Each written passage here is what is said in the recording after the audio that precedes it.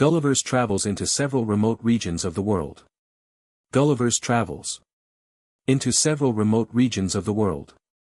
By Jonathan Swift, D.D. edited with introduction and notes by Thomas M. Balliet, Superintendent of Schools, Springfield, Massachusetts. With 38 illustrations and a map. Part 1. A Voyage to Lilliput. Part 2. A Voyage to Brobdingnag. Illustration, he commanded his generals to draw up the troops. p. 42. D.C. Heath and Company, Publishers. Boston, New York, Chicago. 1900. Preface. And lo! The book, from all its end beguiled. A harmless wonder to some happy child. Lord Lytton. Gulliver's Travels was published in 1726, and, although it was by no means intended for them, the book was soon appropriated by the children, who have ever since continued to regard it as one of the most delightful of their story books.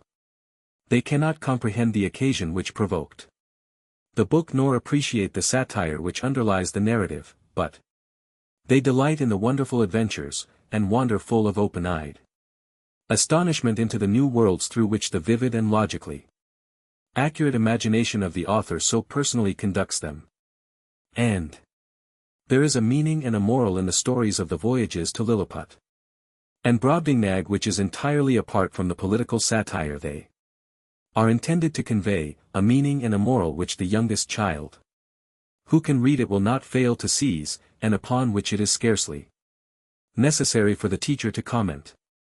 For young children the book combines in a measure the interest of Robinson Crusoe and that of the fairy tale. Its style is objective. The narrative is simple, and the matter appeals strongly to the childish imagination. For more mature boys and girls and for adults the interest is found chiefly in the keen satire which underlies the narrative.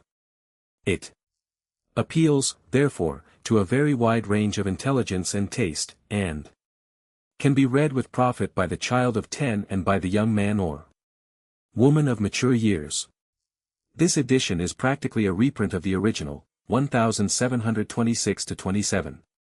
The punctuation and capitalization have been modernized, some archaisms changed, and the paragraphs have been made more frequent.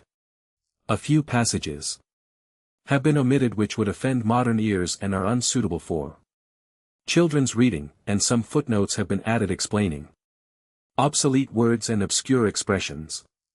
As a reading book in school which must be adapted to the average mind, these stories will be found suitable for classes from the 5th or 6th school year to the highest grade of the grammar school.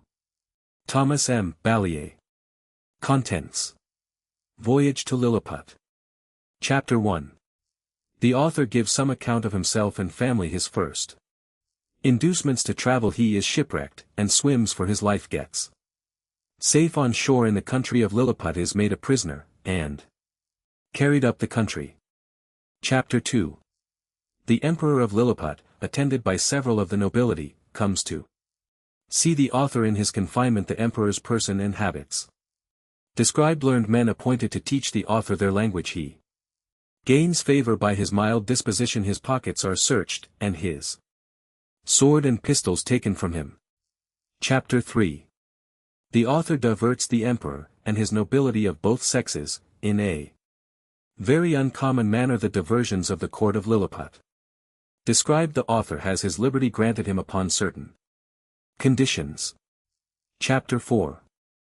Mildendo, the metropolis of Lilliput, described, together with the emperor's palace. A conversation between the author and a principal secretary concerning the affairs of that empire. The author offers to serve the emperor in his wars. Chapter 5. The author, by an extraordinary stratagem, prevents an invasion. A high title of honor is conferred upon him. Ambassadors arrive from the Emperor of Blefuscu, and sue for peace. Chapter 6. Of the inhabitants of Lilliput, their learning, laws, and customs, the manner of educating their children. The author's way of living in that country. His vindication of a great lady. Chapter 7. The author, being informed of a design to accuse him of high treason, makes his escape to Blefuscu, his reception there. Chapter 8. The author, by a lucky accident, finds means to leave Blefuscu, and, after some difficulties, returns safe to his native country. Asterisk asterisk asterisk asterisk asterisk. List of full-page illustrations. He commanded his generals to draw up the troops. Map of Lilliput and Blefuscu. I lay all this while, in great uneasiness, producing his credentials. These gentlemen made an exact inventory. Her Imperial Majesty was pleased to smile very graciously upon me, and created me a_Nardak_ upon the spot. 300 tailors were employed. The happiness of dining with me. He desired I would hear him with patience. I set sail, at 6 in the morning. And 23 smaller ones in the text. Contents. A voyage to Brobdingnag. Chapter 1. A great storm described, the longboat sent to fetch water, the author goes with it to discover the country. He is left on shore, is seized by one of the natives, and carried to a farmer's house. His reception there, with several accidents that happened there. A description of the inhabitants. Chapter 2. A description of the farmer's daughter. The author carried to a market town, and then to the metropolis. The particulars of his journey. Chapter 3. The author sent for to court. The queen buys him of his master the farmer, and presents him to the king. He disputes with his majesties. Great scholars. An apartment at court provided for the author. He is in high favor with the queen. He stands up for the honor of his own country. He quarrels with the queen's dwarf. Chapter 4. The country described. A proposal for correcting modern maps. The king's palace, and some account of the metropolis. The author's way of traveling. The chief temple described. Chapter 5. Several adventures that happened to the author. The execution of a criminal. The author shows his skill in navigation. Chapter 6. Several contrivances of the author to please the king and queen. He shows his skill in music. The king inquires into the state of Europe, which the author relates to him. The king's observations thereon. Chapter 7. The author's love of his country. He makes a proposal of much advantage to the king, which is rejected. The king's great ignorance in politics. The learning of that country very imperfect, and confined their laws, and military affairs, and in the state. Chapter 8. The king and queen make a progress to the frontiers. The author attends them. The manner in which he leaves the country very particularly related. He returns to England. Note. Asterisk asterisk asterisk asterisk asterisk. List of full-page illustrations. They concluded I was only Relplum Sealcath. Map of Brobdingnag. A huge creature walking, on the sea. Whereupon the huge creature trod short. I drew my hanger to defend myself. I called her my Glundleclich. Flourished after the manner of fencers in England. This gracious princess held out her little finger. She carried me to the king. I could only revenge myself by calling him brother. The smaller birds did not appear to be at all afraid of me. Gave me a gale with their fans. The most violent exercise I ever underwent. You have made an admirable panegyric. She had some foreboding. Somebody calling in the English tongue. My daughter kneeled, but I could not see her. And 12 smaller ones in the text. The first publisher to the reader. The author of these travels, Mr. Lemuel Gulliver, is my ancient and intimate friend. There is likewise some relation between us on the mother's side. About 3 years ago, Mr. Gulliver, growing weary of the concourse of curious people coming to him at his house in Redriff, 1. Made a small purchase of land, with a convenient house, near Newark, in Nottinghamshire, his native county, where he now lives retired, yet in good esteem among his neighbours. Although Mr. Gulliver was born in Nottinghamshire, where his father dwelt, yet I have heard him say his family came from Oxfordshire, to confirm which, I have observed in the churchyard at Banbury, in that county, several tombs and monuments of the Gullivers. Before he quitted Redriff he left the custody of the following papers in my hands, with the liberty to dispose of them as I should think fit. I have carefully perused them 3 times. The style is very plain and simple, and the only fault I find is, that the author, after the manner of travelers, is a little too circumstantial. There is an air of truth apparent through the whole, and, indeed, the author was so distinguished for his veracity, that it became a sort of proverb among his neighbors at Redriff, when any one affirmed a thing, to say it was as true as if Mr. Gulliver had spoken it. By the advice of several worthy persons, to whom, with the author's permission, I communicated these papers, I now venture to send them into the world, hoping they may be, at least for some time, a better entertainment than the common scribbles about politics and party. This volume would have been at least twice as large if I had not made bold to strike out innumerable passages relating to the winds and tides, as well as to the variations and bearings in the several voyages, together with the minute description of the management of the ship in the storms, in the style of sailors, likewise the account of longitudes and latitudes, wherein I have reason to apprehend that Mr. Gulliver may be a little dissatisfied, but I was resolved to fit the work as much as possible to the general capacity of readers. However, if my own ignorance in sea affairs shall have led me to commit some mistakes, I alone am answerable for them, and if any traveller hath a curiosity to see the whole work at large as it came from the hand of the author, I will be ready to gratify him. As for any farther particulars relating to the author, the reader will receive satisfaction from the first pages of the book. Richard Simpson. Illustration. Travels. Part 1, _A Voyage to Lilliput _.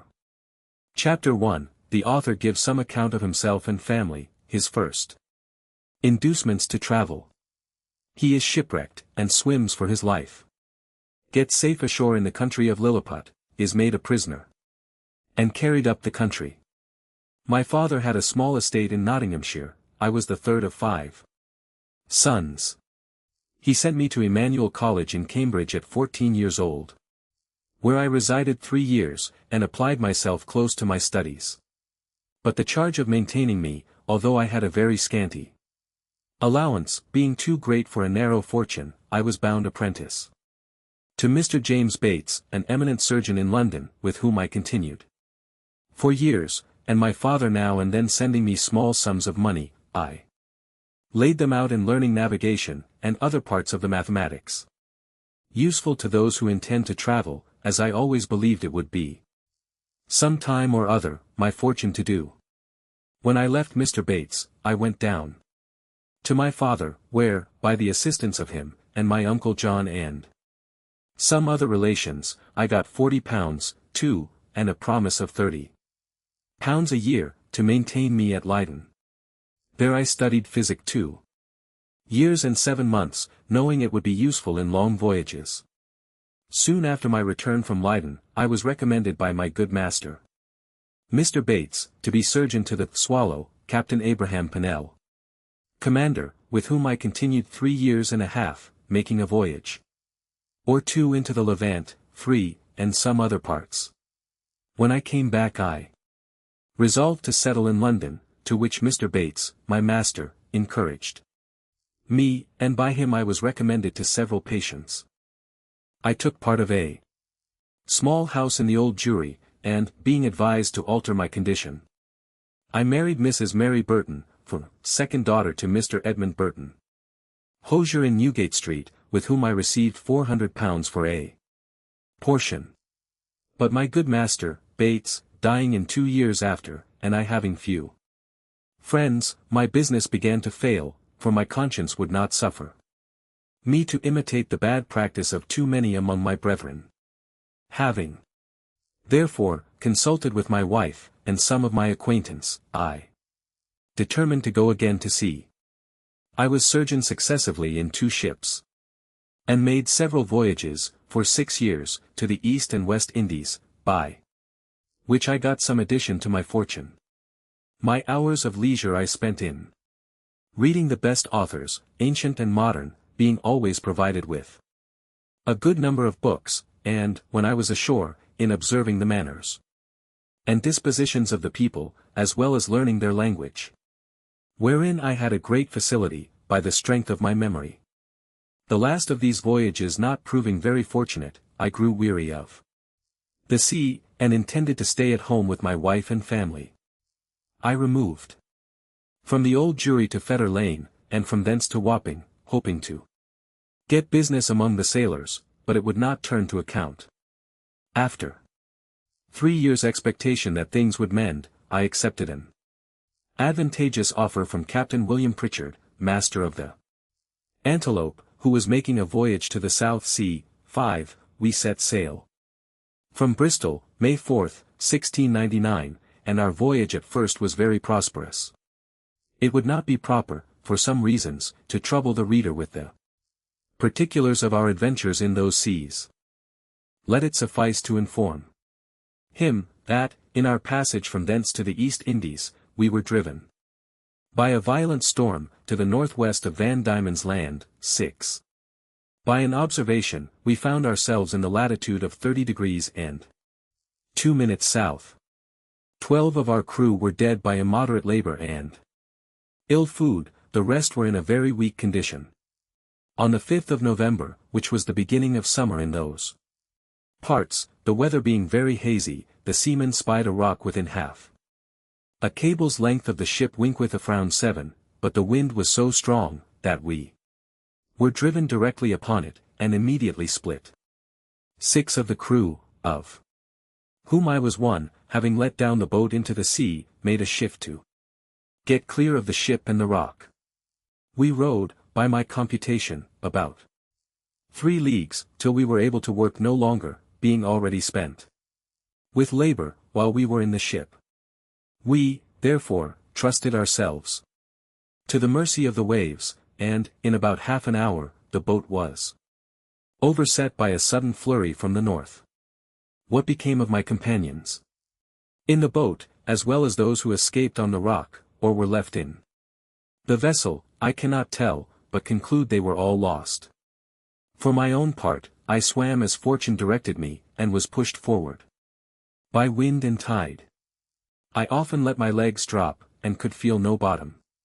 But, when I was almost gone, and able to struggle no longer, I found myself within my depth, and, by this time, the storm was much abated. The declivity was so small that I walked near a mile before I got to the shore, which I conjectured was about 8 o'clock in the evening. I then advanced forward near half a mile, but could not discover any sign of houses or inhabitants. At least, I was in so weak a condition, that I did not observe them. I was extremely tired, and with that, and the heat of the weather, and about half a pint of brandy that I drank as I left the ship, I found myself much inclined to sleep. I lay down on the grass, which was very short and soft, where I slept sounder than ever I remembered to have done in my life, and, as I reckoned, about 9 hours, for, when I awaked, it was just daylight. I attempted to rise, but was not able to stir, for as I happened to lie on my back, I found my arms and legs were strongly fastened on each side to the ground, and my hair, which was long and thick, tied down in the same manner. I likewise felt several slender ligatures across my body, from my armpits to my thighs. I could only look upwards, the sun began to grow hot, and the light offended my eyes. I heard a confused noise about me, but, in the posture I lay, could see nothing except the sky. In a little time, I felt something alive moving on my left leg, which, advancing gently forward over my breast, came almost up to my chin, when, bending my eyes downward, as much as I could, I perceived it to be a human creature, not 6 inches high, with a bow and arrow in his hands, and a quiver at his back. In the meantime, I felt at least 40 more of the same kind, as I conjectured, following the first. I was in the utmost astonishment, and roared so loud that they all ran back in affright, and some of them, as I was afterwards told, were hurt. With the falls they got by leaping from my sides upon the ground. However, they soon returned, and one of them, who ventured so far as to get a full sight of my face, lifting up his hands and eyes by way of admiration, cried out in a shrill, but distinct voice Hekina di Gull, The others repeated the same words several times, but I then knew not what they meant. I lay all this while, as the reader may believe, in great uneasiness. At length, struggling to get loose, I had the fortune to break the strings and wrench out the pegs that fastened my left arm to the ground, for by lifting it up to my face, I discovered the methods they had taken to bind me, and, at the same time, with a violent pull, which gave me excessive pain, I a little loosened the strings that tied down my hair on the left side, so that I was just able to turn my head about 2 inches. But the creatures ran off a second time, before I could seize them. Whereupon there was a great shout in a very shrill accent, and after it ceased, I heard one of them cry aloud, _Talgo Phonak_, when, in an instant, I felt above 100 arrows discharged on my left hand, which pricked me like so many needles, and, besides, they shot another flight into the air, as we do bombs in Europe, whereof many, I suppose, fell on my body, though I felt them not, and some on my face, which I immediately covered with my left hand. When this shower of arrows was over, I fell a groaning with grief and pain, and then striving again to get loose, they discharged another volley larger than the first, and some of them attempted with spears to stick me in the sides, but by good luck I had on me a buff jerkin, which they could not pierce. I thought it the most prudent method to lie still, and my design was to continue so till night, when, my left hand being already loose, I could easily free myself, and as for the inhabitants, I had reason to believe I might be a match for the greatest army they could bring against me, if they were all of the same size with him that I saw. Illustration, I lay all this while in great uneasiness, p. 8. But fortune disposed otherwise of me. When the people observed I was quiet, they discharged no more arrows, but, by the noise I heard, I knew their numbers increased, and about 4 yards from me, over against my right ear, I heard a knocking for above an hour, like that of people at work, when, turning my head that way, as well as the pegs and strings would permit me, I saw a stage erected, about 1.5 feet from the ground, capable of holding 4 of the inhabitants, with 2 or 3 ladders to mount it, from whence one of them, who seemed to be a person of quality, made me a long speech, whereof I understood not one syllable. Illustration. But I should have mentioned, that before the principal person began his oration, he cried out 3 times, _Longro de Bull San _ these words, and the former, were afterwards repeated, and explained to me. Whereupon, immediately about 50 of the inhabitants came and cut the strings that fastened the left side of my head, which gave me the liberty of turning it to the right, and of observing the person and gesture of him that was to speak. He appeared to be of a middle age, and taller than any of the other 3 who attended him, whereof one was a page that held up his train, and seemed to be somewhat longer than my middle finger, the other 2 stood one on each side, to support him. He acted every part of an orator, and I could observe many periods of threatenings, and others of promises, pity, and kindness. I answered in a few words, but in the most submissive manner, lifting up my left hand, and both my eyes, to the sun, as calling him for a witness, and, being almost famished with hunger, having not eaten a morsel for some hours before I left the ship, I found the demands of nature so strong upon me, that I could not forbear showing my impatience. Perhaps against the strict rules of decency, by putting my finger frequently to my mouth, to signify that I wanted food. The _Hergo_ 4. So they call a great lord, as I afterwards learned, understood me very well. He descended from the stage, and commanded that several ladders should be applied to my sides, on which above 100 of the inhabitants mounted, and walked towards my mouth, laden with baskets full of meat, which had been provided and sent thither by the king's orders, upon the first intelligence he received of me. I observed there was the flesh of several animals, but could not distinguish them by the taste. There were shoulders, legs, and loins, shaped like those of mutton, and very well dressed, but smaller than the wings of a lark. I ate them by 2 or 3 at a mouthful, and took 3 loaves at a time, about the bigness of musket bullets. They supplied me as they could, showing 1,000 marks of wonder and astonishment at my bulk and appetite. I then made another sign that I wanted drink. They found by my eating that a small quantity would not suffice me, and, being a most ingenious people, they slung up with great dexterity one of their largest hogsheads, then rolled it towards my hand, and beat out the top. I drank it off at a draught, which I might well do, for it did not hold half a pint, and tasted like a small, wine of Burgundy, but much more delicious. They brought me a second hogshead, which I drank in the same manner, and made signs for more, but they had none to give me. When I had performed these wonders, they shouted for joy, and danced upon my breast, repeating, several times, as they did at first, _Hekina. D Gull_. They made me a sign, that I should throw down the 2 hogsheads. But first warning the people below to stand out of the way, crying aloud, _Boric Nevela_, and, when they saw the vessels in the air, there was an universal shout of _Hekina D Gull_.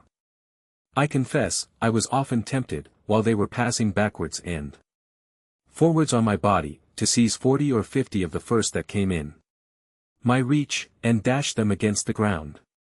But the remembrance of what I had felt, which probably might not be the worst they could do, and the promise of honor I made them for, so I interpreted my submissive behavior soon drove out those imaginations.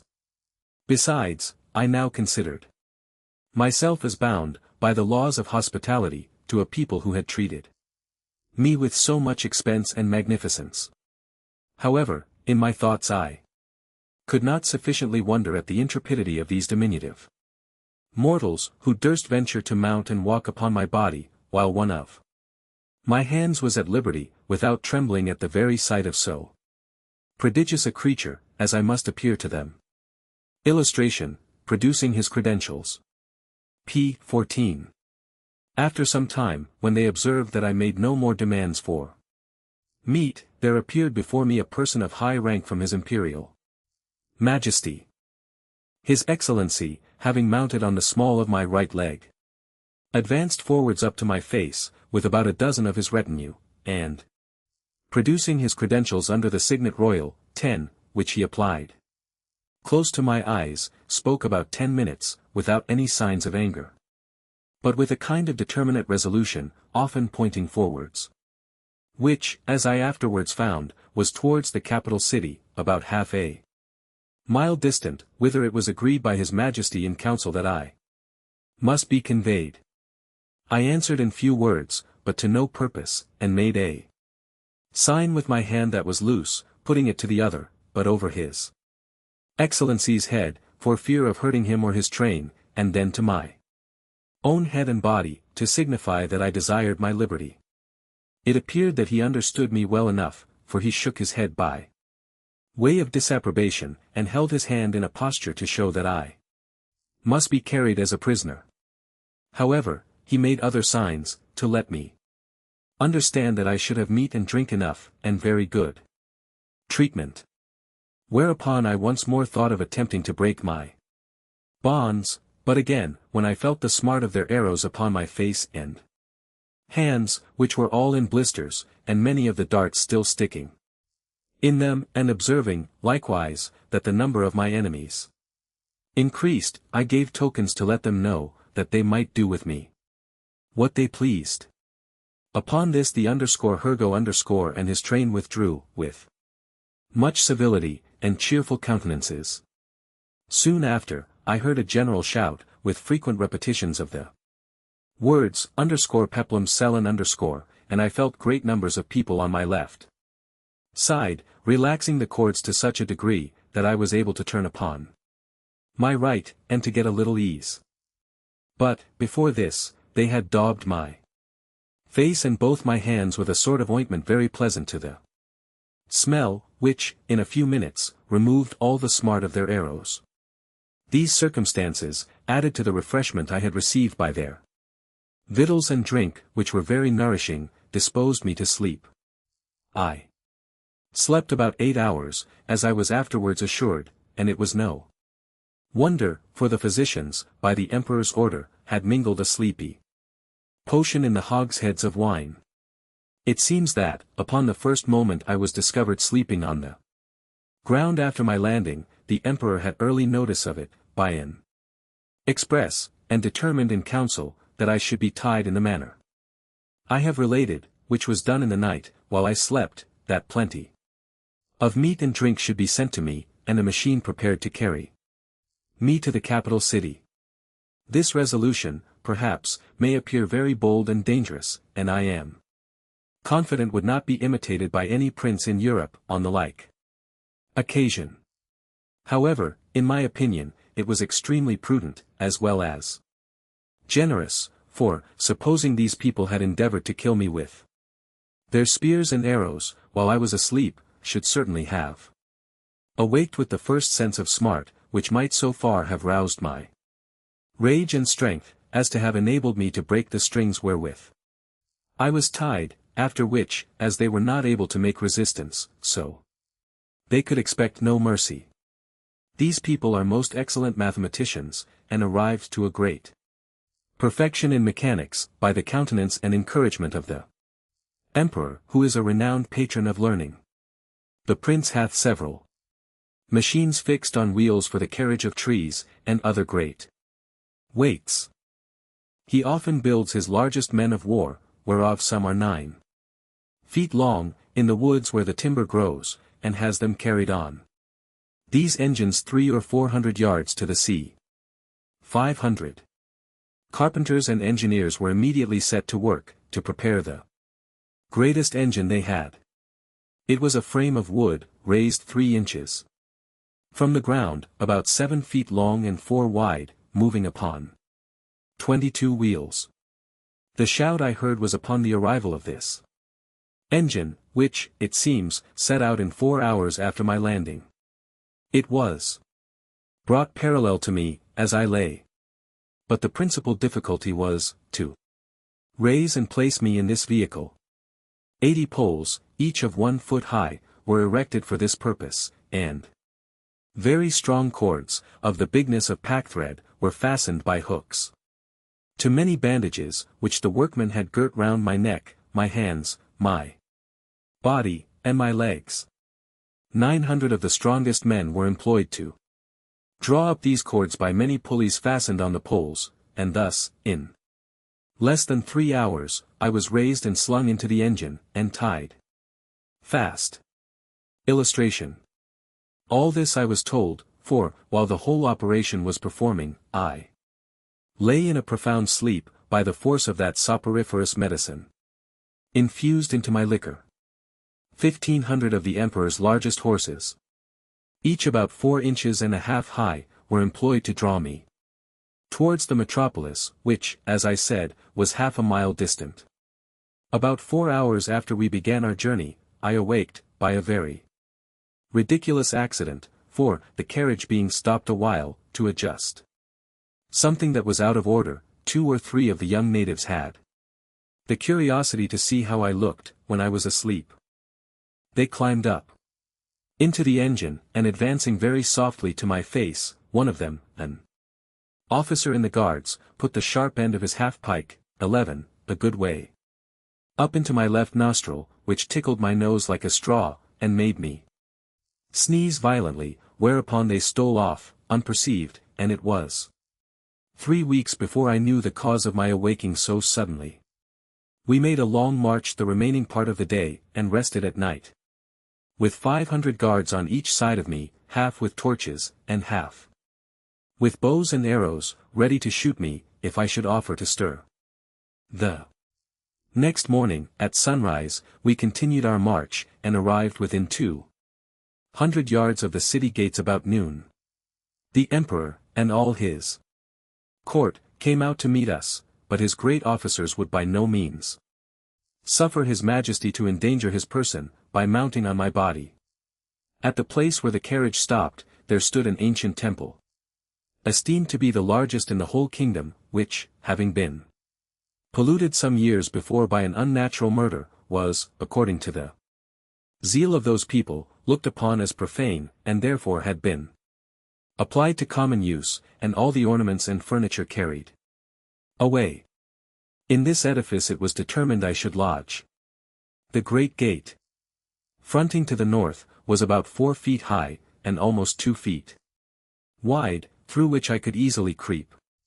On each side of the gate was a small window, not above 6 inches from the ground. Into that on the left side the king's smith conveyed 411 chains, like those that hang to a lady's watch in Europe, and almost as large, which were locked to my left leg with 36 padlocks.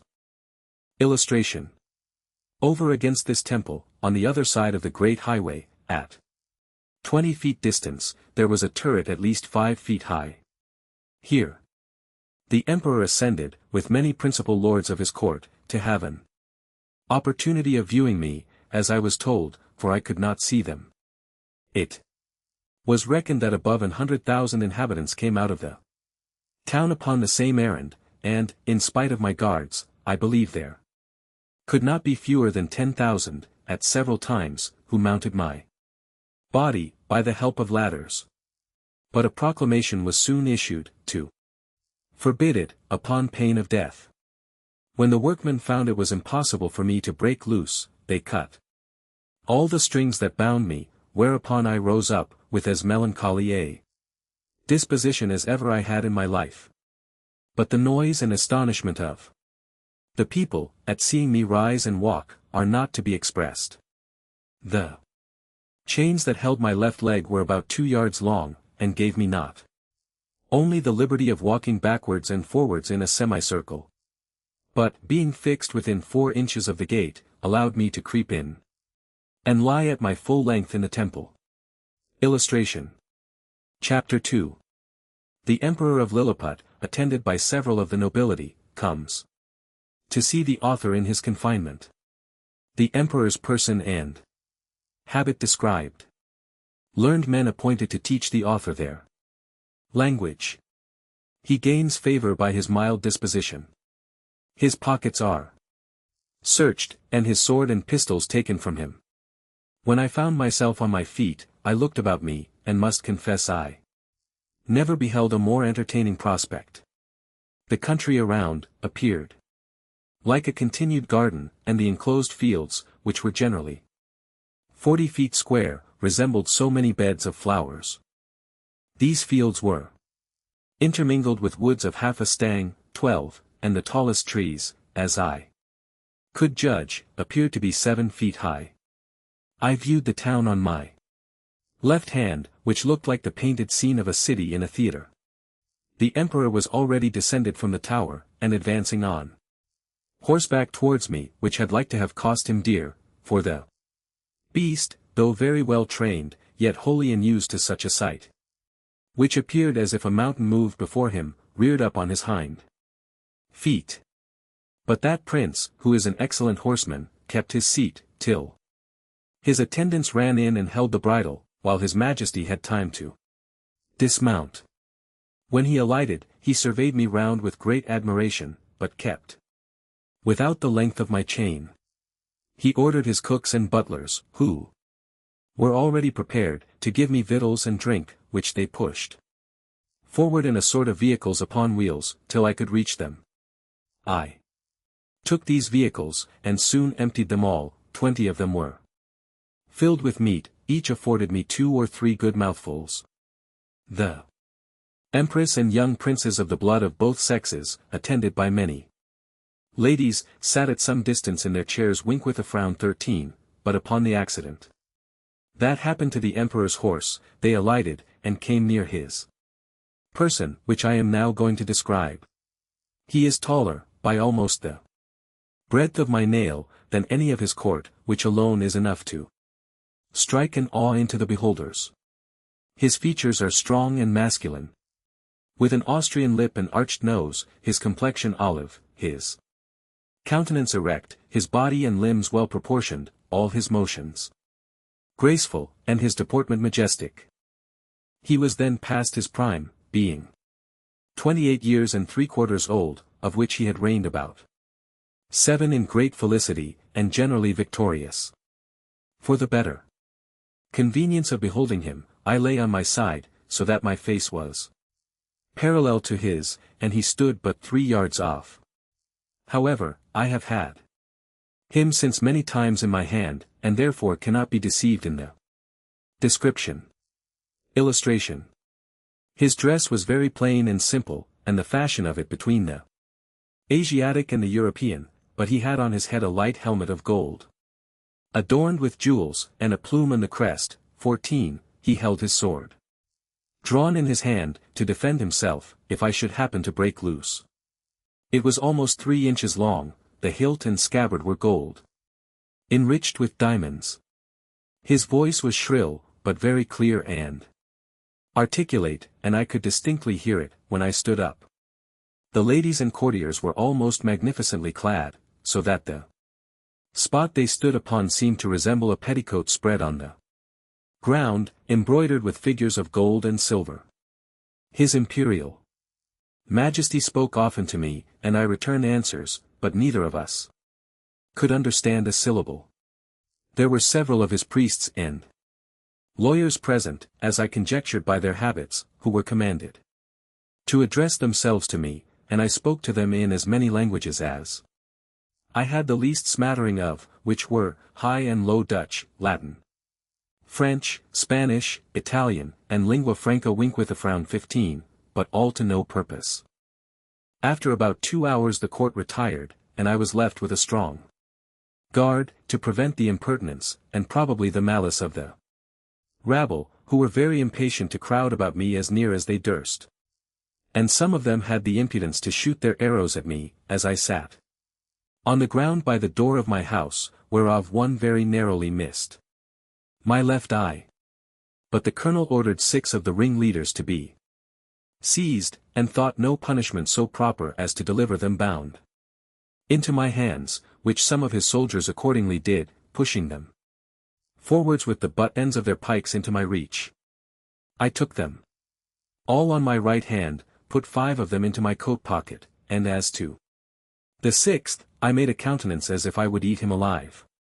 The poor man squalled terribly, and the colonel and his officers were in much pain, especially when they saw me take out my penknife, but I soon put them out of fear, for, looking mildly, and immediately cutting the strings he was bound with, I set him gently on the ground, and away he ran. I treated the rest in the same manner, taking them one by one out of my pocket, and I observed both the soldiers and people were highly delighted at this mark of my clemency, which was represented very much to my advantage at court. Illustration. Towards night, I got with some difficulty into my house, where I lay on the ground, and continued to do so about a fortnight, during which time the emperor gave orders to have a bed prepared for me. 600 beds of the common measure were brought in carriages and worked up in my house, and 150 of their beds, sewn together, made up the breadth and length, and these were 4 double, which, however, kept me but very indifferently from the hardness of the floor, which was of smooth stone. By the same computation, they provided me with sheets, blankets, and coverlets, which were tolerable enough for one who had been so long inured to hardships as I. As the news of my arrival spread through the kingdom, it brought prodigious numbers of rich, idle, and curious people to see me, so that the villages were almost emptied, and great neglect of tillage and household affairs must have ensued, if his imperial majesty had not provided, by several proclamations and orders of state, against this inconvenience. He directed that those who had already beheld me should return home, and not presume to come within 50 yards of my house, without license from court, whereby the secretaries of state got considerable fees. In the meantime, the emperor held frequent councils, to debate what course should be taken with me, and I was afterwards assured by a particular friend, a person of great quality, who was as much in the secret as any, that the court was under many difficulties concerning me. They apprehended my breaking loose, that my diet would be very expensive, and might cause a famine. Sometimes they determined to starve me, or at least to shoot me in the face and hands with poisoned arrows, which would soon dispatch me, but again they considered that the stench of so large a carcass might produce a plague in the metropolis, and probably spread through the whole kingdom. In the midst of these consultations, several officers of the army went to the door of the great council chamber, and 2 of them being admitted, gave an account of my behavior to the 6 criminals above mentioned, which made so favorable an impression in the breast of His Majesty, and the whole board, in my behalf, that an imperial commission was issued out, obliging all the villages 900 yards round the city to deliver in, every morning, 6 beeves, 40 sheep, and other victuals, for my sustenance, together with a proportionable quantity of bread and wine, and other liquors, for the due payment of which His Majesty gave assignments upon his treasury. For this prince lives chiefly upon his own domains, seldom, except upon great occasions, raising any subsidies upon his subjects, who are bound to attend him in his wars at their own expense. An establishment was also made of 600 persons, to be my domestics, who had board wages allowed for their maintenance, and tents built for them very conveniently on each side of my door. It was likewise ordered that 300 tailors should make me a suit of clothes, after the fashion of the country, that 6 of His Majesty's greatest scholars should be employed to instruct me in their language. And lastly, that the emperor's horses, and those of the nobility and troops of guards, should be frequently exercised in my sight, to accustom themselves to me. All these orders were duly put in execution, and in about 3 weeks I made a great progress in learning their language, during which time the emperor frequently honored me with his visits, and was pleased to assist my masters in teaching me. We began already to converse together in some sort, and the first words I learnt were to express my desire that he would please give me my liberty, which I every day repeated on my knees. His answer, as I could apprehend it, was, that this must be a work of time, not to be thought on without the advice of his council. And that first I must underscore lumos kelman peso damar lon imposo underscore, that is, swear a peace with him and his kingdom. However, that I should be used with all kindness, and he advised me to acquire, by my patience and discreet behavior, the good opinion of himself and his subjects.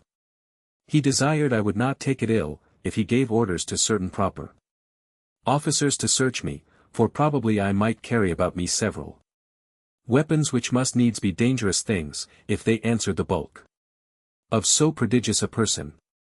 I said His Majesty should be satisfied, for I was ready to strip myself and turn up my pockets before him. This I delivered, part in words, and part in signs.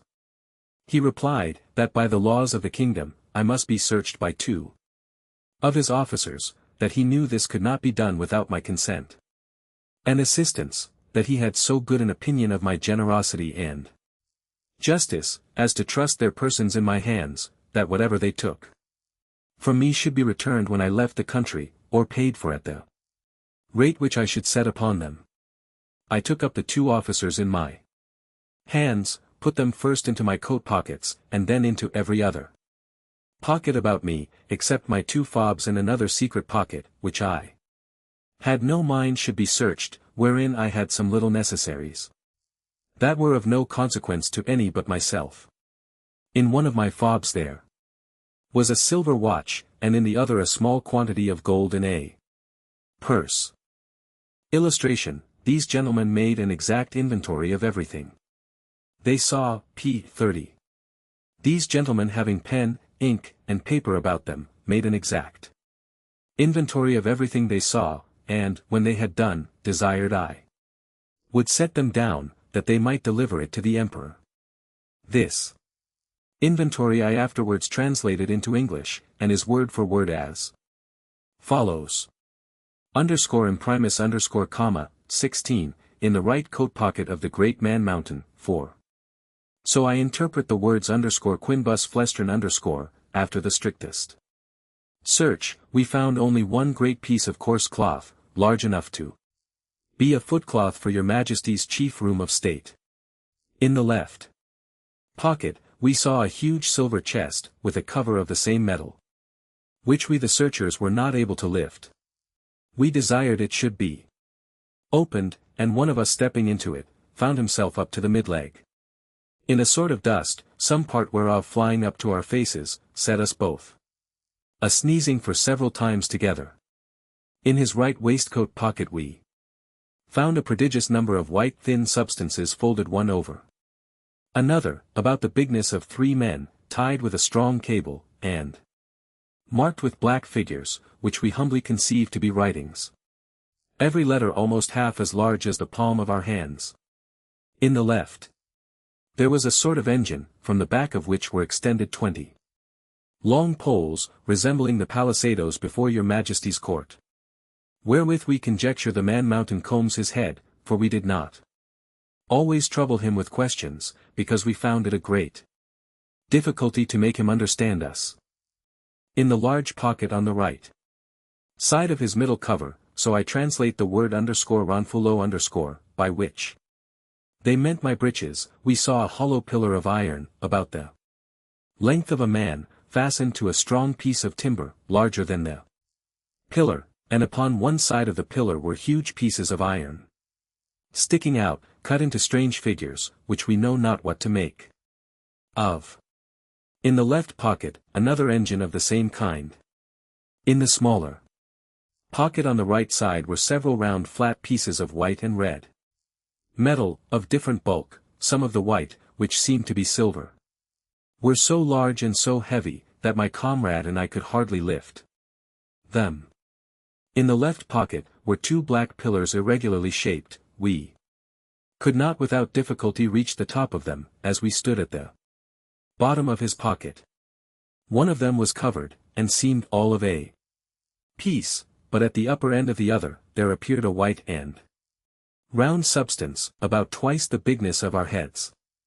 Within each of these was enclosed a prodigious plate of steel, which, by our orders, we obliged him to show us, because we apprehended they might be dangerous engines. He took them out of their cases, and told us that in his own country his practice was to shave his beard with one of these, and to cut his meat with the other. There were 2 pockets which we could not enter, these he called his fobs. Out of the right fob hung a great silver chain, with a wonderful kind of engine at the bottom. We directed him to draw out whatever was at the end of that chain, which appeared to be a globe, half silver, and half of some transparent metal, for on the transparent side we saw certain strange figures, circularly drawn, and thought we could touch them till we found our fingers stopped by that lucid substance. 17, he put this engine to our ears, which made an incessant noise, like that of a watermill, and we conjecture it is either some unknown animal, or the god that he worships, but we are more inclined to the latter opinion, because he assured us, if we understood him right, for he expressed himself very imperfectly, that he seldom did anything without consulting it. He called it his oracle, and said it pointed out the time for every action of his life. From the left fob he took out a net almost large enough for a fisherman, but contrived to open and shut like a purse, and serve him for the same use. We found therein several massy pieces of yellow metal, which, if they be real gold, must be of immense value. Having thus, in obedience to your majesty's commands, diligently searched all his pockets, we observed a girdle about his waist, made of the hide of some prodigious animal, from which, on the left side, hung a sword of the length of 5 men, and on the right, a bag or pouch. Divided into 2 cells, each cell capable of holding 3 of your Majesty's subjects. In one of these cells were several globes, or balls, of a most ponderous metal, about the bigness of our heads, and required a strong hand to lift them. The other cell contained a heap of certain black grains, but of no great bulk or weight, for we could hold about 50 of them in the palms of our hands. This is an exact inventory of what we found about the body of the Man Mountain, who used us with great civility and due respect to your Majesty's commission. Signed and sealed, on the 4th day of the 89th moon of your Majesty's auspicious reign. Clefren Frelick. Marcy Frelick. When this inventory was read over to the Emperor, he directed me, although in very gentle terms, to deliver up the several particulars. He first called for my scimitar, which I took out, scabbard and all. In the meantime, he ordered 3,000 of his choicest troops, who then attended him, to surround me at a distance, with their bows and arrows, just ready to discharge, but I did not observe it, for mine eyes were wholly fixed upon his Majesty. He then desired me to draw my scimitar, which, although it had got some rust by the sea water, was in most parts exceedingly bright. I did so, and immediately all the troops gave a shout between terror and surprise, for the sun shone clear, and the reflection dazzled their eyes, as I waved the scimitar to and fro in my hand. His Majesty, who is a most magnanimous prince, was less daunted than I could expect. He ordered me to return it into the scabbard, and cast it on the ground as gently as I could, about 6 feet from the end of my chain. The next thing he demanded was one of the hollow iron pillars, by which he meant my pocket pistols. I drew it out, and at his desire, as well as I could, expressed to him the use of it, and charging it only with powder, which, by the closeness of my pouch, happened to escape wetting in the sea, an inconvenience against which all prudent mariners take special care to provide. I first cautioned the Emperor not to be afraid, and then let it off in the air. The astonishment here was much greater than at the sight of my scimitar. Hundreds fell down as if they had been struck dead, and even the Emperor, although he stood his ground, could not recover himself in some time. I delivered up both my pistols, in the same manner as I had done my scimitar, and then my pouch of powder and bullets, begging him that the former might be kept from fire, for it would kindle with the smallest spark, and blow up his imperial palace into the air. Illustration. I likewise delivered up my watch, which the Emperor was very curious to see, and commanded 2 of his tallest yeomen of the guards, 18, to bear it on a pole upon their shoulders, as draymen in England do a barrel of ale. He was amazed at the continual noise it made and the motion of the minute hand, which he could easily discern, for their sight is much more acute than ours. He asked the opinions of his learned men about it, which were various and remote, as the reader may well imagine without my repeating, although, indeed, I could not very perfectly understand them.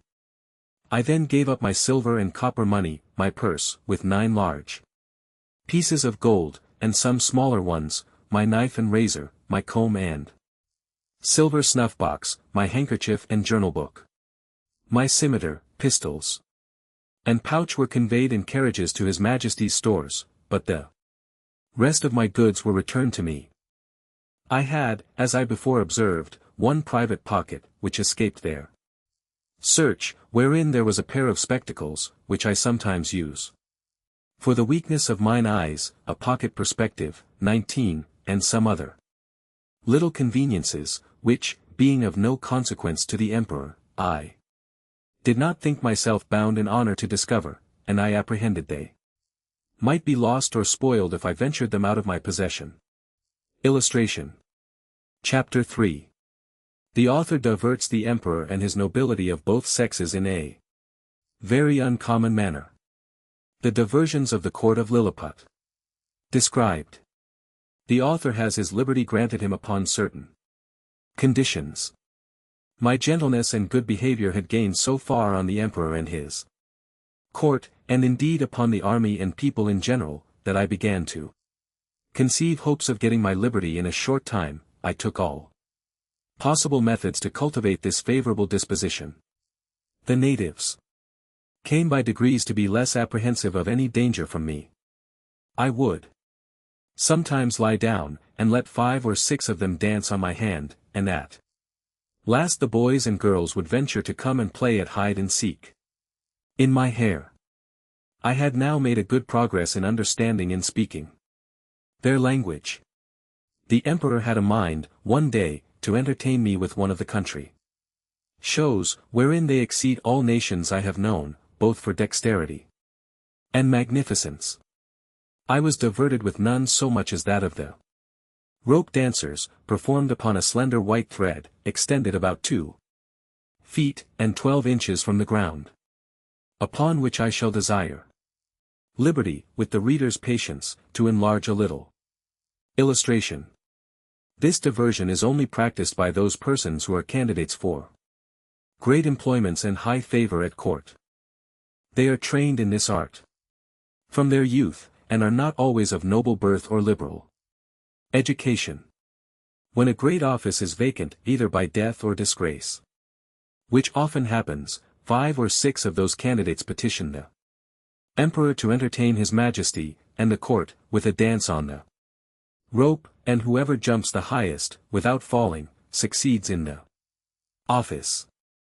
Very often the chief ministers themselves are commanded to show their skill, and to convince the emperor that they have not lost their faculty. Flimnap, the treasurer, is allowed to cut a caper on the straight rope, at least an inch higher than any lord in the whole empire.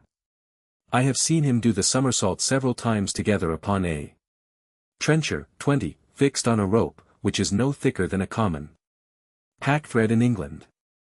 My friend Reldressel, principal secretary for private affairs, is, in my opinion, if I am not partial, the second. After the treasurer, the rest of the great officers are much upon a par. These diversions are often attended with fatal accidents, whereof great numbers are on record. I myself have seen 2 or 3 candidates break a limb. But the danger is much greater when the ministers themselves are commanded to show their dexterity. For, by contending to excel themselves and their fellows, they strain so far that there is hardly one of them who hath not received a fall, and some of them 2 or 3.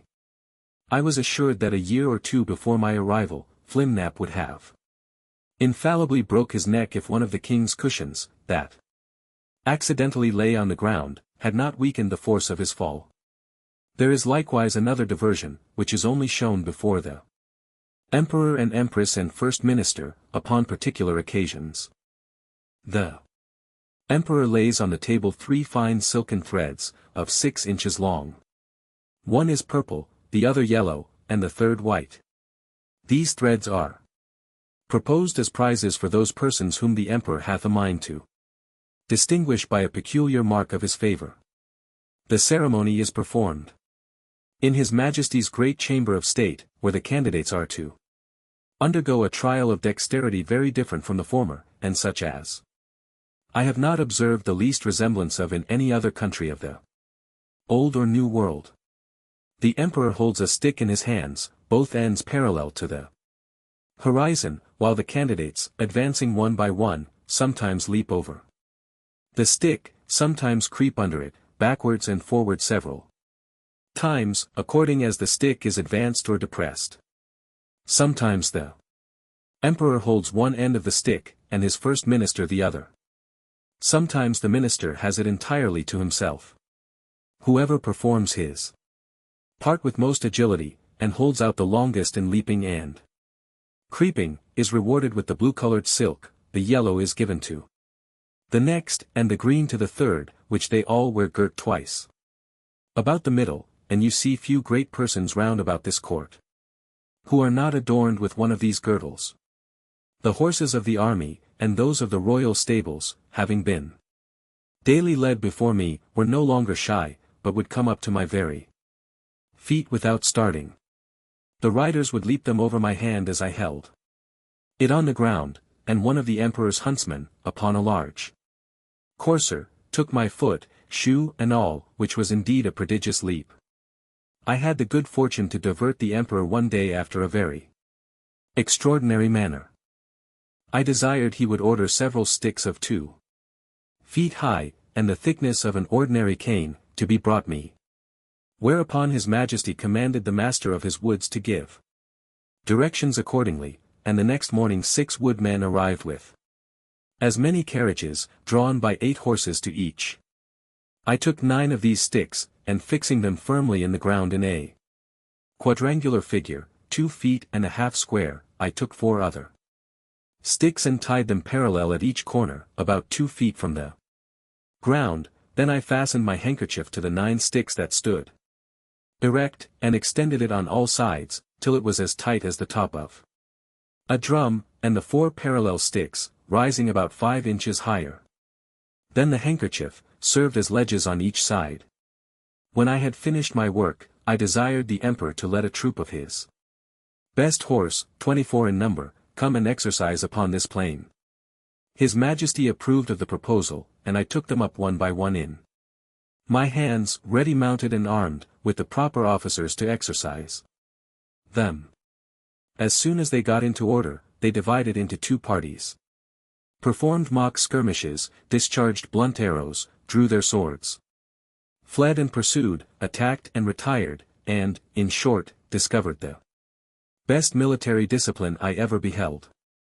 The parallel sticks secured them and their horses from falling over the stage, and the emperor was so much delighted that he ordered this entertainment to be repeated several days, and once was pleased to be lifted up and give the word of command.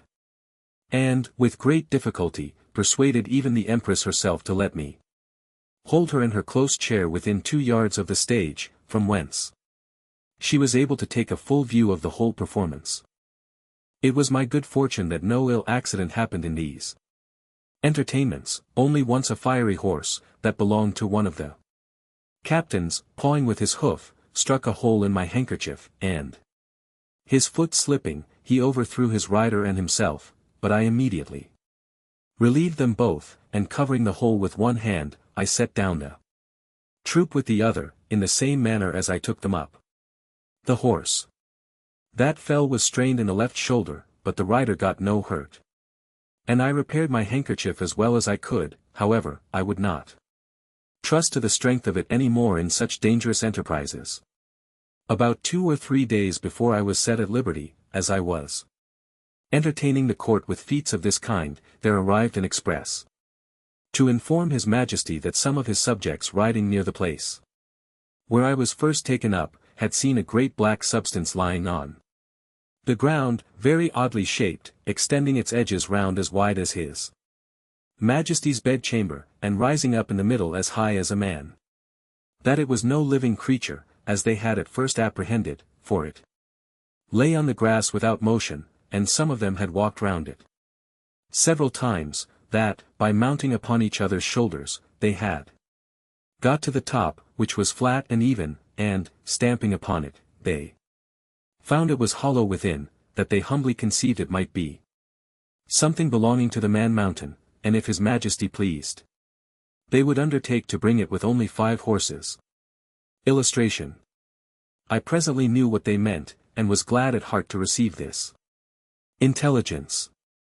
It seems, upon my first reaching the shore after our shipwreck, I was in such confusion that, before I came to the place where I went to sleep, my hat, which I had fastened with a string to my head while I was rowing, and had stuck on all the time I was swimming, fell off after I came to land, the string, as I conjecture, breaking by some accident which I never observed, but thought my hat had been lost at sea.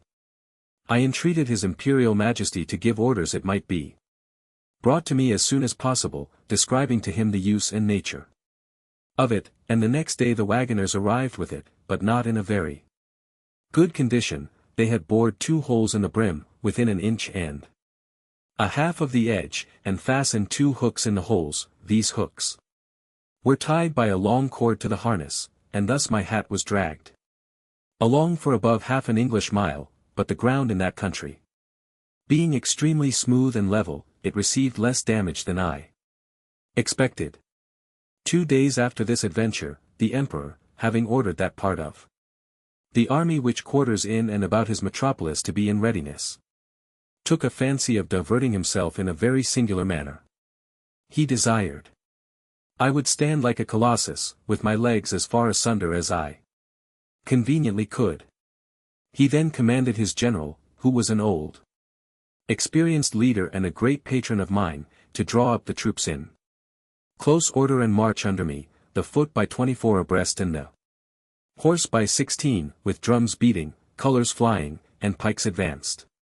This body consisted of 3,000 foot and 1,000 horse. I had sent so many memorials and petitions for my liberty, that his Majesty at length mentioned the matter, first in the cabinet and then in full council, where it was opposed by none, except Sesli Kitap, who was pleased, without any provocation, to be my mortal enemy.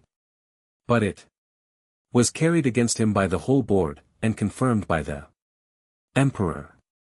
That minister was _Galbet_, or admiral of the realm, very much in his master's confidence, and a person well versed in affairs, but of a morose and sour complexion.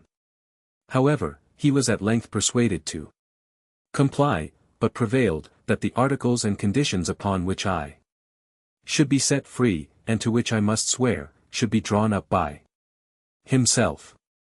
These articles were brought to me by Sesli Kitap in person, attended by 2 under-secretaries, and several persons of distinction. After they were read, I was demanded to swear to the performance of them, first in the manner of my own country, and afterwards in the method prescribed by their laws, which was, to hold my right foot in my left hand, and to place the middle finger of my right hand on the crown of my head, and my thumb on the tip of my right ear. But because the reader may be curious to have some idea of the style and manner of expression peculiar to that people, as well as to know the articles upon which I recovered my liberty, I have made a translation of the whole instrument, word for word, as near as I was able, which I here offer to the public. Gulbasto Momran Evlane Girdalo Shifin Moli Oligu Most Mighty Emperor of Lilliput, delight and terror of the universe, whose dominions extend 5,000 blustrugs about 12 miles in circumference, to the extremities of the globe, monarch of all monarchs, taller than the sons of men, whose feet press down to the center, and whose head strikes against the sun, at whose nod the princes of the earth shake their knees, pleasant as the spring, comfortable as the summer, fruitful as autumn, dreadful as winter. His most sublime majesty proposeth to the Man Mountain, lately arrived at our celestial dominions, the following articles, which by a solemn oath he shall be obliged to perform. First, the Man Mountain shall not depart from our dominions without our license under our great seal. Second, he shall not presume to come into our metropolis, without our express order, at which time the inhabitants shall have 2 hours warning to keep within doors. Third, the said Man Mountain shall confine his walks to our principal high roads, and not offer to walk or lie down in a meadow or field of corn. 21. Fourth, as he walks the said roads, he shall take the utmost care not to trample upon the bodies of any of our loving subjects, their horses or carriages, nor take any of our subjects into his hands without their own consent. Fifth, if an express requires extraordinary dispatch, the Man Mountain shall be obliged to carry in his pocket the messenger and horse a 6 days' journey once in every moon, and return the said messenger back, if so required, safe to our imperial presence.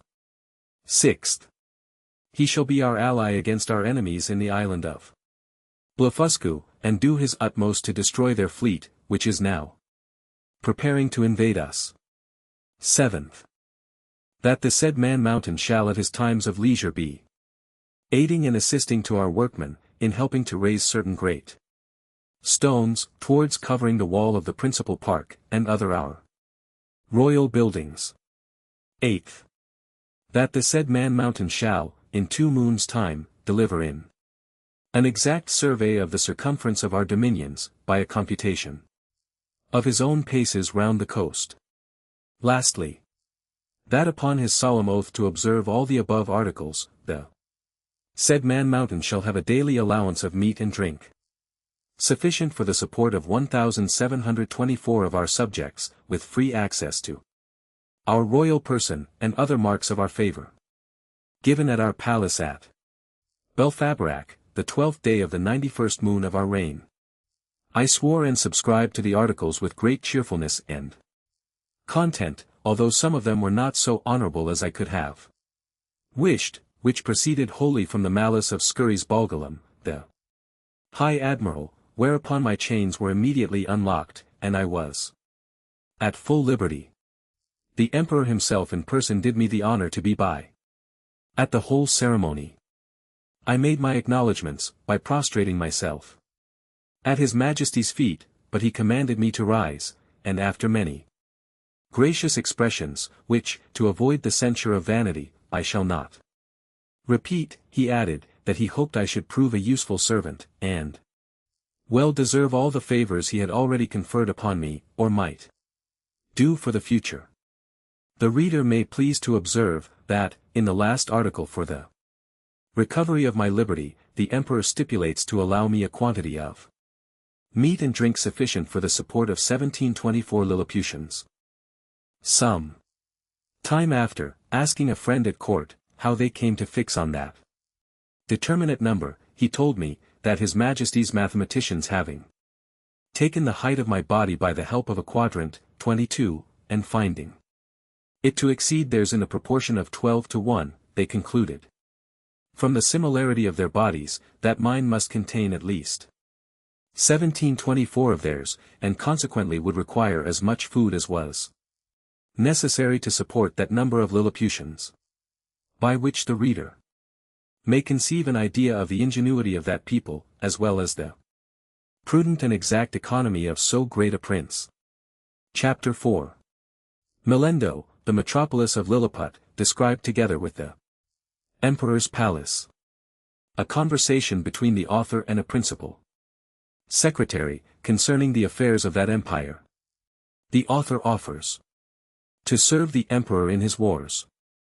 The first request I made, after I had obtained my liberty, was, that I might have license to see Melendo, the metropolis, which the Emperor easily granted me, but with a special charge to do no hurt either to the inhabitants or their houses. The people had notice, by proclamation, of my design to visit the town. The wall, which encompassed it, is 2.5 feet high, and at least 11 inches broad, so that a coach and horses may be driven very safely round it, and it is flanked with strong towers at 10 feet distance. I stepped over the great western gate, and passed very gently and sidling, through the 2 principal streets, only in my short waistcoat, for fear of damaging the roofs and eaves of the houses with the skirts, 23, of my coat. I walked with the utmost circumspection, to avoid treading on any stragglers who might remain in the streets. Although the orders were very strict, that all people should keep in their houses at their own peril. The garret windows and tops of houses were so crowded with spectators, that I thought in all my travels I had not seen a more populous place. The city is an exact square, each side of the wall being 500 feet long. The 2 great streets, which run across and divide it into 4 quarters, are 5 feet wide. The lanes and alleys, which I could not enter, but only viewed them as I passed, are from 12 to 18 inches. The town is capable of holding 500,000 souls, the houses are from 3 to 5 stories, the shops and markets well provided. The Emperor's palace is in the center of the city, where the 2 great streets meet. It is enclosed by a wall of 2 foot high, and 20 foot distant from the buildings. I had His Majesty's permission to step over this wall, and the space being so wide between that and the palace, I could easily view it on every side. The outward court is a square of 40 feet, and includes 2 other courts. In the inmost are the royal apartments, which I was very desirous to see, but found it extremely difficult, for the great gates from one square into another were but 18 inches high, and 7 inches wide. Now the buildings of the outer court were at least 5 feet high, and it was impossible for me to stride over them without infinite damage to the pile, though the walls were strongly built of hewn stone, and 4 inches thick. At the same time, the emperor had a great desire that I should see the magnificence of his palace, but this I was not able to do till 3 days after, which I spent in cutting down, with my knife, some of the largest trees in the royal park, about 100 yards distance from the city. Of these trees I made 2 stools, each about 3 feet high, and strong enough to bear my weight. Illustration: Her Imperial Majesty was pleased to smile very graciously upon me. p. 50. The people having received notice a second time, I went again through the city to the palace, with my 2 stools in my hands. When I came to the side of the outer court, I stood upon one stool, and took the other in my hand. This I lifted over the roof, and gently set it down on the space between the first and second court, which was 8 feet wide. I then stepped over the building very conveniently, from one stool to the other, and drew up the first after me with a hooked stick. By this contrivance I got into the inmost court, and, lying down upon my side, I applied my face to the windows of the middle stories, which were left open on purpose, and discovered the most splendid apartments that can be imagined. There I saw the empress and the young princes in their several lodgings, with their chief attendants about them. Her Imperial Majesty was pleased to smile very graciously upon me, and gave me out of the window her hand to kiss. But I shall not anticipate the reader with farther descriptions of this kind, because I reserve them for a greater work, which is now almost ready for the press, containing a general description of this empire, from its first erection, through a long series of princes, with a particular account of their wars and politics, laws, learning, and religion, their plants and animals, their peculiar manners and customs, with other matters very curious and useful, my chief design, at present, being only to relate such events and transactions as happen to the public, or to myself, during a residence of about 9 months in that empire.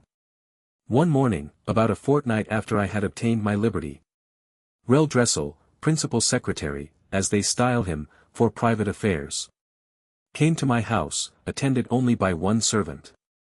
He ordered his coach to wait at a distance, and desired I would give him an hour's audience, which I readily consented to, on account of his quality and personal merits, as well as of the many good offices he had done me during my solicitations at court. I offered to lie down, that he might the more conveniently reach my ear, but he chose rather to let me hold him in my hand during our conversation. He began with compliments on my liberty, said he might pretend to some merit in it, but however, added, that if it had not been for the present situation of things at court, perhaps I might not have obtained it so soon. For, said he, as flourishing a condition as we may appear to be in, to foreigners, we labor under 2 mighty evils, a violent faction at home, and the danger of an invasion, by a most potent enemy, from abroad.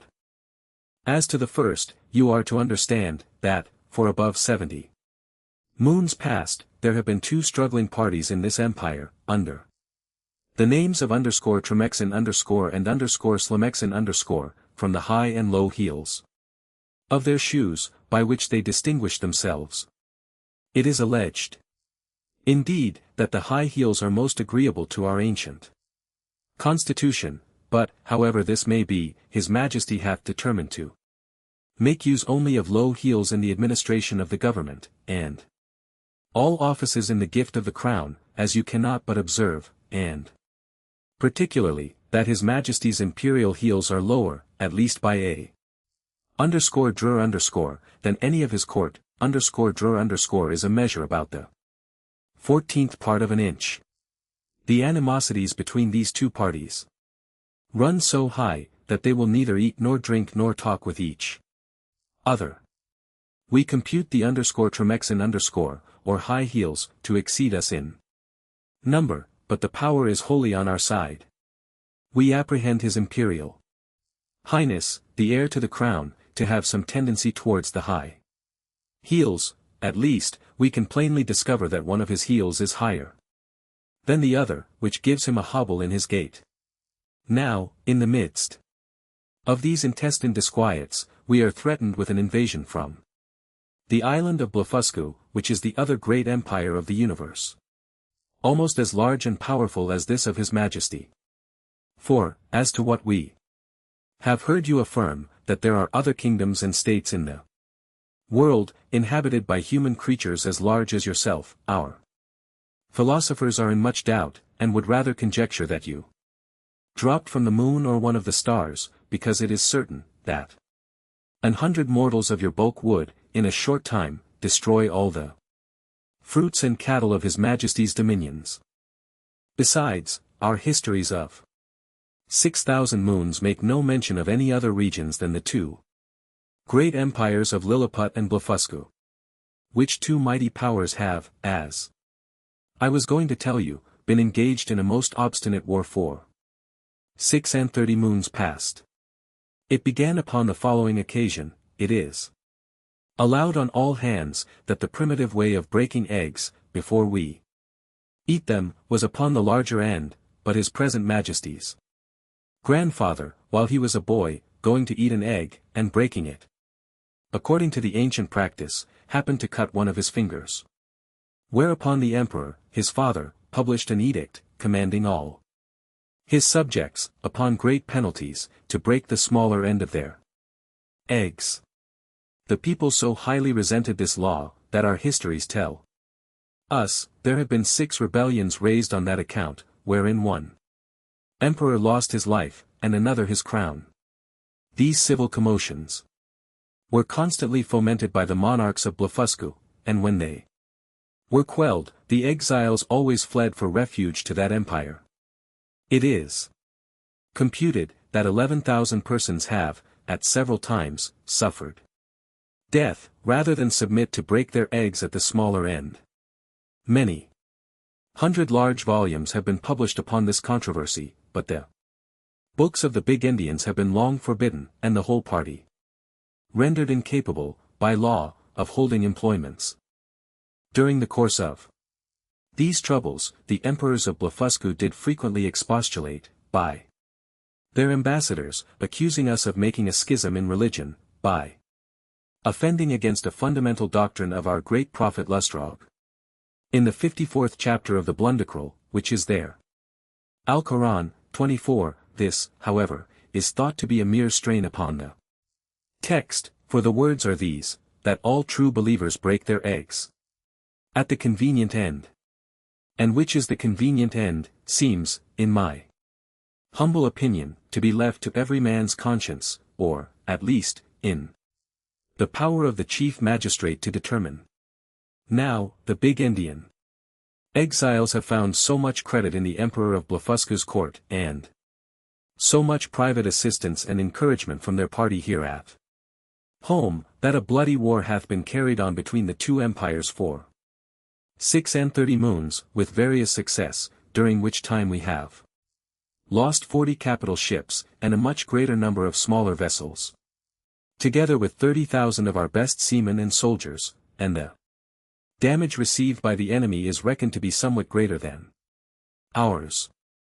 However, they have now equipped a numerous fleet, and are just preparing to make a descent upon us, and His Imperial Majesty, placing great confidence in your valor and strength, hath commanded me to lay this account of his affairs before you. Illustration. Illustration. I desired the secretary to present my humble duty to the emperor, and to let him know that I thought it would not become me, who was a foreigner, to interfere with parties, but I was ready, with the hazard of my life, to defend his person and state against all invaders. Chapter 5, The author, by an extraordinary stratagem, prevents an invasion. A high title of honor is conferred upon him. Ambassadors arrive from the Emperor of Blefuscu, and sue for peace. The Empress's apartment on fire, by accident, the author instrumental in saving the rest of the palace. The Empire of Blefuscu is an island, situate to the north-northeast of Lilliput, from whence it is parted only by a channel of 800 yards wide. I had not yet seen it, and upon this notice of an intended invasion, I avoided appearing on that side of the coast, for fear of being discovered by some of the enemy's ships, who had received no intelligence of me, all intercourse between the two empires having been strictly forbidden during the war, upon the pain of death, and an embargo, 25, laid by our emperor upon all vessels whatsoever. I communicated to his majesty a project I had formed, of seizing the enemy's whole fleet, which, as our scouts assured us, lay at anchor in the harbor, ready to sail with the first fair wind. I consulted the most experienced seamen upon the depth of the channel, which they had often plumbed, who told me, that in the middle, at high water, it was 70 glumgluffs deep, which is about 6 feet of European measure, and the rest of it 50 glumgluffs at most. I walked towards the northeast coast, over against Blefuscu, where, lying down behind a hillock, I took out my small perspective glass, and viewed the enemy's fleet at anchor, consisting of about 50 men of war, and a great number of transports. I then came back to my house, and gave orders, for which I had a warrant, for a great quantity of the strongest cable and bars of iron. The cable was about as thick as packthread, and the bars of the length and size of a knitting needle. I trebled the cable, to make it stronger. And, for the same reason, I twisted 3 of the iron bars together, bending the extremities into a hook. Having thus fixed 50 hooks to as many cables, I went back to the northeast coast, and putting off my coat, shoes, and stockings, walked into the sea in my leathern jerkin, about half an hour before high water. I waded with what haste I could, and swam in the middle, about 30 yards, till I felt ground. I arrived at the fleet in less than half an hour. The enemy were so frightened, when they saw me, that they leaped out of their ships, and swam to shore, where there could not be fewer than 30,000 souls. I then took my tackling, and fastening a hook to the hole at the prow of each, I tied all the cords together at the end.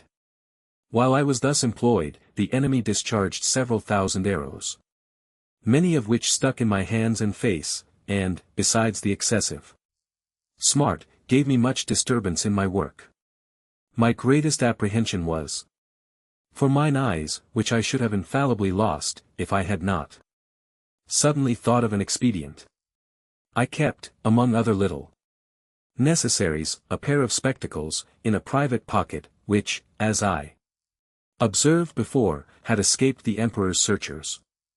These I took out, and fastened as strongly as I could upon my nose, and thus armed, went on boldly with my work, in spite of the enemy's arrows, many of which struck against the glasses of my spectacles, but without any other effect, farther than a little to discompose them. 26, I had now fastened all the hooks, and, taking the knot in my hand, began to pull, but not a ship would stir, for they were all too fast held by their anchors, so that the boldest part of my enterprise remained. I therefore let go the cord, and, leaving the hooks fixed to the ships, I resolutely cut with my knife the cables that fastened the anchors, receiving above 200 shots in my face and hands. Then I took up the knotted end of the cables, to which my hooks were tied, and, with great ease, drew 50 of the enemy's largest men of war after me. The Blefuscudians, who had not the least imagination of what I intended, were at first confounded with astonishment. They had seen me cut the cables, and thought my design was only to let the ships run adrift, or fall foul on each other, but when they perceived the whole fleet moving in order, and saw me pulling at the end, they set up such a scream of grief and despair as it is almost impossible to describe or conceive. When I had got out of danger, I stopped a while to pick out the arrows that stuck in my hands and face, and rubbed on some of the same ointment that was given me at my first arrival, as I have formerly mentioned. I then took off my spectacles, and waiting about an hour, till the tide was a little fallen, I waded through the middle with my cargo, and arrived safe at the royal port of Lilliput. The emperor and his whole court stood on the shore, expecting the issue of this great adventure. They saw the ships move forward in a large half-moon, but could not discern me, who was up to my breast in water. When I advanced to the middle of the channel, they were yet more in pain, because I was under water to my neck. The emperor concluded me to be drowned, and that the enemy's fleet was approaching in an hostile manner, but he was soon eased of his fears, for the channel growing shallower every step I made, I came in a short time within hearing, and holding up the end of the cable, by which the fleet was fastened, I cried in a loud voice, "Long live the most puissant, 27, Emperor of Lilliput." This great prince received me at my landing, with all possible encomiums, and created me a_Nardak_ upon the spot, which is the highest title of honor among them.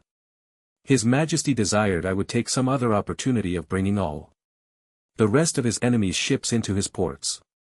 And so immeasurable is the ambition of princes, that he seemed to think of nothing less than reducing the whole empire of Blefuscu into a province, and governing it by viceroy, of destroying the big Indian exiles, and compelling that people to break the smaller end of their eggs, by which he would remain the sole monarch of the whole world. But I endeavored to divert him from this design, by many arguments, drawn from the topics of policy, as well as justice. And I plainly protested, that I would never be an instrument of bringing a free and brave people into slavery. And when the matter was debated in council, the wisest part of the ministry were of my opinion. Illustration, and created me a_Nardak_ upon the spot. p. 58. This open, bold declaration of mine was so opposite to the schemes and politics of his imperial majesty, that he could never forgive me. He mentioned it, in a very artful manner, at council, where, I was told, that some of the wisest appeared, at least by their silence, to be of my opinion, but others, who were my secret enemies, could not forbear some expressions, which by a side-wind reflected on me. And, from this time, began an intrigue between his majesty and a junto, 28, of ministers, maliciously bent against me, which broke out in less than 2 months, and had like to have ended in my utter destruction. Of so little weight are the greatest services to princes, when put into the balance with a refusal to gratify their passions.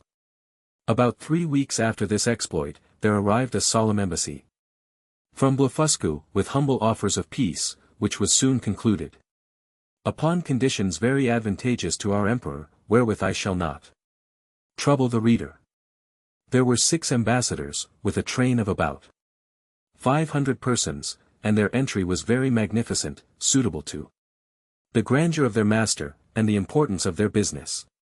When their treaty was finished, wherein I did them several good offices, by the credit I now had, or at least appeared to have at court, their excellencies, who were privately told how much I had been their friend, made me a visit in form.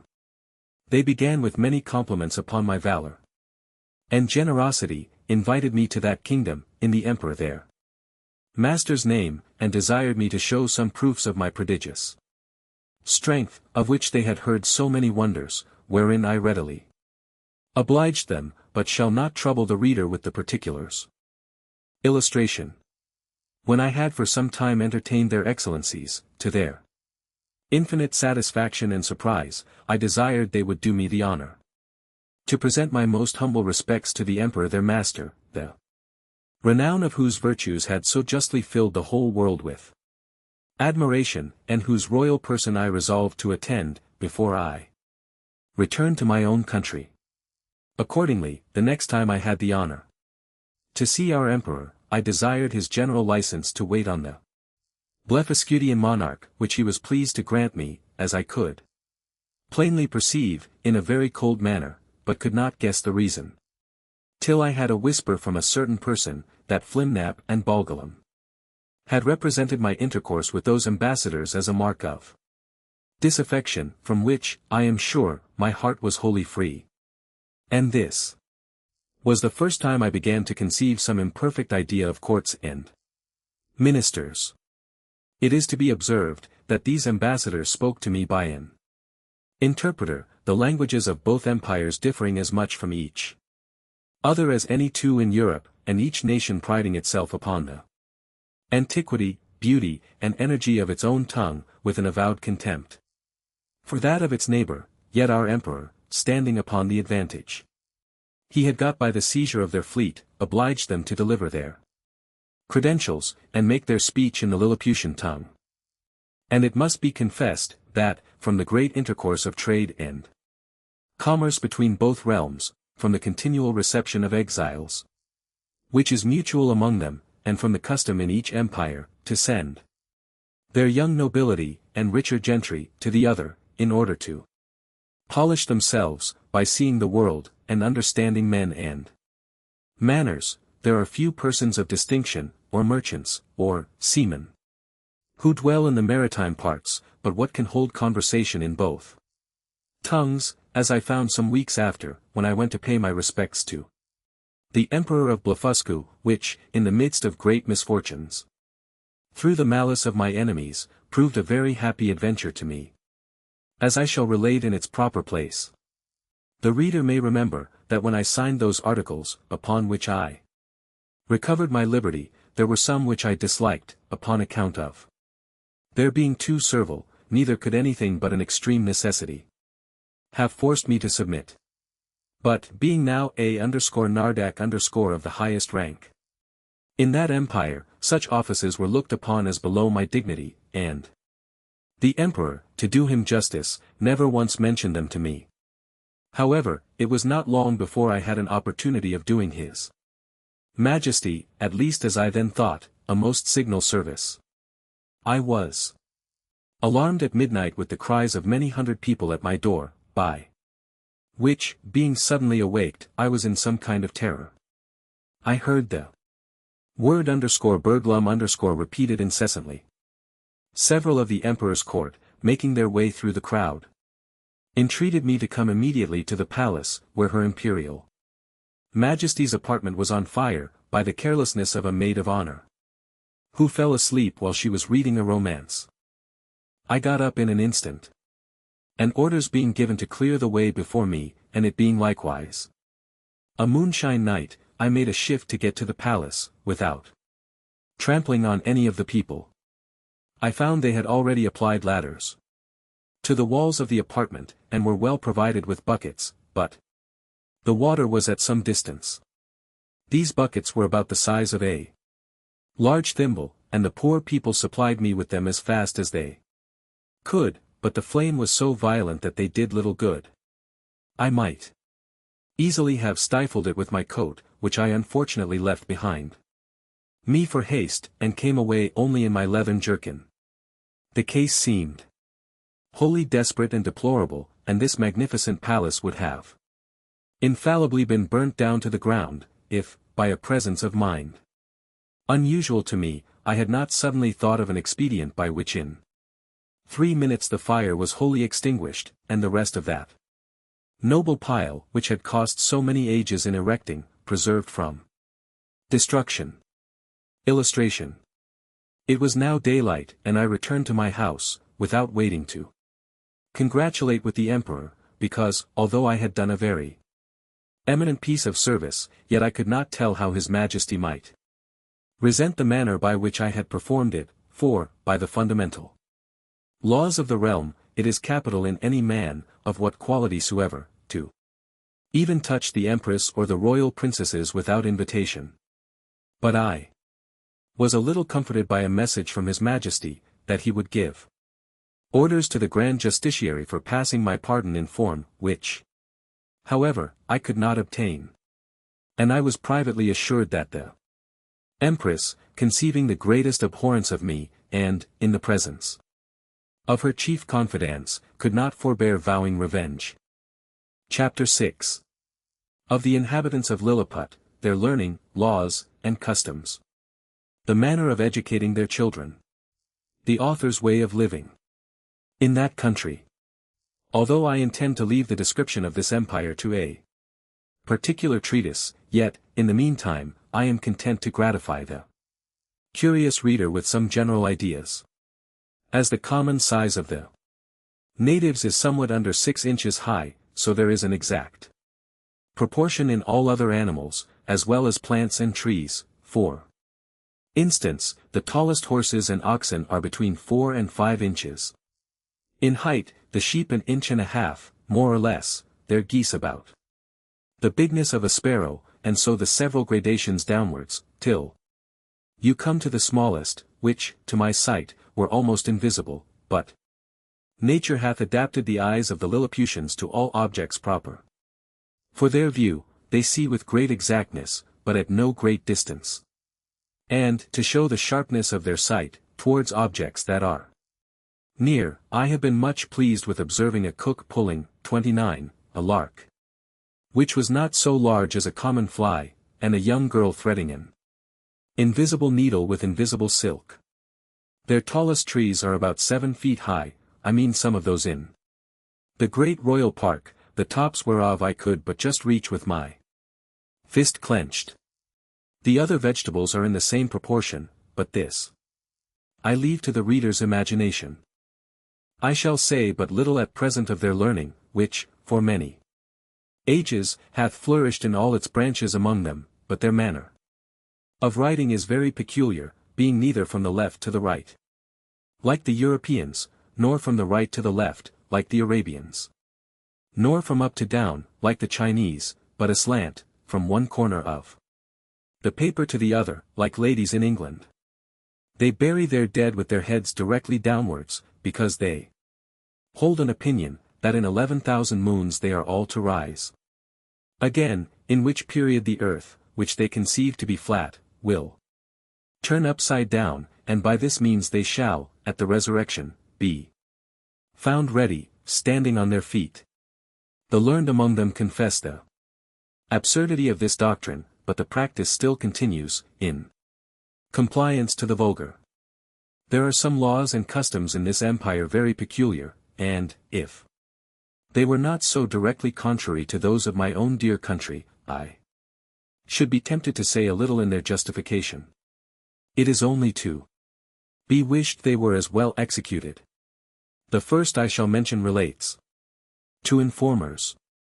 All crimes against the state are punished here with the utmost severity, but, if the person accused mocketh his innocence plainly to appear upon his trial, the accuser is immediately put to an ignominious death, and, out of his goods, or lands, the innocent person is quadruply recompensed for the loss of his time, for the danger he underwent, for the hardship of his imprisonment, and for all the charges he hath been at in making his defense, or, if that fund be deficient, it is largely supplied by the crown. The emperor also confers on him some public mark of his favor, and proclamation is made of his innocence through the whole city. They look upon fraud as a greater crime than theft, and therefore seldom fail to punish it with death, for they allege, that care and vigilance, with a very common understanding, may preserve a man's goods from thieves, but honesty has no fence against superior cunning, and, since it is necessary that there should be a perpetual intercourse of buying and selling and dealing upon credit, where fraud is permitted and connived at, or hath no law to punish it, the honest dealer is always undone, and the knave gets the advantage. I remember, when I was once interceding with the king for a criminal, who had wronged his master of a great sum of money, which he had received by order, and run away with And happening to tell his majesty, by way of extenuation, that it was only a breach of trust, the emperor thought it monstrous in me, to offer as a defense the greatest aggravation of the crime, and, truly, I had little to say in return, farther than the common answer, that different nations had different customs, for, I confess, I was heartily ashamed. Although we usually call reward and punishment the two hinges upon which all government turns, yet I could never observe this maxim to be put in practice by any nation except that of Lilliput. Whoever can there bring sufficient proof that he hath strictly observed the laws of his country for 73 moons, hath a claim to certain privileges, according to his quality and condition of life, with a proportionable sum of a fund appropriated for that use, he likewise acquires the title of _snilpaul_ or _legal_, which is added to his name, but doth not descend to his posterity. And these people thought it a prodigious defect of policy among us, when I told them that our laws were enforced only by penalties, without any mention of reward. It is upon this account that the image of justice, in their courts of judicature, is formed with 6 eyes, 2 before, as many behind, and on each side one, to signify circumspection, with a bag of gold open in her right hand, and a sword sheath in her left, to show she was more disposed to reward than to punish.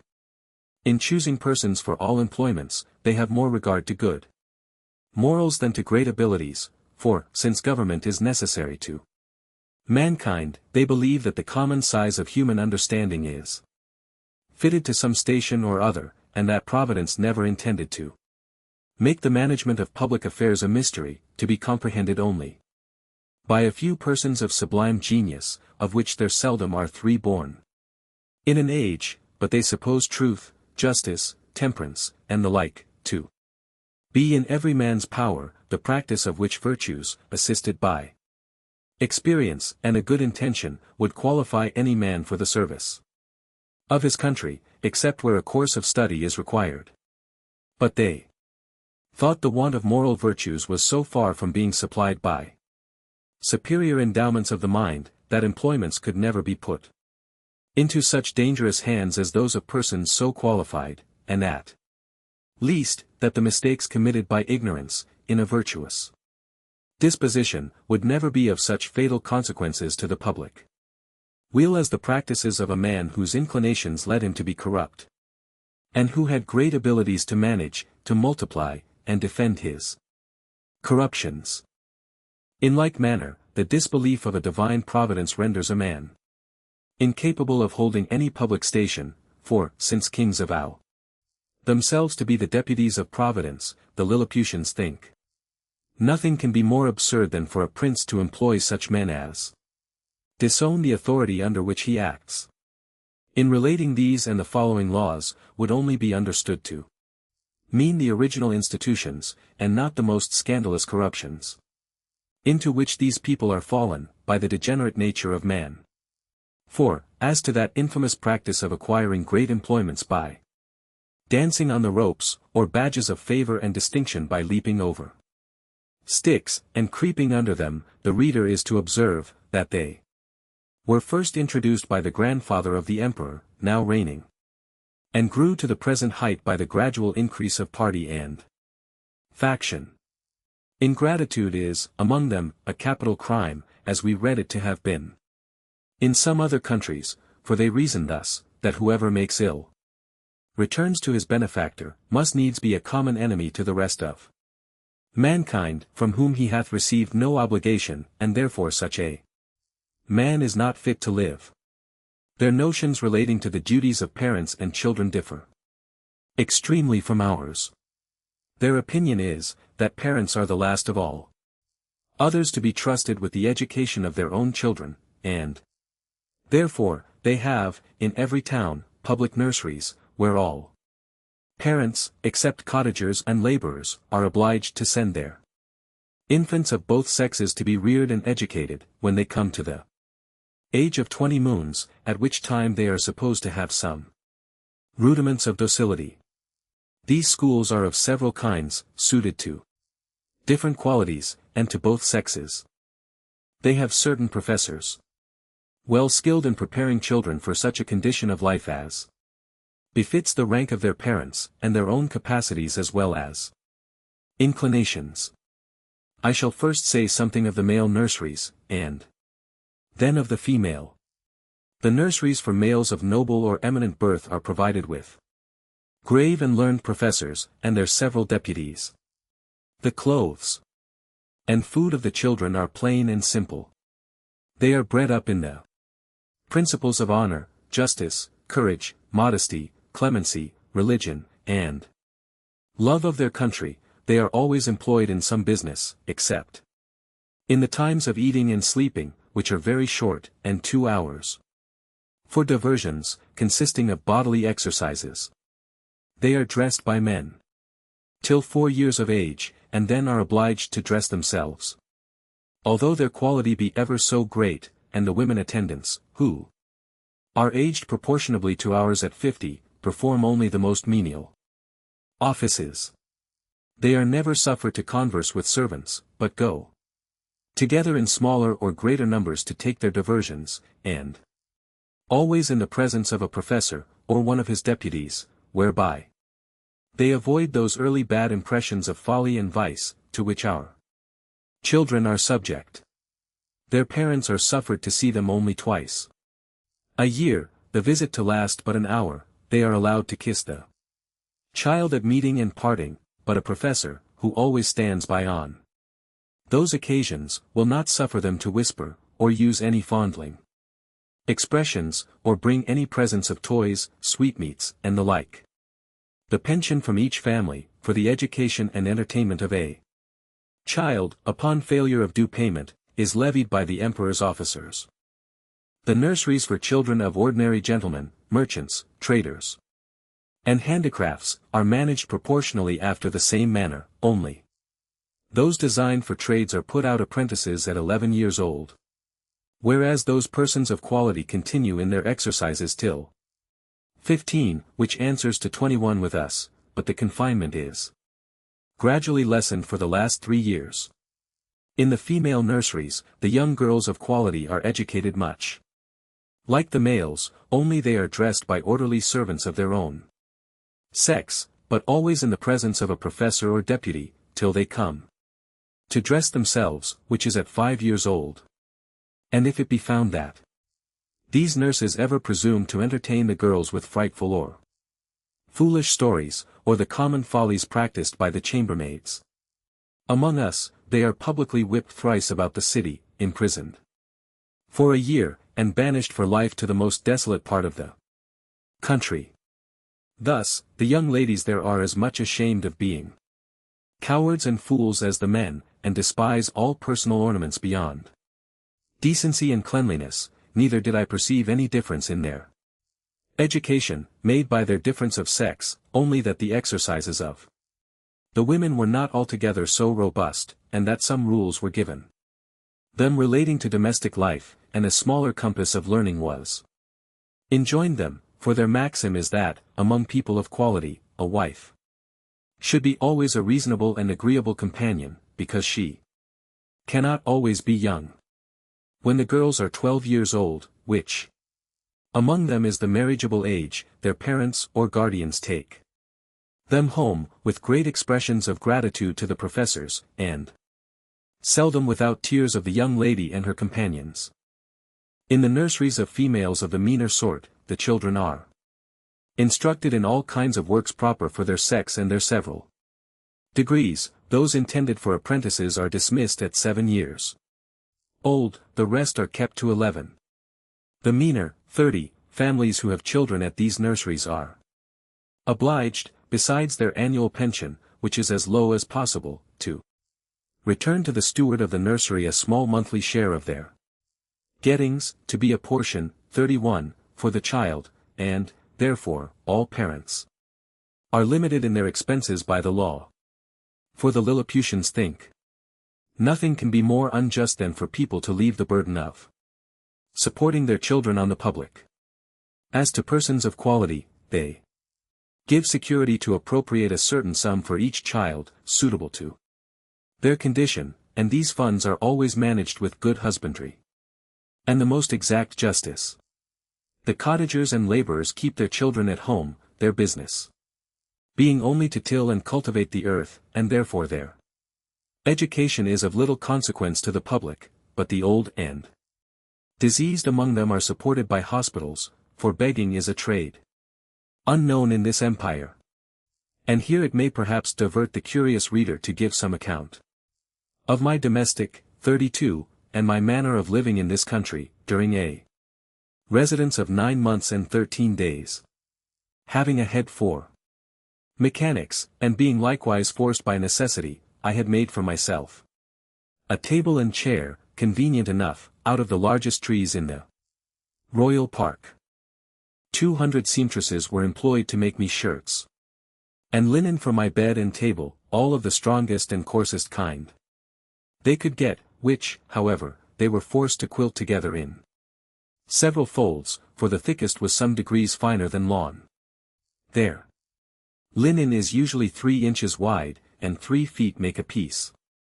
The seamstresses took my measure as I lay on the ground, one standing at my neck, and another at my mid-leg, with a strong cord extended that each held by the end, while a third measured the length of the cord with a rule of 1 inch long. Then they measured my right thumb, and desired no more, for, by a mathematical computation, that twice round the thumb is once round the wrist, and so on to the neck and the waist, and by the help of my old shirt, which I displayed on the ground before them for a pattern, they fitted me exactly.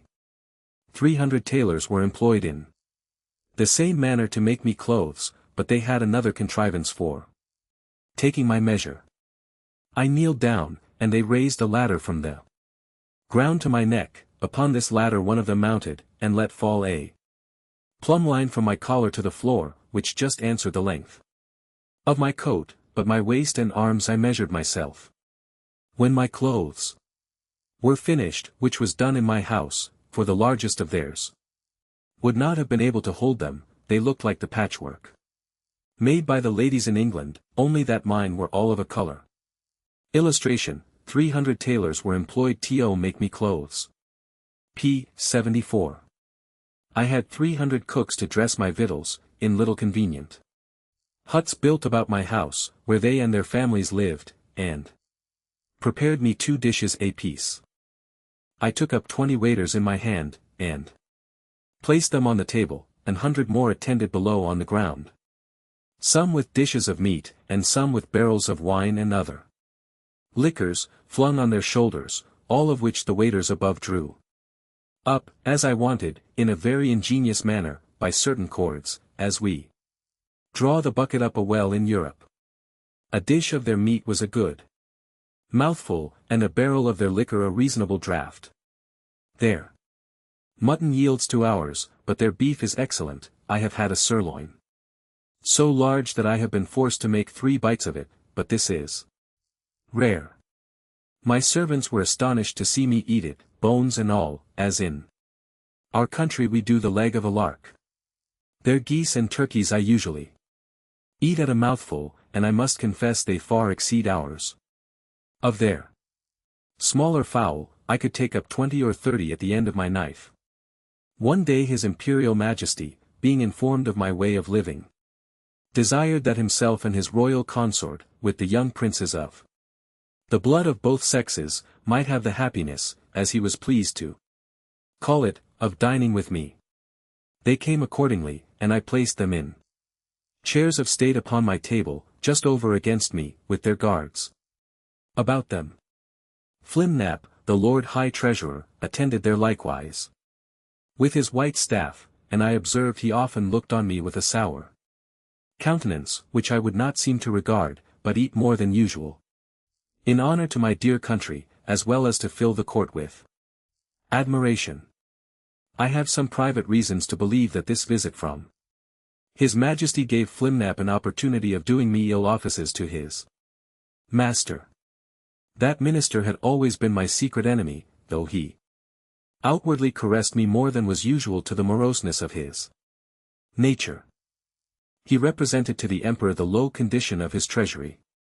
That he was forced to take up money at a great discount, that exchequer bills, 33, would not circulate under 9%, below par, that I had cost His Majesty above 1.5 million of _Sprugs their greatest gold coin, about the bigness of a spangle, and, upon the whole, that it would be advisable in the Emperor to take the first fair occasion of dismissing me. Illustration, the happiness of dining with me. p. 76. Illustration. Illustration. Chapter 7. The author, being informed of a design to accuse him of high treason, makes his escape to Blefuscu. His reception there. Before I proceed to give an account of my leaving this kingdom, it may be proper to inform the reader of a private intrigue which had been for 2 months forming against me. I had been hitherto all my life a stranger to courts, for which I was unqualified by the meanness of my condition. I had indeed heard and read enough of the dispositions of great princes and ministers, but never expected to have found such terrible effects of them in so remote a country, governed, as I thought, by very different maxims from those in Europe. When I was just preparing to pay my attendance on the Emperor of Blefuscu, a considerable person at court, to whom I had been very serviceable, at a time when he lay under the highest displeasure of his Imperial Majesty, came to my house very privately at night, in a close chair, 34, and without sending his name, desired admittance. The chairmen were dismissed. I put the chair, with his lordship in it, into my coat pocket, and, giving orders to a trusty servant to say I was indisposed and gone to sleep, I fastened the door of my house, placed the chair on the table, according to my usual custom, and sat down by it. After the common salutations were over, observing his lordship's countenance full of concern, and inquiring into the reason, he desired I would hear him with patience, in a matter that highly concerned my honor and my life. His speech was to the following effect, for I took notes of it as soon as he left me.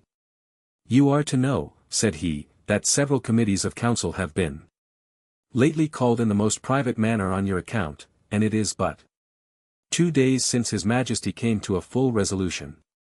You are very sensible that Scurry's Balgalam, _Galbet or High Admiral, hath been your mortal enemy almost ever since your arrival. His original reasons I know not, but his hatred is increased since your great success against Blefuscu, by which his glory, as admiral, is much obscured. This lord, in conjunction with Flimnap the High Treasurer, whose enmity against you is notorious, Lintock the General, Lalcon the Chamberlain, and Balmuff the Grand Justiciary, have prepared articles of impeachment against you, for treason, and other capital crimes. This preface made me so impatient, being conscious of my own merits and innocence, that I was going to interrupt, when he entreated me to be silent, and thus proceeded. Illustration, he desired I would hear him with patience. p. 80. Out of gratitude for the favors you have done for me, I procured information of the whole proceedings, and a copy of the articles, wherein I venture my head for your service. Articles of impeachment against Quinbus Flestrin, the Man Mountain. Article I, whereas, by a statute made in the reign of His Imperial Majesty Colleen Def Far Plun, it is enacted, that whoever shall lay hands upon the Empress, or upon any of the royal children, shall be liable to the pains and penalties of high treason. Notwithstanding the said Quinbus Flestrin, in open breach of the said law, under color of extinguishing the fire kindled in the apartment of His Majesty's most dear imperial consort, did maliciously, and traitorously, pull her by the arms, and lift her high in the air in both his hands, against the statute in that case provided, and c. against the duty, and c. Article 2. That the said Quinbus Flestrin, having brought the imperial fleet of Blefuscu into the royal port, and being afterwards commanded by His Imperial Majesty to seize all the other ships of the said Empire of Blefuscu, and reduce that empire to a province, to be governed by a viceroy from hence, and to destroy and put to death not only all the big Indian exiles, but likewise all the people of that empire who would not immediately forsake the big Indian heresy. He, the said Flestrin, like a false traitor against his most auspicious, serene, imperial majesty, did petition to be excused from the said service, upon pretense of unwillingness to force the consciences or destroy the liberties and lives of an innocent people. Article 3. That, whereas certain ambassadors arrived from the court of Blefuscu, to sue for peace in his majesty's court, he, the said Flestrin, did, like a false traitor, aid, abet, comfort, and divert the said ambassadors, although he knew them to be servants to a prince who was lately an open enemy to his imperial majesty, and in open war against his said majesty. Article 4. That the said Quinbus Flestrin, contrary to the duty of a faithful subject, is now preparing to make a voyage to the court and empire of Blefuscu, for which he hath received only verbal license from his imperial majesty, and under colour of the said license, doth falsely and traitorously intend to take the said voyage, and thereby to aid, comfort, and abet the emperor of Blefuscu, so late an enemy, and in open war with his imperial majesty aforesaid. There are some other articles, but these are the most important, of which I have read you an abstract. In the several debates upon this impeachment, it must be confessed that His Majesty gave many marks of his great lenity, often urging the services you had done him, and endeavouring to extenuate your crimes. The treasurer and admiral insisted that you should be put to the most painful and ignominious death, by setting fire on your house at night. And the general was to attend, with 20,000 men armed with poisoned arrows, to shoot you on the face and hands. Some of your servants were to have private orders to strew a poisonous juice on your shirts and sheets, which would soon make you tear your own flesh, and die in the utmost torture. The general came into the same opinion, so that for a long time there was a majority against you, but his Majesty, resolving, if possible, to spare your life, at last brought off the Chamberlain. Upon this incident, Reldressel, principal secretary for private affairs, who always approved himself your true friend, was commanded by the Emperor to deliver his opinion, which he accordingly did, and therein justified the good thoughts you have of him. He allowed your crimes to be great, but that still there was room for mercy, the most commendable virtue in a prince, and for which his Majesty was so justly celebrated. He said, the friendship between you and him was so well known to the world, that perhaps the most honourable board might think him partial. However, in obedience to the command he had received, he would freely offer his sentiments, that if his Majesty, in consideration of your services, and pursuant to his own merciful disposition, would please to spare your life, and only give orders to put out both your eyes, he humbly conceived that, by this expedient, justice might in some measure be satisfied, and all the world would applaud the lenity of the Emperor, as well as the fair and generous proceedings of those who have the honour to be his counsellors, that the loss of your eyes would be no impediment to your bodily strength, by which you might still be useful to his Majesty, that blindness is an addition to courage, by concealing dangers from us, that the fear you had for your eyes was the greatest difficulty in bringing over the enemy's fleet, and it would be sufficient for you to see by the eyes of the ministers, since the greatest princes do no more. Illustration. This proposal was received with the utmost disapprobation by the whole board. Bolgolam, the admiral, could not preserve his temper, but rising up in fury, said he wondered how the secretary durst presume to give his opinion for preserving the life of a traitor, that the services you had performed were, by all true reasons of state, the great aggravation of your crimes, that you, who extinguished the fire in that unprincipled manner, might at another time inundate and drown the whole palace, and the same strength, which enabled you to bring over the enemy's fleet, might serve, upon the first discontent, to carry it back, that he had good reasons to think you were a big Indian in your heart, and, as treason begins in the heart, before it appears in overt acts, so he accused you as a traitor on that account, and therefore insisted you should be put to death. The treasurer was of the same opinion. He showed to what straits his Majesty's revenue was reduced, by the charge of maintaining you, which would soon grow insupportable. That the secretary's expedient of putting out your eyes was so far from being a remedy against this evil, that it would probably increase it, as is manifest from the common practice of blinding some sort of fowls, after which they fed the faster, and grew sooner fat.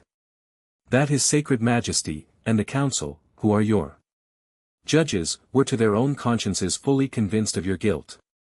Which was a sufficient argument to condemn you to death without the formal proofs required by the strict letter of the law.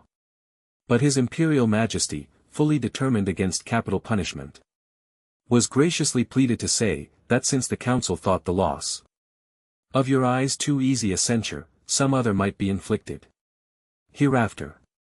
And your friend, the secretary, humbly desiring to be heard again, in answer to what the treasurer had objected concerning the great charge his Majesty was at in maintaining you, said that His Excellency, who had the sole disposal of the Emperor's revenue, might easily provide against that evil, by gradually lessening your establishment, by which, for want of sufficient food, you would grow weak and faint, and lose your appetite, and consume in a few months, neither would the stench of your carcass be then so dangerous when it should become more than half diminished, and, immediately upon your death, 5,000 or 6,000 of His Majesty's subjects might in 2 or 3 days cut your flesh from your bones, take it away by cartloads, and bury it in distant parts, to prevent infection, leaving the skeleton as a monument of admiration to posterity.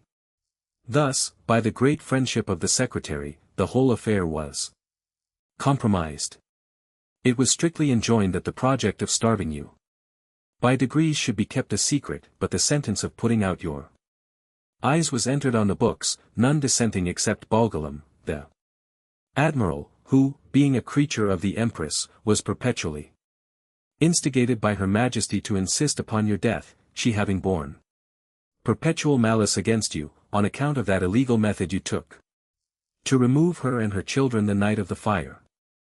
In 3 days, your friend the secretary will be directed to come to your house and read before you the articles of impeachment, and then to signify the great lenity and favor of His Majesty and council, whereby you are only condemned to the loss of your eyes, which His Majesty doth not question you will gratefully and humbly submit to, and 20 of His Majesty's surgeons will attend, in order to see the operation well performed, by discharging very sharp-pointed arrows into the balls of your eyes as you lie on the ground. I leave to your prudence what measures you will take, and, to avoid suspicion, I must immediately return, in as private a manner as I came. His lordship did so, and I remained alone, under many doubts and perplexities of mind.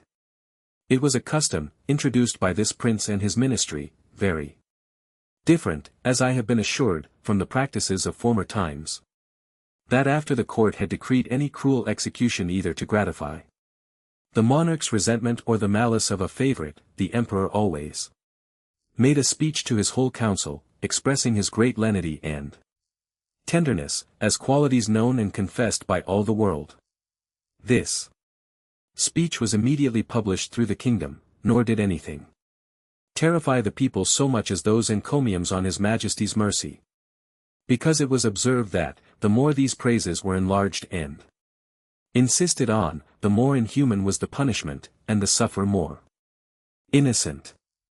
Yet, as to myself, I must confess, having never been designed for a courtier, either by my birth or education, I was so ill a judge of things that I could not discover the lenity and favor of this sentence, but conceived it, perhaps erroneously, rather to be rigorous than gentle. I sometimes thought of standing my trial, for although I could not deny the facts alleged in the several articles, yet I hoped they would admit of some extenuation.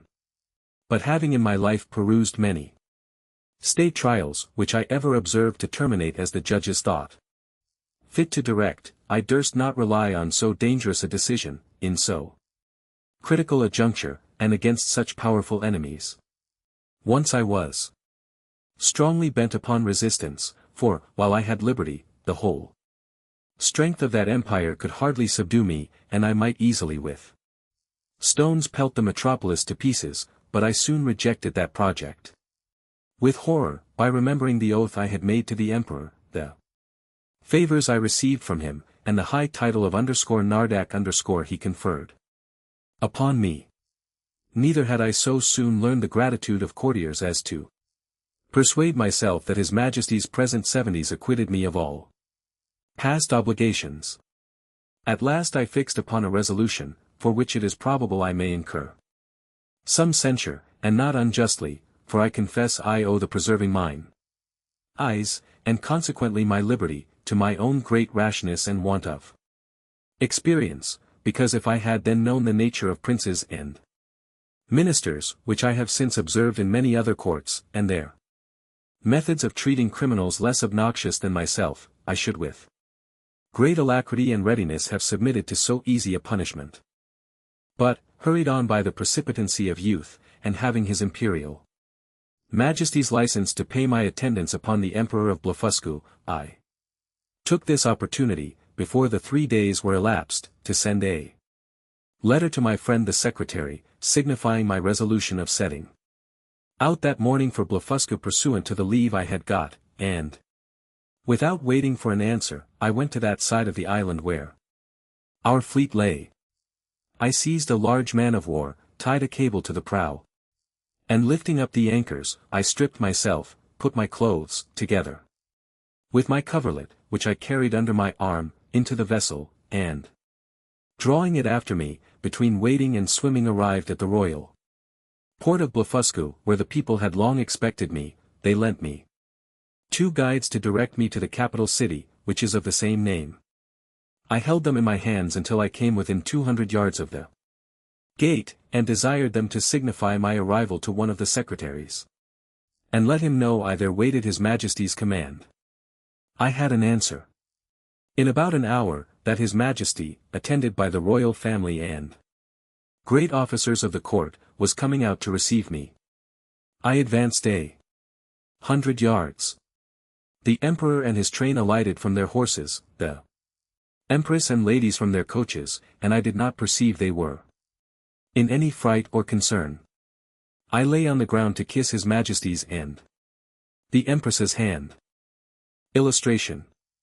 I told His Majesty that I was come, according to my promise, and with the license of the Emperor, my master, to have the honor of seeing so mighty a monarch, and to offer him any service in my power consistent with my duty to my own prince, not mentioning a word of my disgrace, because I had hitherto no regular information of it, and might suppose myself wholly ignorant of any such design, neither could I reasonably conceive that the Emperor would discover the secret while I was out of his power, wherein however it soon appeared I was deceived. I shall not trouble the reader with the particular account of my reception at this court, which was suitable to the generosity of so great a prince, nor of the difficulties I was in for want of a house and bed, being forced to lie on the ground, wrapped up in my coverlet. Illustration. Chapter 8. The author, by a lucky accident, finds means to leave Blefuscu, and after some difficulties, returns safe to his native country. 3 days after my arrival, walking out of curiosity to the northeast coast of the island, I observed, about half a league off in the sea, somewhat that looked like a boat overturned.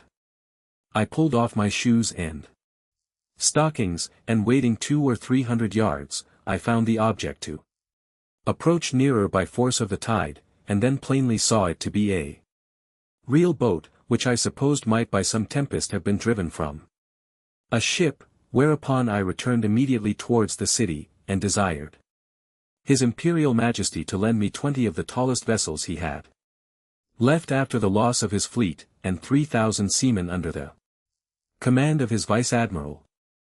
This fleet sailed round, while I went back The shortest way to the coast, where I first discovered the boat. I found the tide had driven it still nearer. The seamen were all provided with cordage, which I had beforehand twisted to a sufficient strength.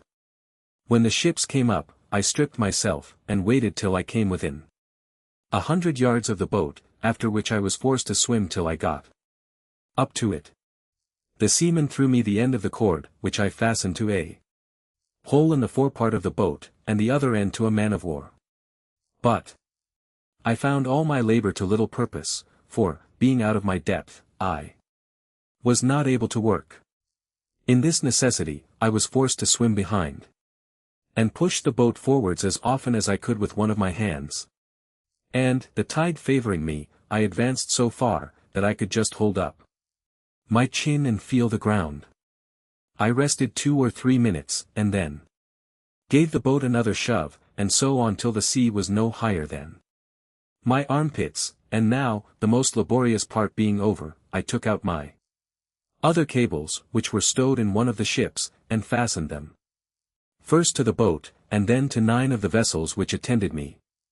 The wind being favorable, the seamen towed, and I shoved, till we arrived within 40 yards of the shore, and waiting till the tide was out, I got dry to the boat, and, by the assistance of 2,000 men, with ropes and engines, I made a shift to turn it on its bottom, and found it was but little damaged.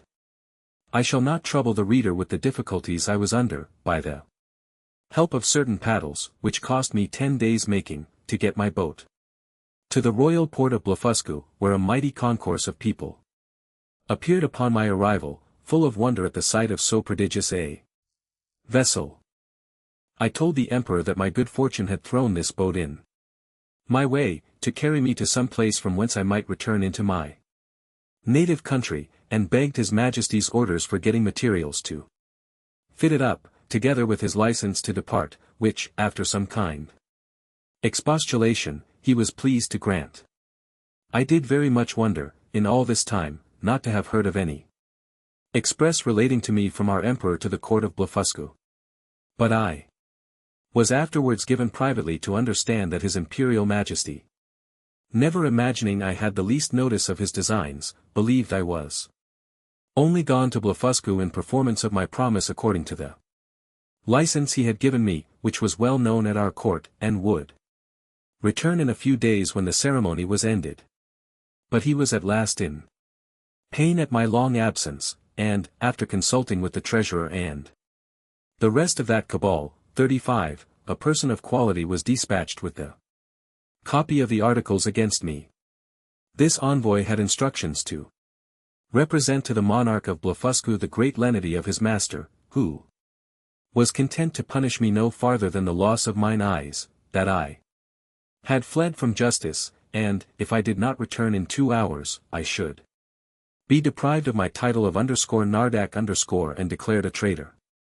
The envoy farther added that, in order to maintain the peace and amity between both empires, his master expected that his brother of Blefuscu would give orders to have me sent back to Lilliput, bound hand and foot, to be punished as a traitor. The emperor of Blefuscu, having taken 3 days to consult, returned an answer consisting of many civilities and excuses. He said that, as for sending me bound, his brother knew it was impossible. That, although I had deprived him of his fleet, yet he owed great obligations to me for many good offices I had done him in making the peace. That, however, both their majesties would soon be made easy, for I had found a prodigious vessel on the shore, able to carry me on the sea, which he had given orders to fit up with my own assistance and direction, and he hoped in a few weeks both empires would be freed from so insupportable an encumbrance. With this answer the envoy returned to Lilliput, and the monarch of Blefuscu related to me all that had passed, offering me at the same time, but under the strictest confidence, his gracious protection if I would continue in his service, wherein, although I believed him sincere, yet I resolved never more to put any confidence in princes or ministers where I could possibly avoid it, and, therefore, with all due acknowledgments, For his favorable intentions, I humbly begged to be excused. I told him that, since fortune, whether good or evil, had thrown a vessel in my way, I was resolved to venture myself in the ocean, rather than be an occasion of difference between two such mighty monarchs. Neither did I find the emperor at all displeased, and I discovered, by a certain accident, that he was very glad of my resolution, and so were most of his ministers. These considerations moved me to hasten my departure somewhat sooner than I intended, to which the court, impatient to have me gone, very readily contributed. 500 workmen were employed to make 2 sails to my boat, according to my directions, by quilting 13 folds of their strongest linen together. I was at the pains of making ropes and cables, by twisting 10, 20, or 30 of the thickest and strongest of theirs. A great stone, that I happened to find after a long search by the seashore, served me for an anchor. I had the tallow of 300 cows for greasing my boat, and other uses. I was at incredible pains in cutting down some of the largest timber trees for oars and masts, wherein I was, however, much assisted by His Majesty's ship carpenters, who helped me in smoothing them after I had done the rough work. In about a month, when all was prepared, I sent to receive His Majesty's commands, and to take my leave. The emperor and royal family came out of the palace. I lay down on my face to kiss his hand, which he very graciously gave me, so did the empress and young princes of the blood. His Majesty presented me with 50 purses of 200 sprugs a piece, together with his picture at full length, which I put immediately into one of my gloves, to keep it from being hurt. The ceremonies at my departure were too many to trouble the reader with at this time. Illustration: I set sail at 6 in the morning, p. 98. I stored the boat with the carcasses of 100 oxen, and 300 sheep, with bread and drink proportionable, and as much meat ready dressed as 400 cooks could provide. I took with me 6 cows and 2 bulls alive, with as many ewes and lambs, intending to carry them into my own country, and propagate the breed, and to feed them on board. I had a good bundle of hay and a bag of corn. I would gladly have taken a dozen of the natives, but this was a thing the emperor would by no means permit, and, besides a diligent search into my pockets, His Majesty engaged my honor not to carry away any of his subjects, although with their own consent and desire.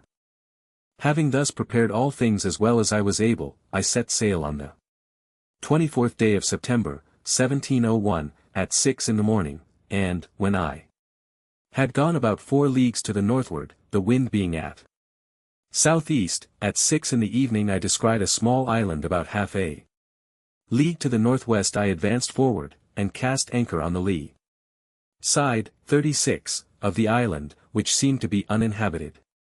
I then took some refreshment, and went to my rest. I slept well, and, as I conjecture, at least 6 hours, for I found the day broke 2 hours after I awaked.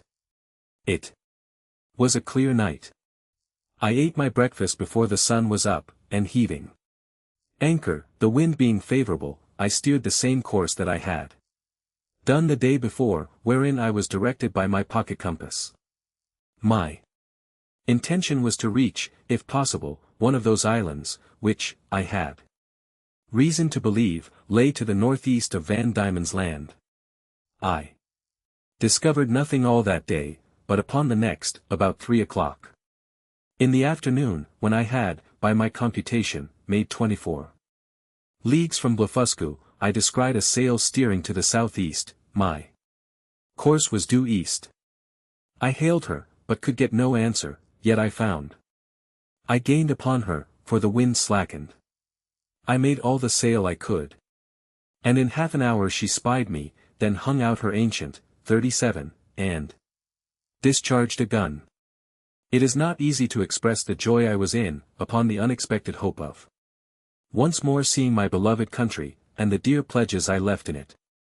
The ship slackened her sails, and I came up with her, between 5 and 6 in the evening, September 26th, but my heart leaped within me to see her English colors.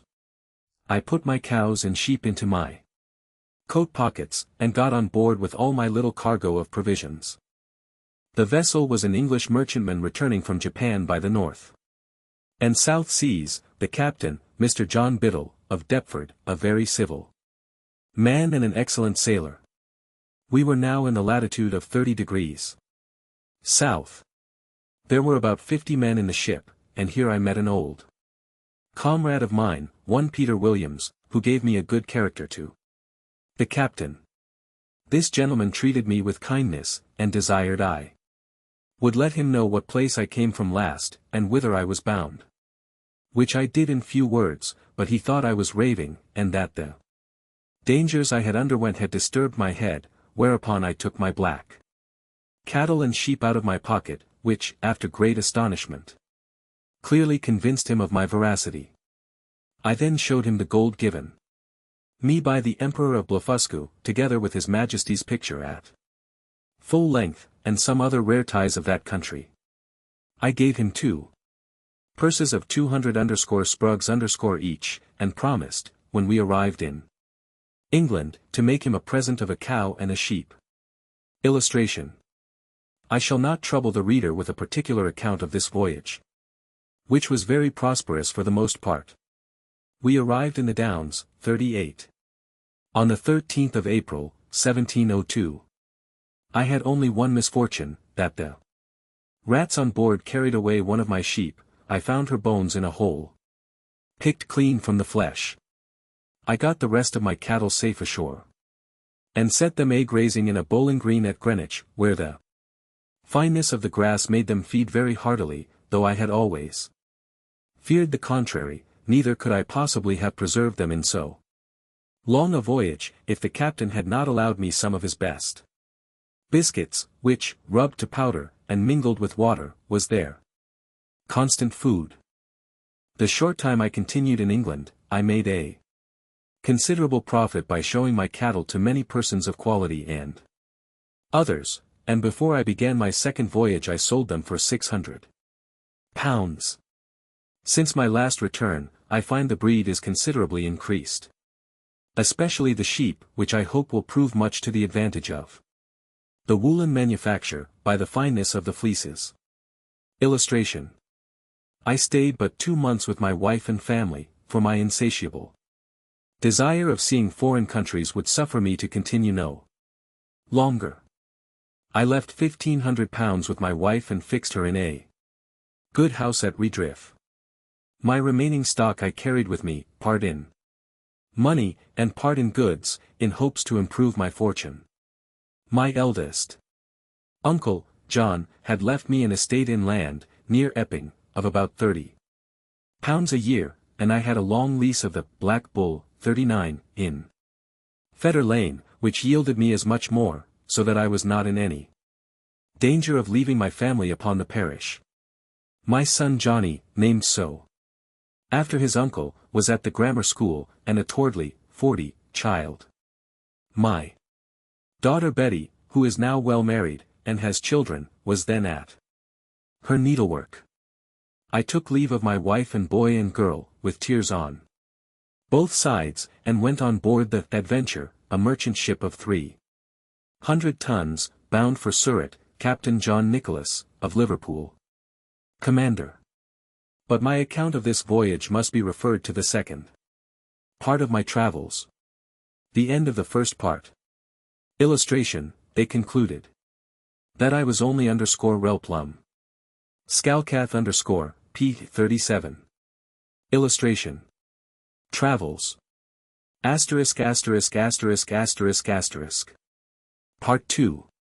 A voyage to Brobdingnag **********. Chapter 1. A great storm described, the longboat sent to fetch water, the author goes with it to discover the country. He is left on shore. Is seized by one of the natives, and carried to a farmer's house. His reception, with several accidents that happened there. A. Description of the inhabitants. Having been condemned by nature and fortune to an active and restless life, in 2 months after my return I again left my native country, and took shipping in the Downs on the 20th day of June, 1702, in the Adventure, Captain John Nicholas, a Cornish man, commander, bound for Surat. We had a very prosperous gale till we arrived at the Cape of Good Hope, where we landed for fresh water, but, discovering a leak, we unshipped our goods and wintered there, for, the captain falling sick of an ague, we could not leave the Cape till the end of March. We then set sail, and had a good voyage till we passed the Straits of Madagascar with a frown 41, but having got northward of that island, and to about 5 degrees south latitude, the winds, which in those seas are observed to blow a constant equal gale, between the north and west, from the beginning of December to the beginning of May, on the 19th of April began to blow with much greater violence and more westerly than usual, continuing so for 20 days together, during which time we were driven a little to the east of the Molucca Islands, and about 3 degrees northward of the line, 42, as our captain found by an observation he took the 2nd of May, at which time the wind ceased and it was a perfect calm, whereat I was not a little rejoiced.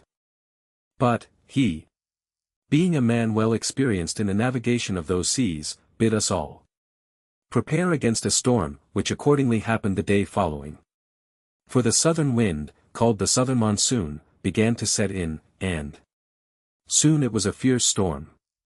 Finding it was like to overblow, we took in our spritsail, and stood by to hand the foresail, but making foul weather, we looked the guns were all fast, and handed the mizzen. Illustration. The ship lay very broad off, so we thought it better spooning before the sea, than trying, or hulling. We reefed the foresail and set him, we hauled aft the foresheet, the helm was hard a-weather. The ship wore bravely. We belayed the fore down hull, but the sail was split, and we hauled down the yard, and got the sail into the ship, and unbound all the things clear of it. It was a very fierce storm, the sea broke strange and dangerous. We hauled off the lanyard of the whipstaff, and helped the man at the helm. We could not get down our topmast, but let all stand, because she scud before the sea very well, and we knew that the topmast being aloft, the ship was the wholesomer, and made better way through the sea, seeing we had sea room. When the storm was over, we set foresail and mainsail, and brought the ship to. Then we set the mizzen, maintopsail, and the foretopsail. Our course was east. Northeast, the wind was at southwest. We got the starboard tacks aboard, we cast off our weather braces and lifts, we set in the lee braces, and hauled forward by the weather bowlings, and hauled them tight and belayed them, and hauled over the mizzen tack to windward and kept her full and by, as near as she could lie.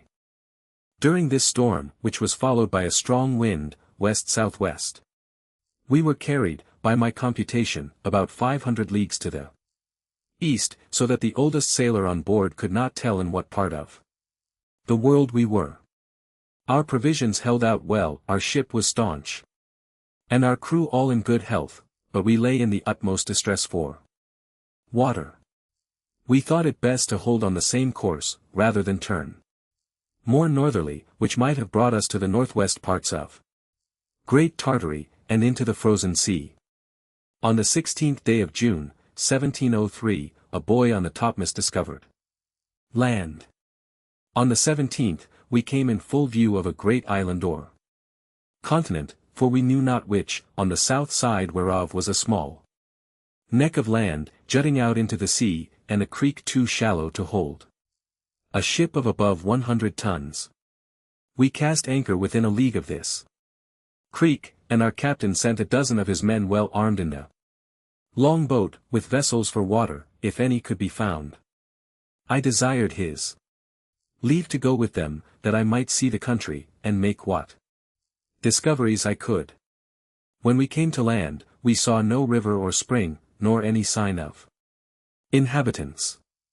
Our men therefore wandered on the shore to find out some fresh water near the sea, and I walked alone about a mile on the other side, where I observed the country all barren and rocky.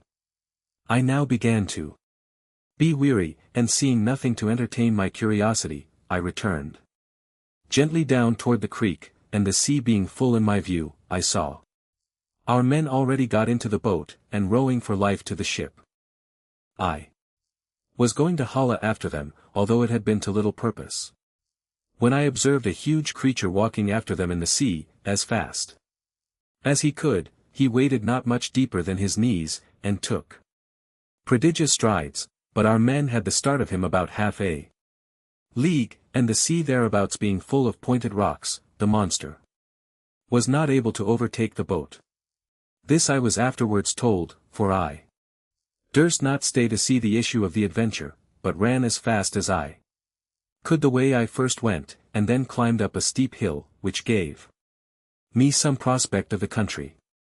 I found it fully cultivated, but that which first surprised me was the length of the grass, which, in those grounds that seemed to be kept for hay, was about 20 feet high. Illustration: a huge creature walking in the sea. p. 6. I fell into a high road, for so I took it to be, though it served to the inhabitants only as a footpath through a field of barley. Here I walked on for some time, but could see little on either side, it being now near harvest, and the corn rising at least 40 feet. I was an hour walking to the end of this field, which was fenced in with a hedge of at least 120 feet high, and the trees so lofty that I could make no computation of their altitude. There was a stile to pass from this field into the next. It had 4 steps, and a stone to cross over. When you came to the uppermost, it was impossible for me to climb this stile because every step was 6 feet high, and the upper stone above 20. I was endeavoring to find some gap in the hedge, when I discovered one of the inhabitants in the next field, advancing towards the stile, of the same size with him whom I saw in the sea pursuing our boat.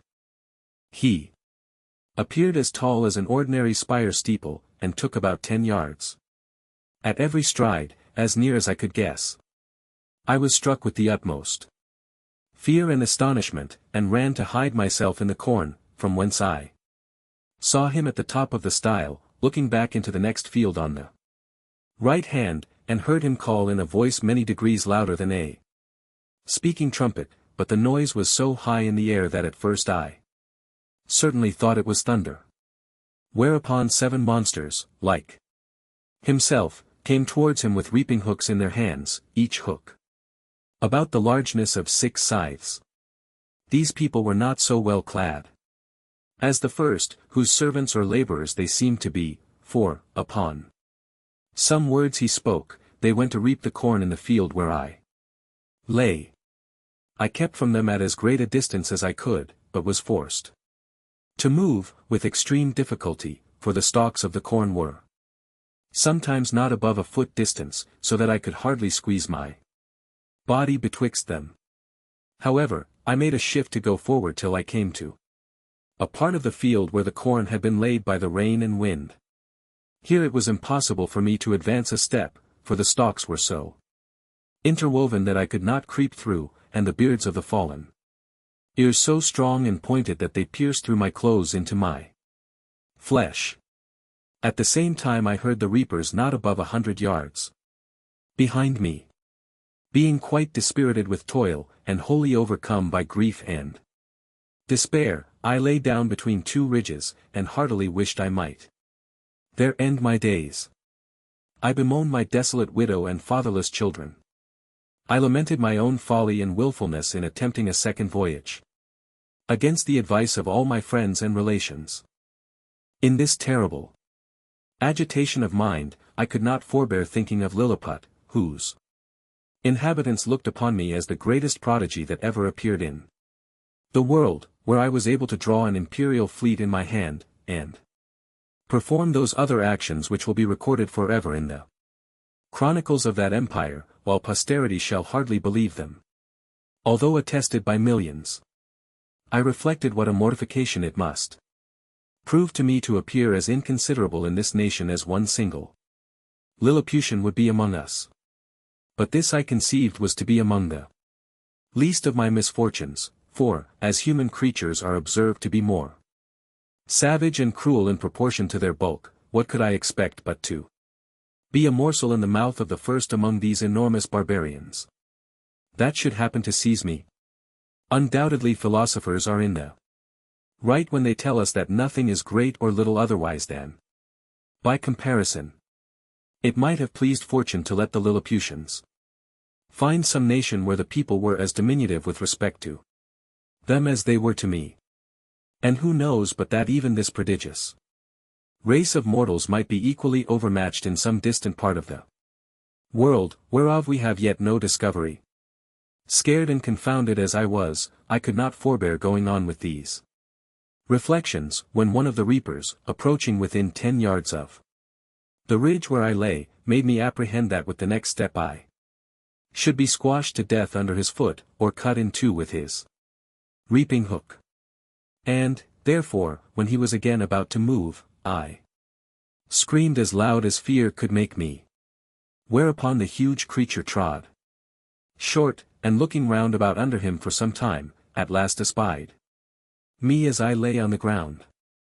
He considered a while, with the caution of one who endeavors to lay hold on a small dangerous animal in such a manner that it shall not be able either to scratch or to bite him, as I myself have sometimes done with a weasel in England. Illustration, whereupon the huge creature trod short. p. 10. At length he ventured to take me up between his forefinger and thumb, and brought me within 3 yards of his eyes, that he might behold my shape more perfectly. I guessed his meaning, and my good fortune gave me so much presence of mind that I resolved not to struggle in the least as he held me in the air, above 60 feet from the ground, although he grievously pinched my sides, for fear I should slip through his fingers. All I ventured was to raise my eyes towards the sun, and place my hands together in a supplicating posture, and to speak some words in an humble melancholy tone, suitable to the condition I then was in. For I apprehended every moment that he would dash me against the ground, as we usually do any little hateful animal which we have a mind to destroy. But my good star would have it that he appeared pleased with my voice and gestures, and began to look upon me as a curiosity, much wondering to hear me pronounce articulate words, although he could not understand them. In the meantime I was not able to forbear groaning and shedding tears, and turning my head towards my sides, letting him know, as well as I could, how cruelly I was hurt by the pressure of his thumb and finger. He seemed to apprehend my meaning, for, lifting up the lappet of his coat, he put me gently into it, and immediately ran along with me to his master, who was a substantial farmer, and the same person I had first seen in the field. The farmer, having, as I suppose by their talk, received such an account of me as his servant could give him, took a piece of a small straw about the size of a walking staff, and therewith lifted up the lappets of my coat, which it seems he thought to be some kind of covering that nature had given me. He blew my hair aside, to take a better view of my face. He called his hinds, 43, about him, and asked them, as I afterwards learned, whether they had ever seen in the fields any little creature that resembled me. He then placed me softly on the ground upon all fours, but I got immediately up, and walked slowly backwards and forwards to let those people see that I had no intent to run away. They all sat down in a circle about me, the better to observe my motions. I pulled off my hat, and made a low bow towards the farmer. I fell on my knees, and lifted up my hands and eyes, and spoke several words as loud as I could. I took a purse of gold out of my pocket, and humbly presented it to him. He received it on the palm of his hand, then applied it close to his eye to see what it was, and afterwards turned it several times with the point of a pin, which he took out of his sleeve. But could make nothing of it. Whereupon I made a sign that he should place his hand on the ground. I then took the purse, and opening it, poured all the gold into his palm. There were 6 Spanish pieces, of 4 pistoles, 44 each, besides 20 or 30 smaller coins. I saw him wet the tip of his little finger upon his tongue, and take up one of my largest pieces, and then another, but he seemed to be wholly ignorant what they were. He made me a sign to put them again into my purse, and the purse again into my pocket, which, after offering it to him several times, I thought it best to do. The farmer by this time was convinced I must be a rational creature. He spoke often to me, but the sound of his voice pierced my ears like that of a water-mill, yet his words were articulate enough. I answered as loud as I could in several languages, and he often laid his ear within 2 yards of me, but all in vain, for we were wholly unintelligible to each other. He then sent his servants to their work, and taking his handkerchief out of his pocket, he doubled and spread it on his left hand, which he placed flat on the ground, with the palm upwards, making me a sign to step into it, as I could easily do, for it was not above a foot in thickness. I thought it my part to obey, and, for fear of falling, laid myself at full length upon the handkerchief, with the remainder of which he lapped me up to the head for farther security, and in this manner carried me home to his house. There he called his wife, and showed me to her, but she screamed and ran back, as women in England do at the sight of a toad or a spider. However, when she had a while seen my behavior, and how well I observed the signs her husband made, she was soon reconciled, and by degrees grew extremely tender of me. It was about 12 at noon, and a servant brought in dinner. It was only one substantial dish of meat, fit for the plain condition of an husbandman, in a dish of about 24 feet diameter. The company were the farmer and his wife, 3 children, and an old grandmother. When they were sat down, the farmer placed me at some distance from him on the table, which was 30 feet high from the floor. I was in a terrible fright, and kept as far as I could from the edge for fear of falling. The wife minced a bit of meat, then crumbled some bread on a trencher, 45, and placed it before me. I made her a low bow, took out my knife and fork, and fell to eat, which gave them exceeding delight. The mistress sent her maid for a small dram cup, which held about 3 gallons, and filled it with drink. I took up the vessel with much difficulty in both hands, and in a most respectful manner drank to her ladyship's health, expressing the words as loud as I could in English, which made the company laugh so heartily that I was almost deafened by the noise. This liquor tasted like a small cider, and was not unpleasant. Then the master made me a sign to come to his trencher side. But as I walked on the table, being in great surprise all the time, as the indulgent reader will easily conceive and excuse, I happened to stumble against a crust, and fell flat on my face, but received no hurt. I got up immediately, and observing the good people to be in much concern, I took my hat, which I held under my arm out of good manners, and, waving it over my head, made 3 huzzas, to show that I had got no mischief by my fall.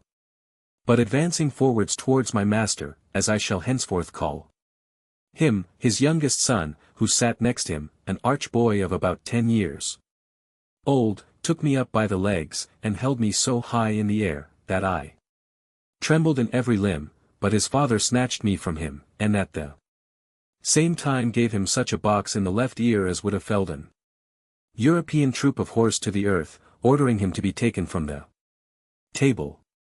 But being afraid the boy might owe me a spite, and well remembering how mischievous all children among us naturally are to sparrows, rabbits, young kittens, and puppy dogs, I fell on my knees, and, pointing to the boy, made my master to understand as well as I could, that I desired his son might be pardoned.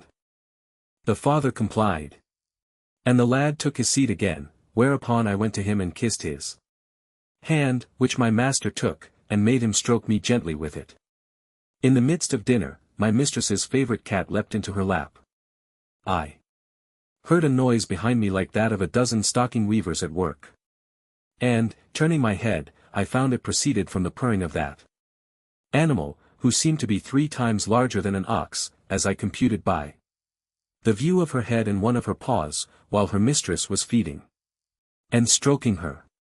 The fierceness of this creature's countenance altogether discomposed me, though I stood at the further end of the table, above 50 feet off, and although my mistress held her fast, for fear she might give a spring and seize me in her talons. But it happened there was no danger, for the cat took not the least notice of me, when my master placed me within 3 yards of her.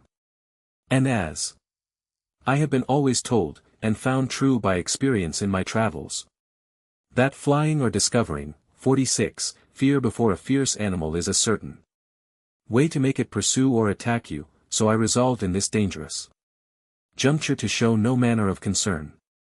I walked with intrepidity 5 or 6 times before the very head of the cat, and came within half a yard of her, whereupon she drew herself back, as if she were more afraid of me. I had less apprehension concerning the dogs, whereof 3 or 4 came into the room, as it is usual in farmers' houses, one of which was a mastiff equal in bulk to 4 elephants, and a greyhound somewhat taller than the mastiff, but not so large.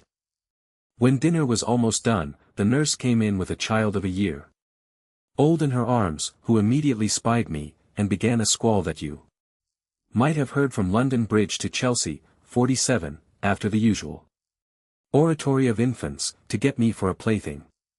The mother out of pure indulgence took me up, and put me towards the child, who presently seized me by the middle and got my head in its mouth, where I roared so loud that the urchin was frightened, and let me drop, and I should infallibly have broke my neck if the mother had not held her apron under me.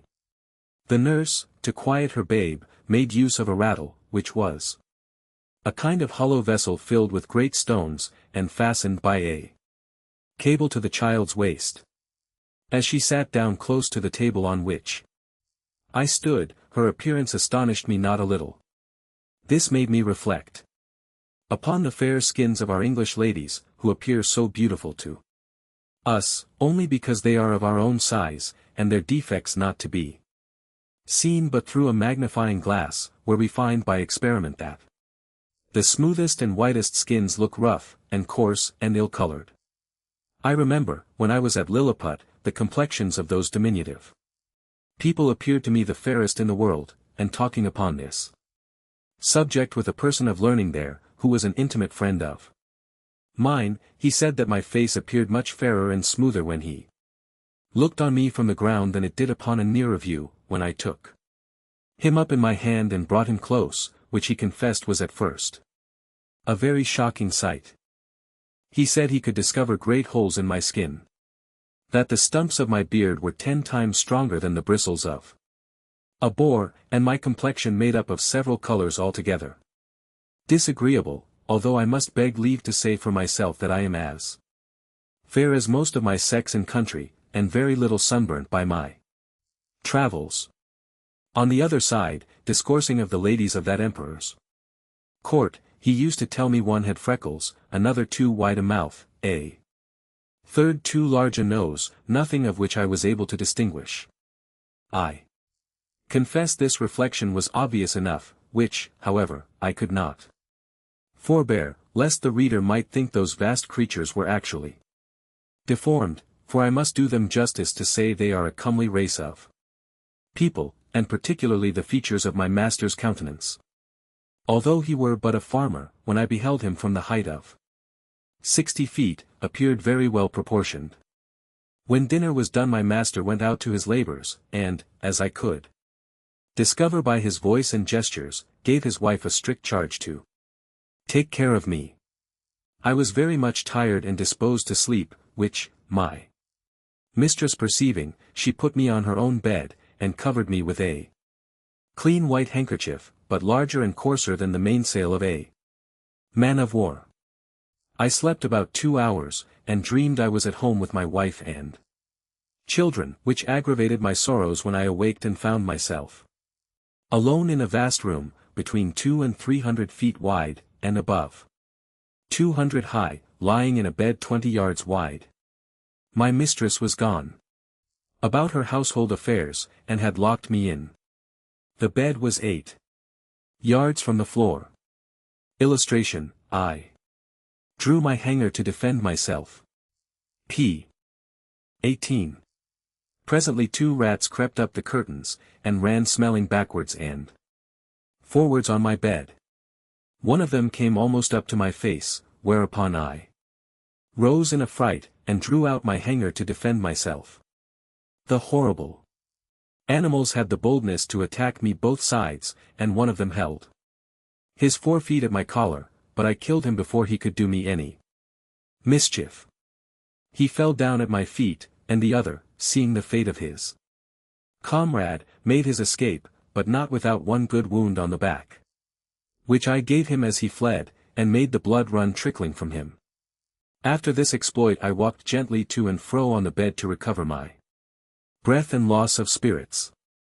These creatures were of the size of a large mastiff, but infinitely more nimble and fierce, so that, if I had taken off my belt before I went to sleep, I must infallibly have been torn to pieces and devoured.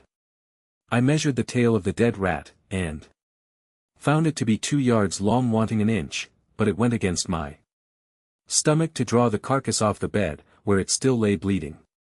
I observed it had yet some life, but, with a strong slash across the neck, I thoroughly dispatched it.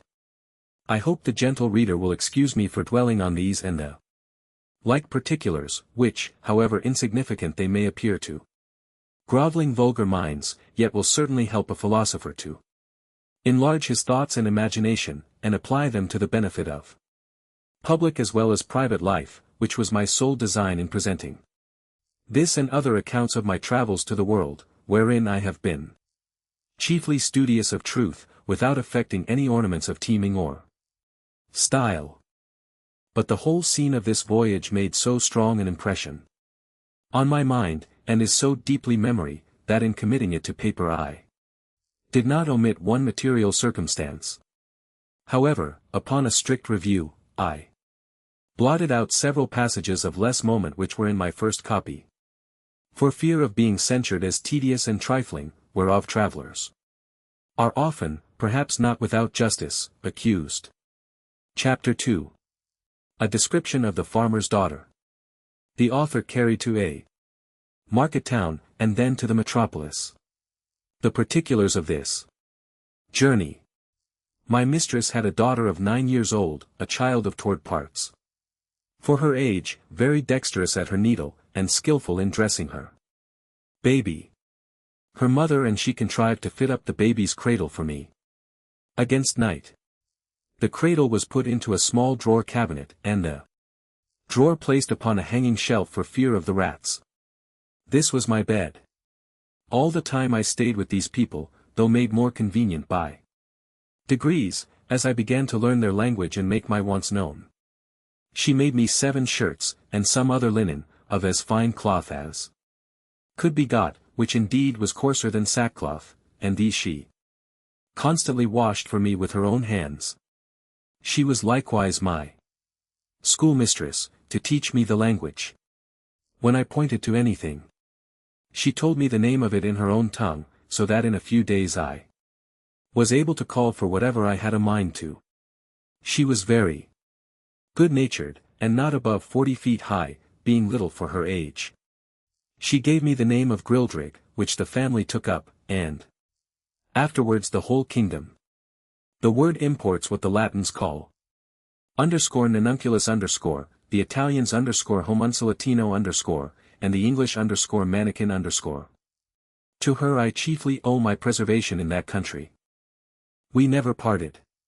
While I was there, I called her my Glundalklitch, or little nurse, and should be guilty of great ingratitude if I omitted this honorable mention of her care and affection towards me, which I heartily wish it lay in my power to requite as she deserves.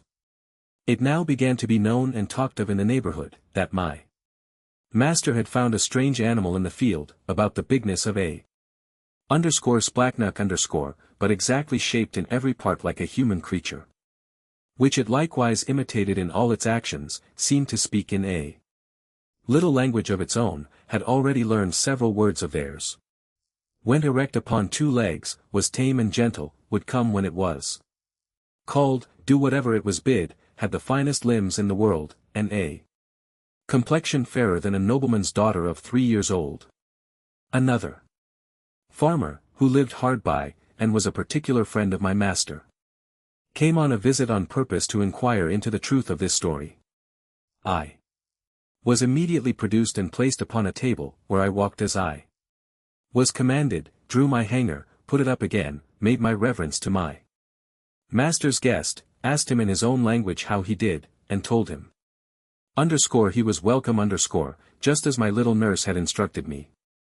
This man, who was old and dim-sighted, put on his spectacles to behold me better.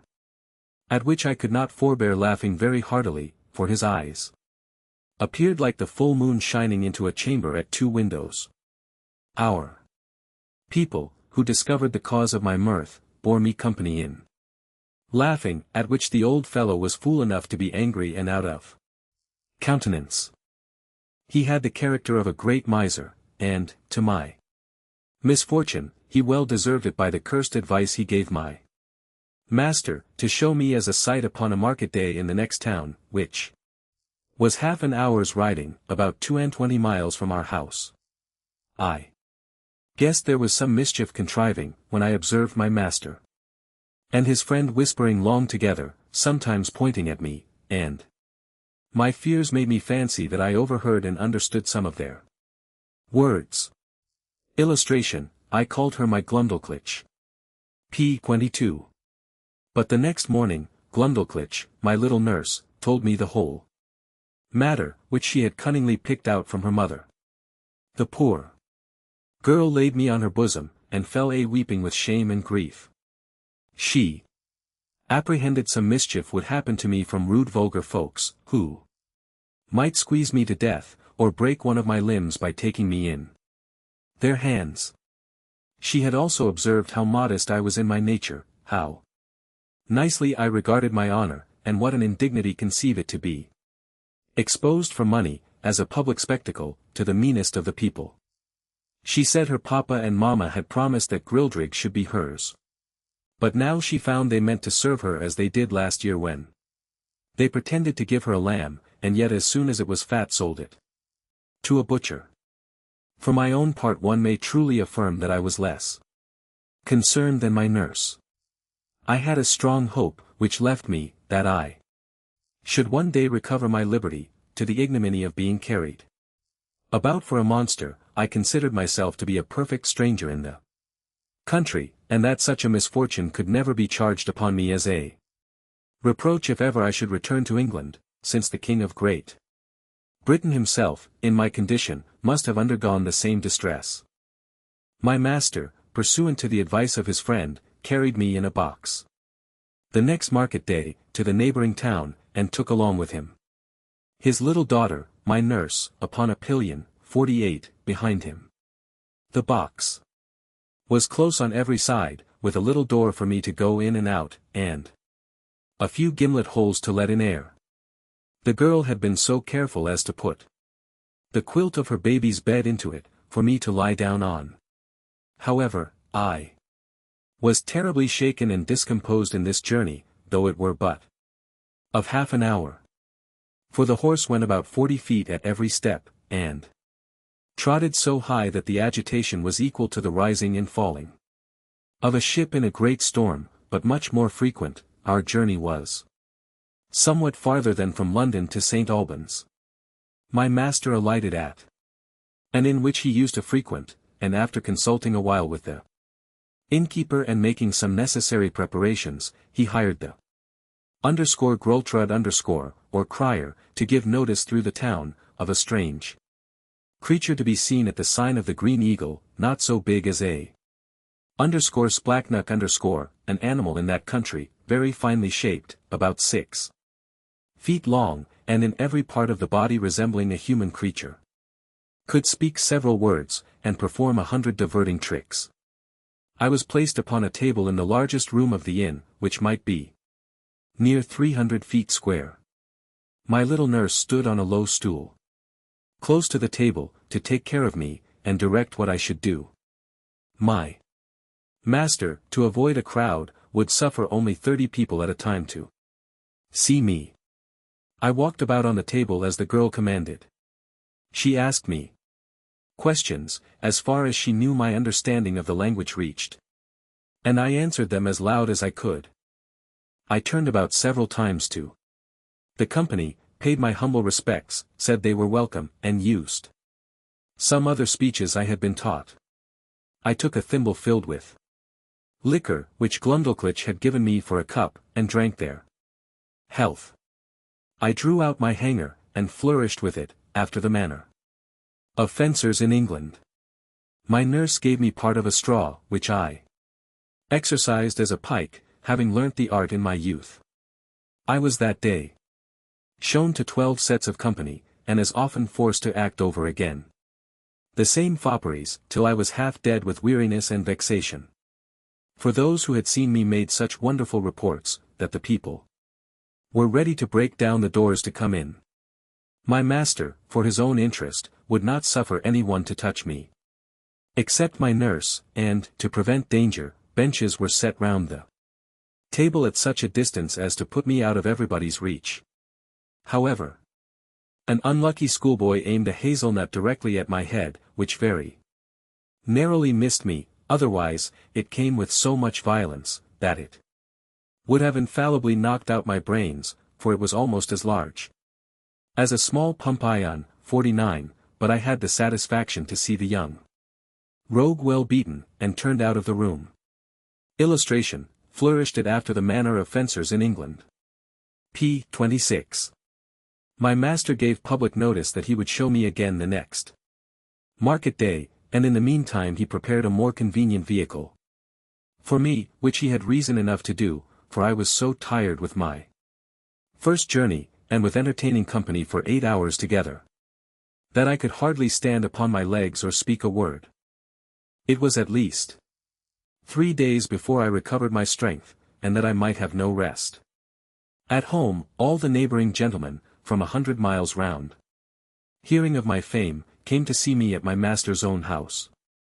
There could not be fewer than 30 persons with their wives and children, for the country was very populous, and my master demanded the rate of a full room whenever he showed me at home, although it were only to a single family, so that for some time I had but little ease every day of the week, except Wednesday, which is their Sabbath, although I was not carried to the town. My master, finding how profitable I was like to be, resolved to carry me to the most considerable cities of the kingdom.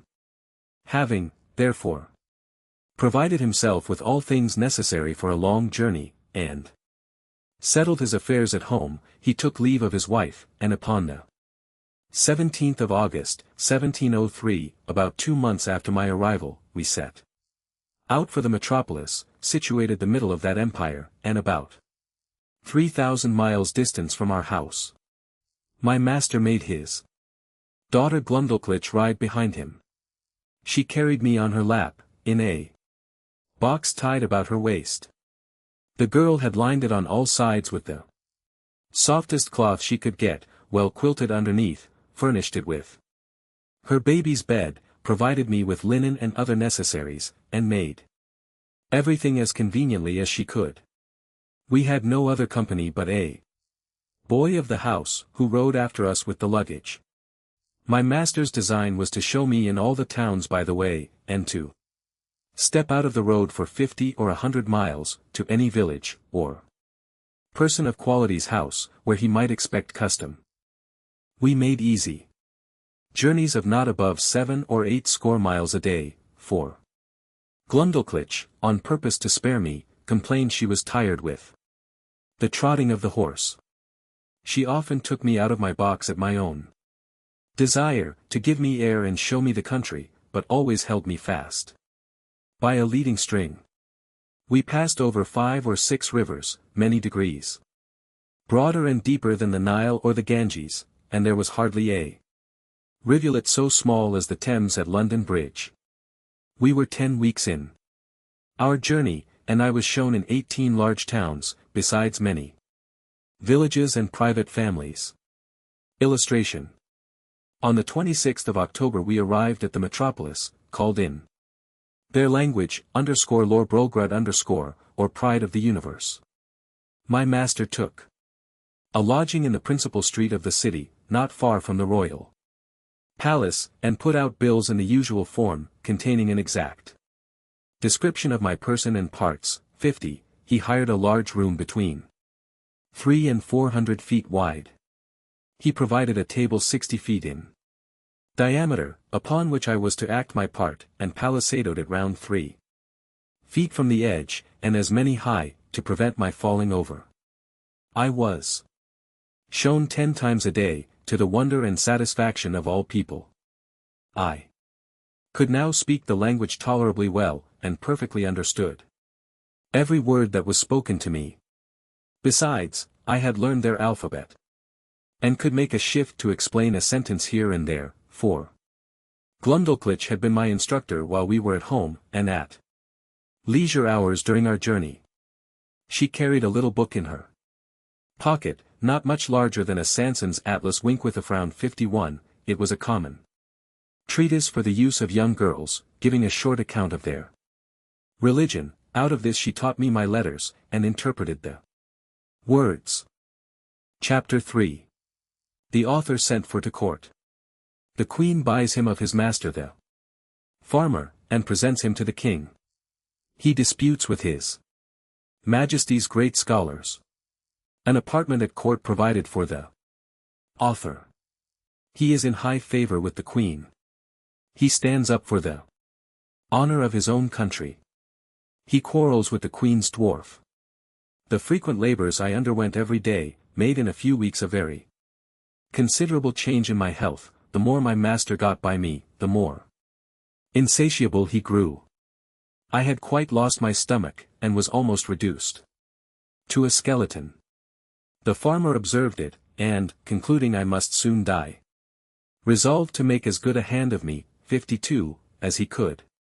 While he was thus reasoning and resolving with himself, _Slardrel_, or gentleman usher, came from court, commanding my master to carry me immediately thither, for the diversion of the queen and her ladies.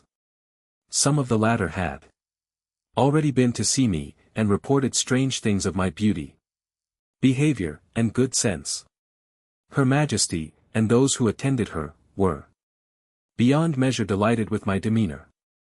I fell on my knees and begged the honor of kissing her imperial foot, but this gracious princess held out her little finger towards me, after I was set on a table, which I embraced in both my arms, and put the tip of it with the utmost respect to my lip.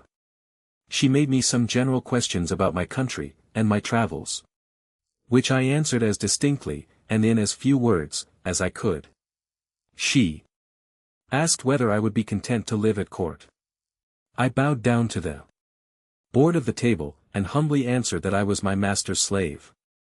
But if I were at my own disposal, I should be proud to devote my life to Her Majesty's service. She then asked my master whether he were willing to sell me at a good price.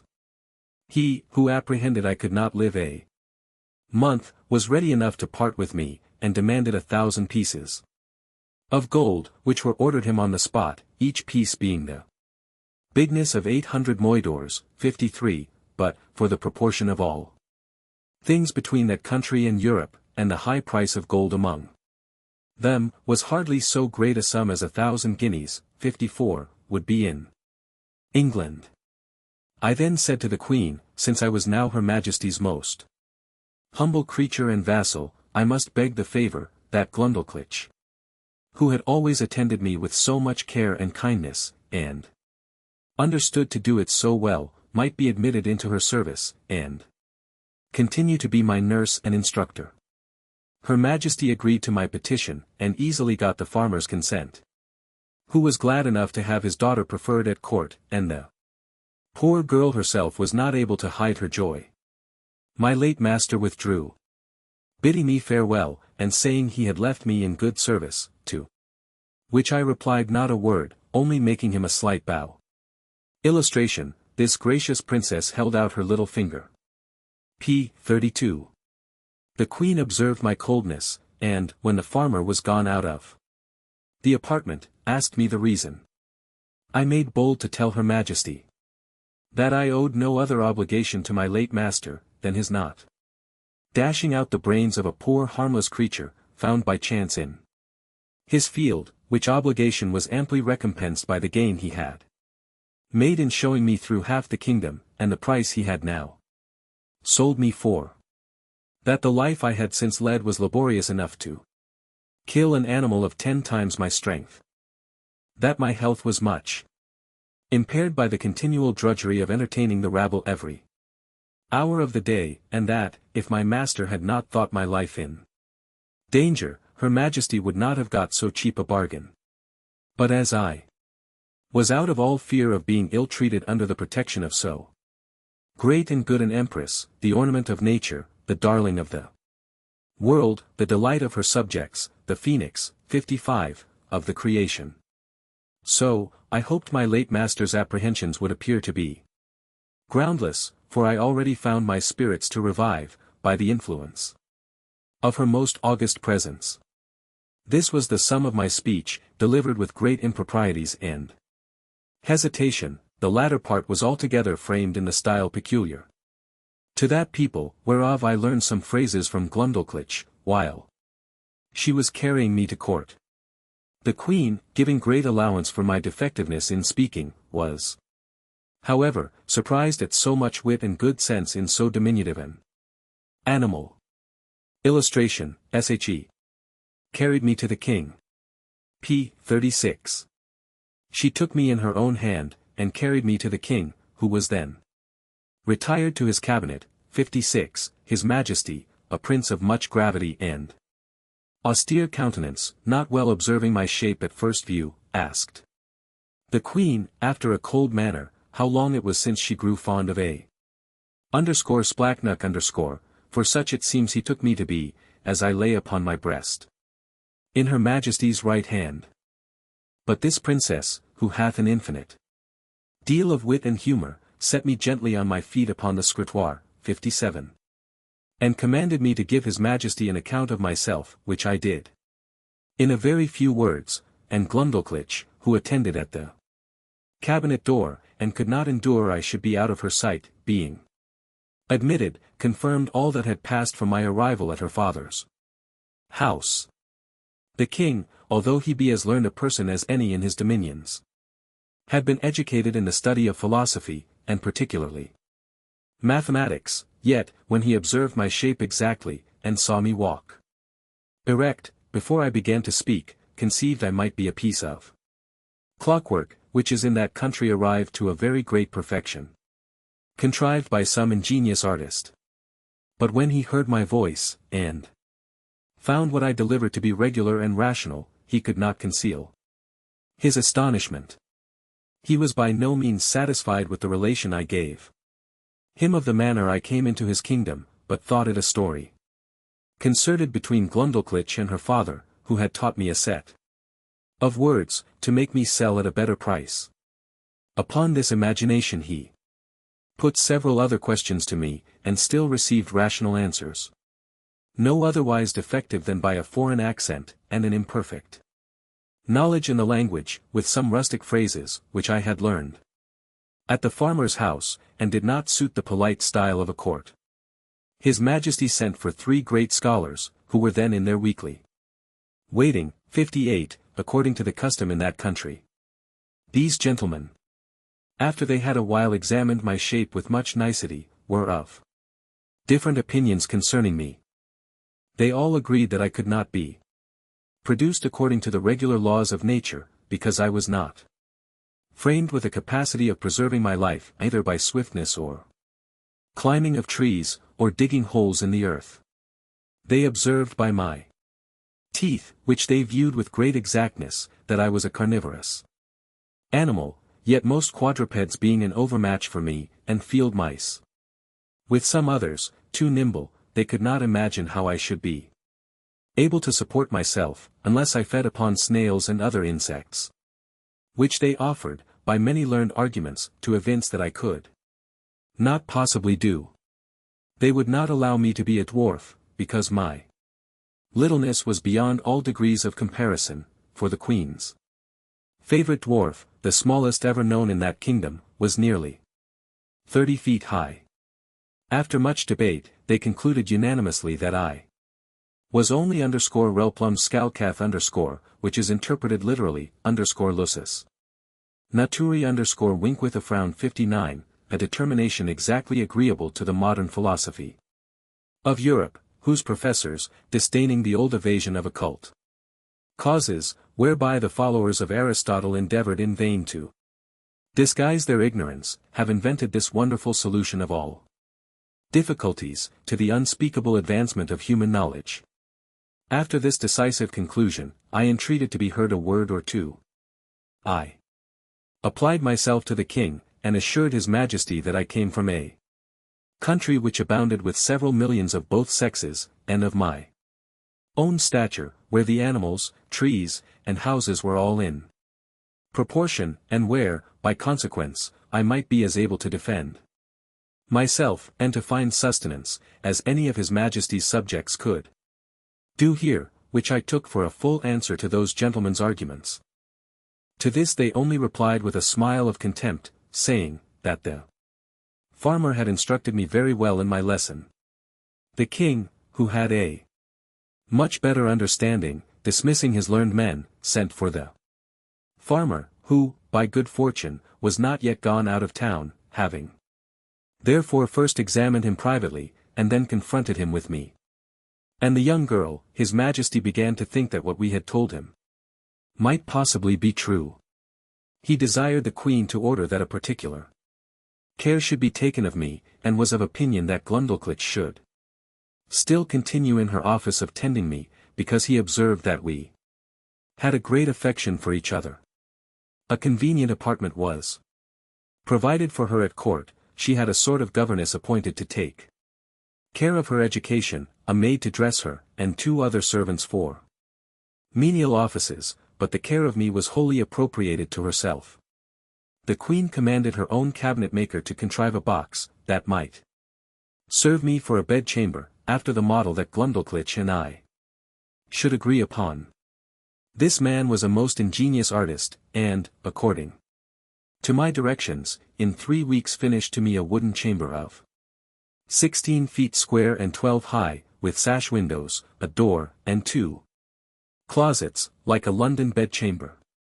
The board that made the ceiling was to be lifted up and down by 2 hinges, to put in a bed ready furnished by Her Majesty's upholsterer, which Glundulclitch took out every day to air, made it with her own hands, and, letting it down at night, locked up the roof over me.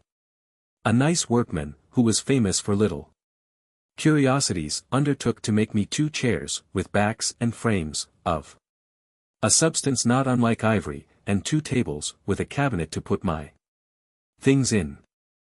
The room was quilted on all sides, as well as the floor and the ceiling, to prevent any accident from the carelessness of those who carried me, and to break the force of a jolt when I went in a coach. I desired a lock for my door, to prevent rats and mice from coming in. The smith, after several attempts, made the smallest that ever was seen among them, for I have known a larger at the gate of a gentleman's house in England. I made a shift to keep the key in a pocket of my own, fearing Glundulclitch might lose it. The queen likewise ordered the thinnest silks that could be gotten to make me clothes, not much thicker than an English blanket, very cumbersome, till I was accustomed to them. They were after the fashion of the kingdom, partly resembling the Persian, and partly the Chinese, and are a very grave and decent habit. The queen became so fond of my company that she could not dine without me. I had a table placed upon the same at which Her Majesty ate, just at her left elbow, and a chair to sit on. Glumdalclitch stood on a stool on the floor, near my table, to assist and take care of me. I had an entire set of silver dishes and plates, and other necessaries, which, in proportion to those of the Queen, were not much bigger than what I have seen in a London toy shop for the furniture of a baby house. These my little nurse kept in her pocket in a silver box, and gave me at meals, as I wanted them, always cleaning them herself. No person dined with the Queen but the two princesses royal, the elder 16 years old, and the younger at that time 13 and a month. Her Majesty used to put a bit of meat upon one of my dishes, out of which I carved for myself, and her diversion was to see me eat in miniature, for the Queen, who had indeed but a weak stomach, took up at one mouthful as much as a dozen English farmers could eat at a meal, which to me was for some time a very nauseous sight. She would crunch the wing of a lark, bones and all, between her teeth, although it were 9 times as large as that of a full-grown turkey, and put a bit of bread in her mouth as big as 2 12-penny loaves. She drank out of a golden cup, above a hogshead at a draught. Her knives were twice as long as a scythe, set straight upon the handle. The spoons, forks, and other instruments, were all in the same proportion. I remember when Glumdalclitch carried me, out of curiosity, to see some of the tables at court, where 10 or a dozen of these enormous knives and forks were lifted up together. I thought I had never till then beheld so terrible a sight. It is the custom that every Wednesday, which, as I have before observed, is their Sabbath, the King and Queen, with the royal issue of both sexes, dined together in the apartment of His Majesty, to whom I was now become a great favourite, and, at these times, my little chair and table were placed at his left hand, before one of the salt-cellars. This prince took a pleasure in conversing with me, inquiring into the manners, religion, laws, government, and learning of Europe, wherein I gave him the best account I was able. His apprehension was so clear, and his judgment so exact, that he made very wise reflections and observations upon all I said. But I confess that after I had been a little too copious in talking of my own beloved country, of our trade, and wars by sea and land, of our schisms in religion and parties in the state, the prejudices of his education prevailed so far that he could not forbear taking me up in his right hand, and, stroking me gently with the other, after a hearty fit of laughing, asked me, whether I was a Whig or a Tory. Then turning to his first minister, who waited behind him with a white staff, near as tall as the mainmast of the royal sovereign, 60. He observed how contemptible a thing was human grandeur, which could be mimicked by such diminutive insects as I, and yet, says he, I dare engage these creatures have their titles and distinctions of honor, they contrive little nests and burrows, that they call houses and cities. They make a figure in dress and equipage, they love, they fight, they dispute, they cheat, they betray. And thus he continued on, while my color came and went several times with indignation, to hear our noble country, the mistress of arts and arms, the scourge of France, the arbitress of Europe, the seat of virtue, piety, honor, and truth, the pride and envy of the world, so contemptuously treated. But, as I was not in a condition to resent injuries, so upon mature thoughts, I began to doubt whether I was injured or no. For, after having been accustomed, several months, to the sight and converse of this people, and observed every object upon which I cast mine eyes to be of proportionable magnitude, the horror I had at first conceived from their bulk and aspect was so far worn off, that, if I had then beheld a company of English lords and ladies in their finery, and birthday clothes, acting their several parts in the most courtly manner of strutting and bowing and prating, to say the truth, I should have been strongly tempted to laugh as much at them as the king and his grandees did at me. Neither, indeed, could I forbear smiling at myself, when the Queen used to place me upon her hand towards a looking-glass, by which both our persons appeared before me in full view together, and there could nothing be more ridiculous than the comparison, so that I really began to imagine myself dwindled many degrees below my usual size.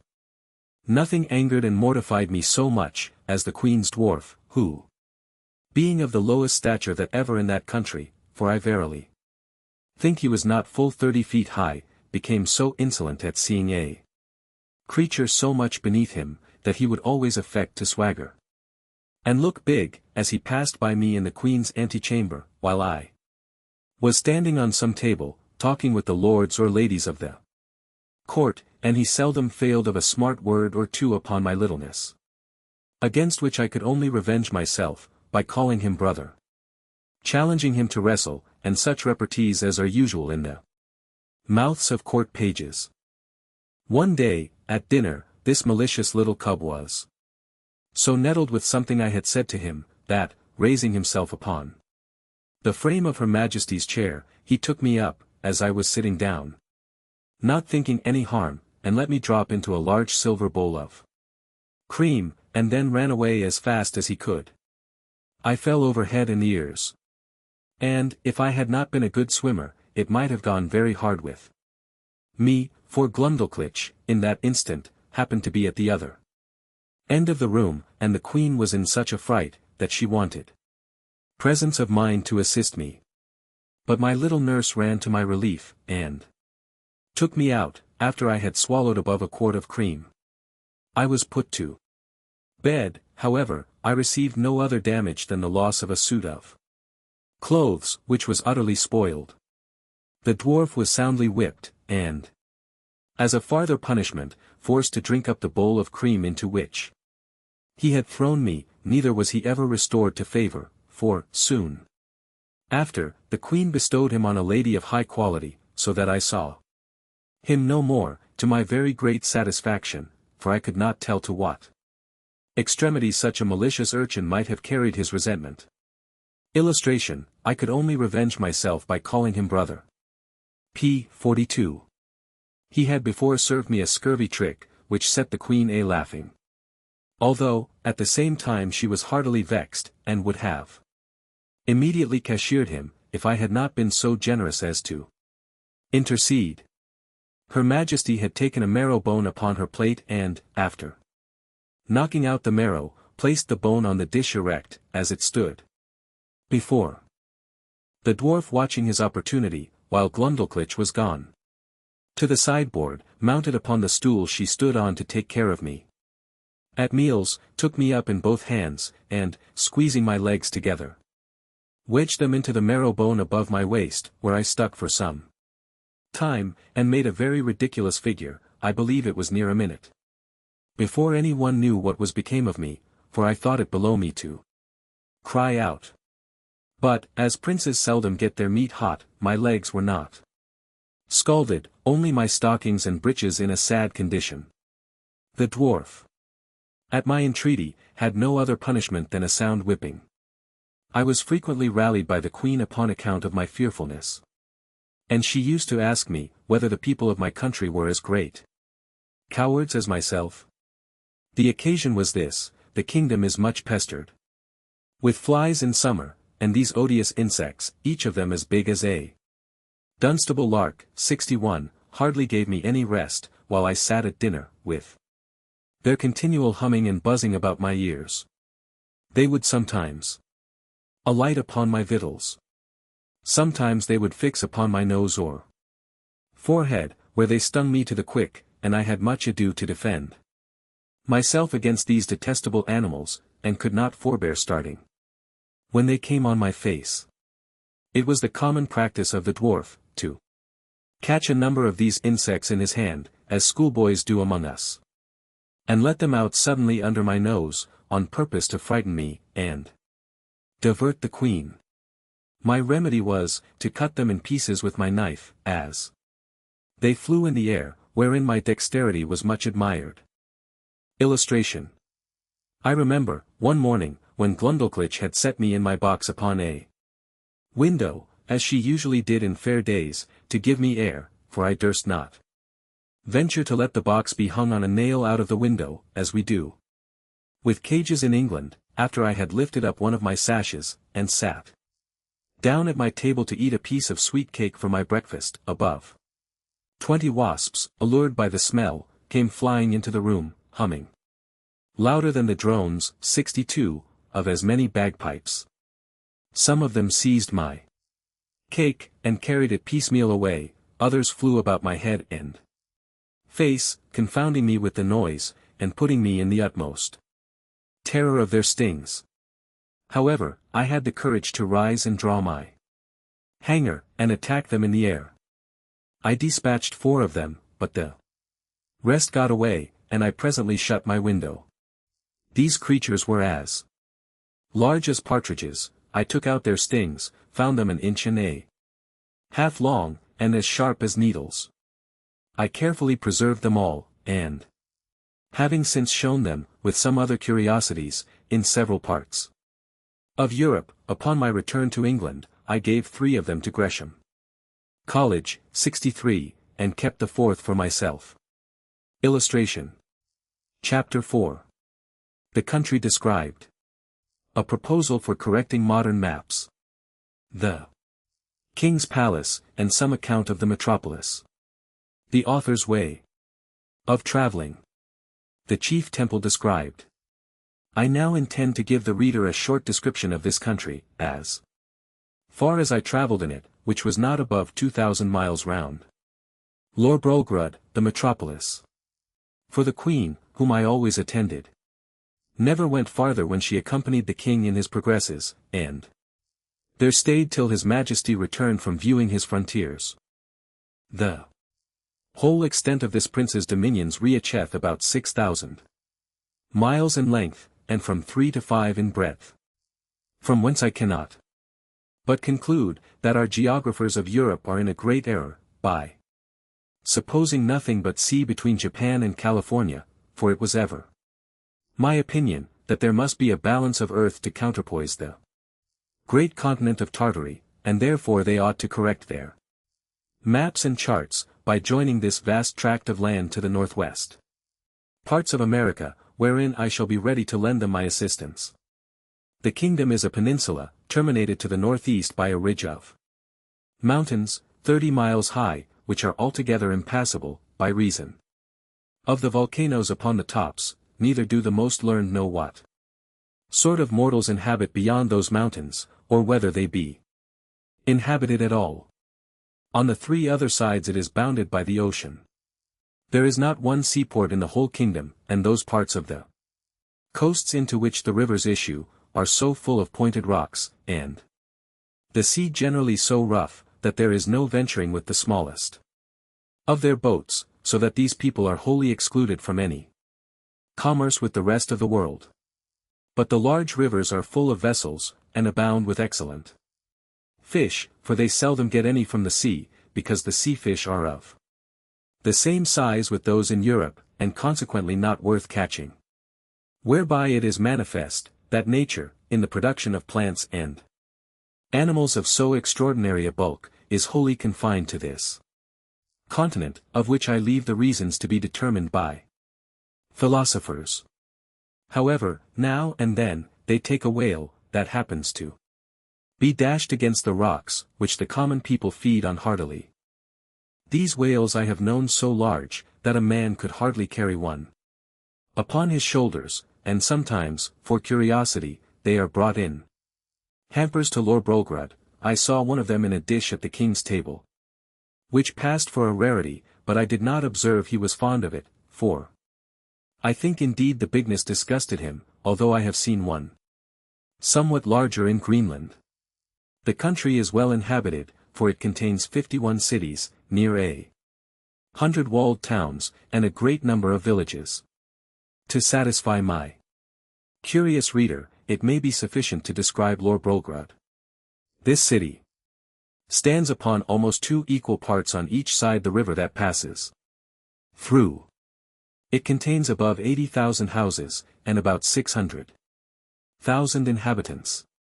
It is in length 3 glomglungs, which make about 54 English miles, and 2.5 in breadth, as I measured it myself in the royal map made by the king's order, which was laid on the ground on purpose for me, and extended 100 feet. I paced the diameter and circumference several times barefoot, and, computing by the scale, measured it pretty exactly.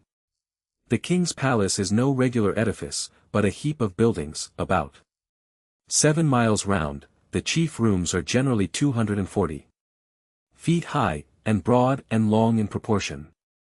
A coach was allowed to Glumdalclitch and me, wherein her governess frequently took her out to see the town, or go among the shops, and I was always of the party. Carried in my box, although the girl, at my own desire, would often take me out, and hold me in her hand, that I might more conveniently view the houses and the people as we passed along the streets. I reckoned our coach to be about the square of Westminster Hall, but not altogether so high. However, I cannot be very exact. Besides the large box in which I was usually carried, the Queen ordered a smaller one to be made for me, of about 12 feet square and 10 high, for the convenience of travelling, because the other was somewhat too large for Glumdalclitch's lap, and cumbersome in the coach. It was made by the same artist, whom I directed in the whole contrivance. This travelling closet was an exact square, 64, with a window in the middle of 3 of the squares, and each window was latticed with iron wire on the outside, to prevent accidents in long journeys. On the 4th side, which had no window, 2 strong staples were fixed, through which the person who carried me, when I had a mind to be on horseback, put a leathern belt, and buckled it about his waist. This was always the office of some grave, trusty servant, in whom I could confide, whether I attended the king and queen in their progresses, or were disposed to see the gardens, or pay a visit to some great lady or minister of state in the court, for I soon began to be known and esteemed among the greatest officers, I suppose more on account of their majesties' favour than any merit of my own. In journeys, when I was weary of the coach, a servant on horseback would buckle on my box, and place it upon a cushion before him, and there I had a full prospect of the country on 3 sides from my 3 windows. I had in this closet a field bed, and a hammock hung from the ceiling. 2 chairs and a table, neatly screwed to the floor, to prevent being tossed about by the agitation of the horse or the coach. And having been long used to sea voyages, those motions, although sometimes very violent, did not much discompose me. Whenever I had a mind to see the town, it was always in my travelling closet, which Glumdalclitch held in her lap, in a kind of open sedan, after the fashion of the country, borne by 4 men, and attended by 2 others in the Queen's livery. The people, who had often heard of me, were very curious to crowd about the sedan, and the girl was complaisant enough to make the bearers stop, and to take me in her hand, that I might be more conveniently seen. I was very desirous to see the chief temple, and particularly the tower belonging to it, which is reckoned the highest in the kingdom.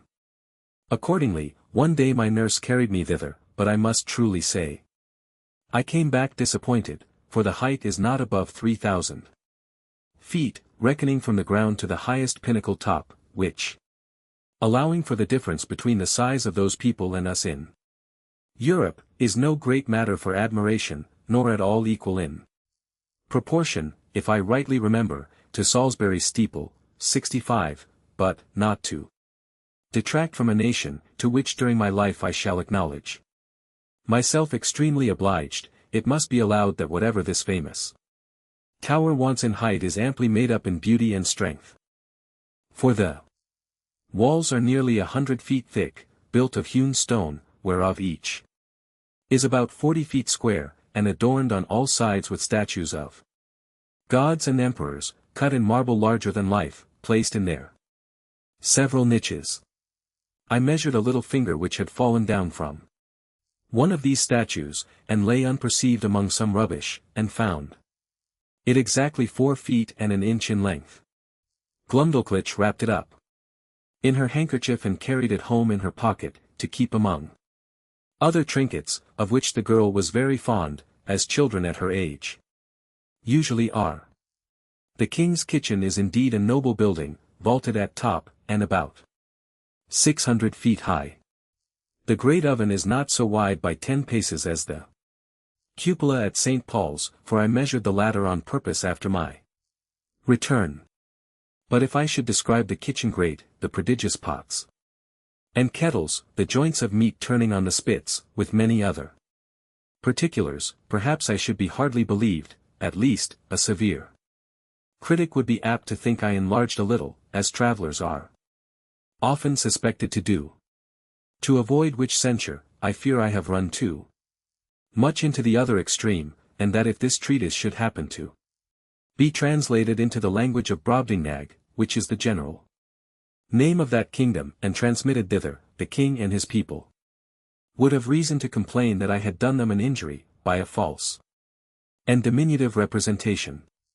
His Majesty seldom keeps above 600 horses in his stables, they are generally from 54 to 60 feet high. But when he goes abroad on solemn days, he is attended for state by a militia guard of 500 horse, which indeed I thought was the most splendid sight that could be ever beheld, till I saw part of his army in Battalia, 66. Whereof I shall find another occasion to speak. Illustration. Chapter 5, Several Adventures that Happened to the Author. The author shows his skill in navigation. I should have lived happily enough in that country, if my littleness had not exposed me to several ridiculous and troublesome accidents, some of which I shall venture to relate. Glumdalclitch often carried me into the gardens of the court in my smaller box, and would sometimes take me out of it, and hold me in her hand, or set me down to walk. I remember, before the dwarf left the queen, he followed us one day into those gardens, and my nurse having set me down, he and I being close together near some dwarf apple trees, I must needs show my wit by a silly allusion between him and the trees, which happens to hold in their language, as it doth in ours.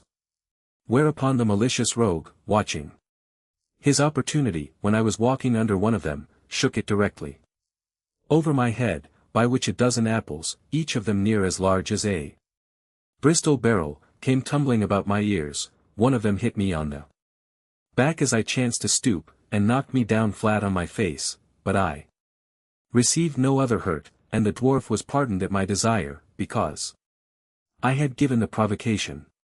Illustration. Another day, Glumdalclitch left me on a smooth grass plot to divert myself, while she walked at some distance with her governess. In the meantime there suddenly fell such a violent shower of hail, that I was immediately, by the force of it, struck to the ground, and when I was down, the hailstones gave me such cruel bangs all over the body as if I had been pelted with tennis balls. However, I made a shift to creep on all fours, and shelter myself by lying flat on my face on the lee side of a border of lemon thyme, but so bruised from head to foot that I could not go abroad in 10 days. Neither is this at all to be wondered at, because nature, in that country, observing the same proportion through all her operations, a hailstone is near 1800 times as large as one in Europe, which I can assert upon experience, having been so curious to weigh and measure them. But a more dangerous accident happened to me in the same garden, when my little nurse, believing she had put me in a secure place, which I often entreated her to do, that I might enjoy my own thoughts, and having left my box at home, to avoid the trouble of carrying it, went to another part of the garden with governess and some ladies of her acquaintance. She was absent and out of hearing. A small wight belonging to one of the chief gardeners, having got by accident into the garden, happened to place where I lay. The dog, following the scent, came directly up, and taking me in his mouth, ran straight to his master, wagging his tail, and set me gently on the ground. By good fortune, he had been so well taught, that I was carried between his teeth without the least hurt, or even tearing my clothes. But the poor gardener, who knew me well, and had a great kindness for me, was in a terrible fright, he gently took me up in both his hands, and asked me how I did, but I was so amazed and out of breath, that I could not speak a word. In a few minutes I came to myself, and he carried me safe to my little nurse, who by this time had returned to the place where she left me, and was in cruel agonies when I did not appear nor answer when she called. She severely reprimanded the gardener on account of his dog, but the thing was bushed up and never known at court, for the girl was afraid of the queen's anger, and truly. As to myself, I thought it would not be for my reputation that such a story should go about. This accident absolutely determined Glumdalclitch never to trust me abroad for the future out of her sight. I had been long afraid of this resolution, and therefore concealed from her some little unlucky adventures that happened in those times when I was left by myself. Once, a kite, hovering over the garden, made a stoop at me, and if I had not resolutely drawn my hanger, and run under a thick espalier, 67, he would have certainly carried me away in his talons. Another time, walking to the top of a fresh molehill, I fell to my neck in the hole through which that animal had cast up the earth.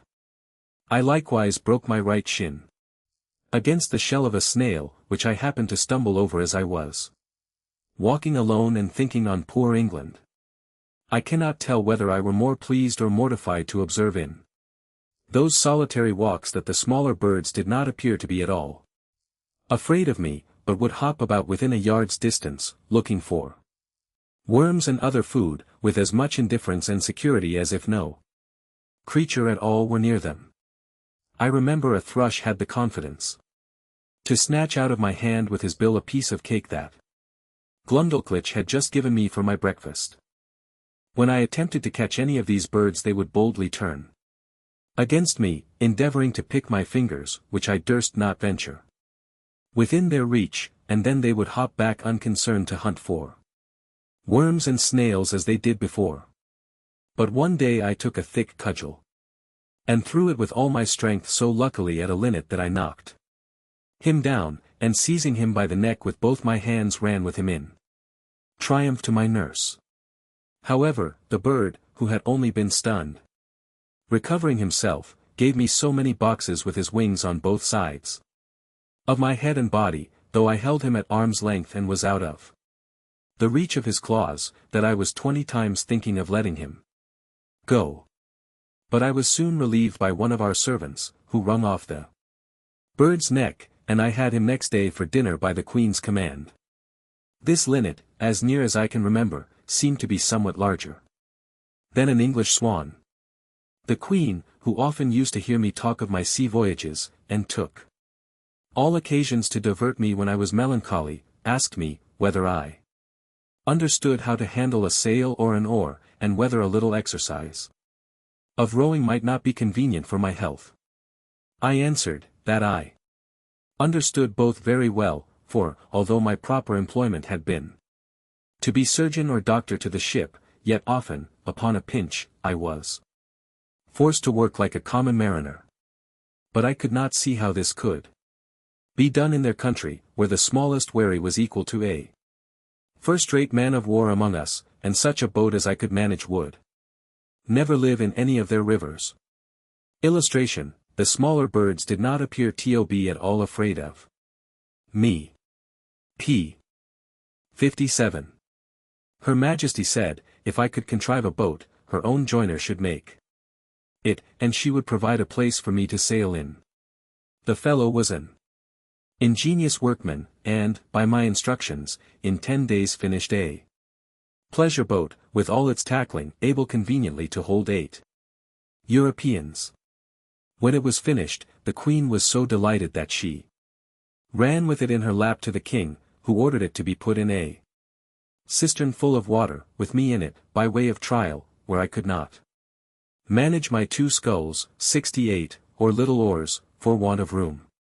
But the Queen had before contrived another project. She ordered the joiner to make a wooden trough of 300 feet long, 50 broad, and 8 deep, which, being well pitched, to prevent leaking, was placed on the floor along the wall in an outer room of the palace. It had a cock near the bottom to let out the water, when it began to grow stale, and 2 servants could easily fill it in half an hour. Here I often used to row for my own diversion, as well as that of the queen and her ladies, who thought themselves well entertained with my skill and agility. Sometimes I would put up my sail, and then my business was only to steer, while the ladies gave me a gale with their fans, and when they were weary, some of their pages would blow my sail forward with their breath, while I showed my art by steering starboard, 69, or larboard, as I pleased. When I had done, Glumdalclitch always carried back my boat into her closet, and hung it a nail to dry. In this exercise I once met an accident, which had like to have cost me my life, for one of the pages having put my boat into the trough, the governess, who attended Glumdalclitch, very officiously lifted me up to place me in the boat, but I happened to slip through her fingers, and should infallibly have fallen down 40 feet upon the floor, if, by the luckiest chance in the world, I had not been stopped by a corking pin, 70, that stuck in the good gentlewoman's stomacher wink with a frown 71, the head of the pin passed between my shirt and the waistband of my breeches, and thus I held by the middle in the air, till Glumdalclitch ran to my relief. Illustration, gave me a gale with their fans. p. 60.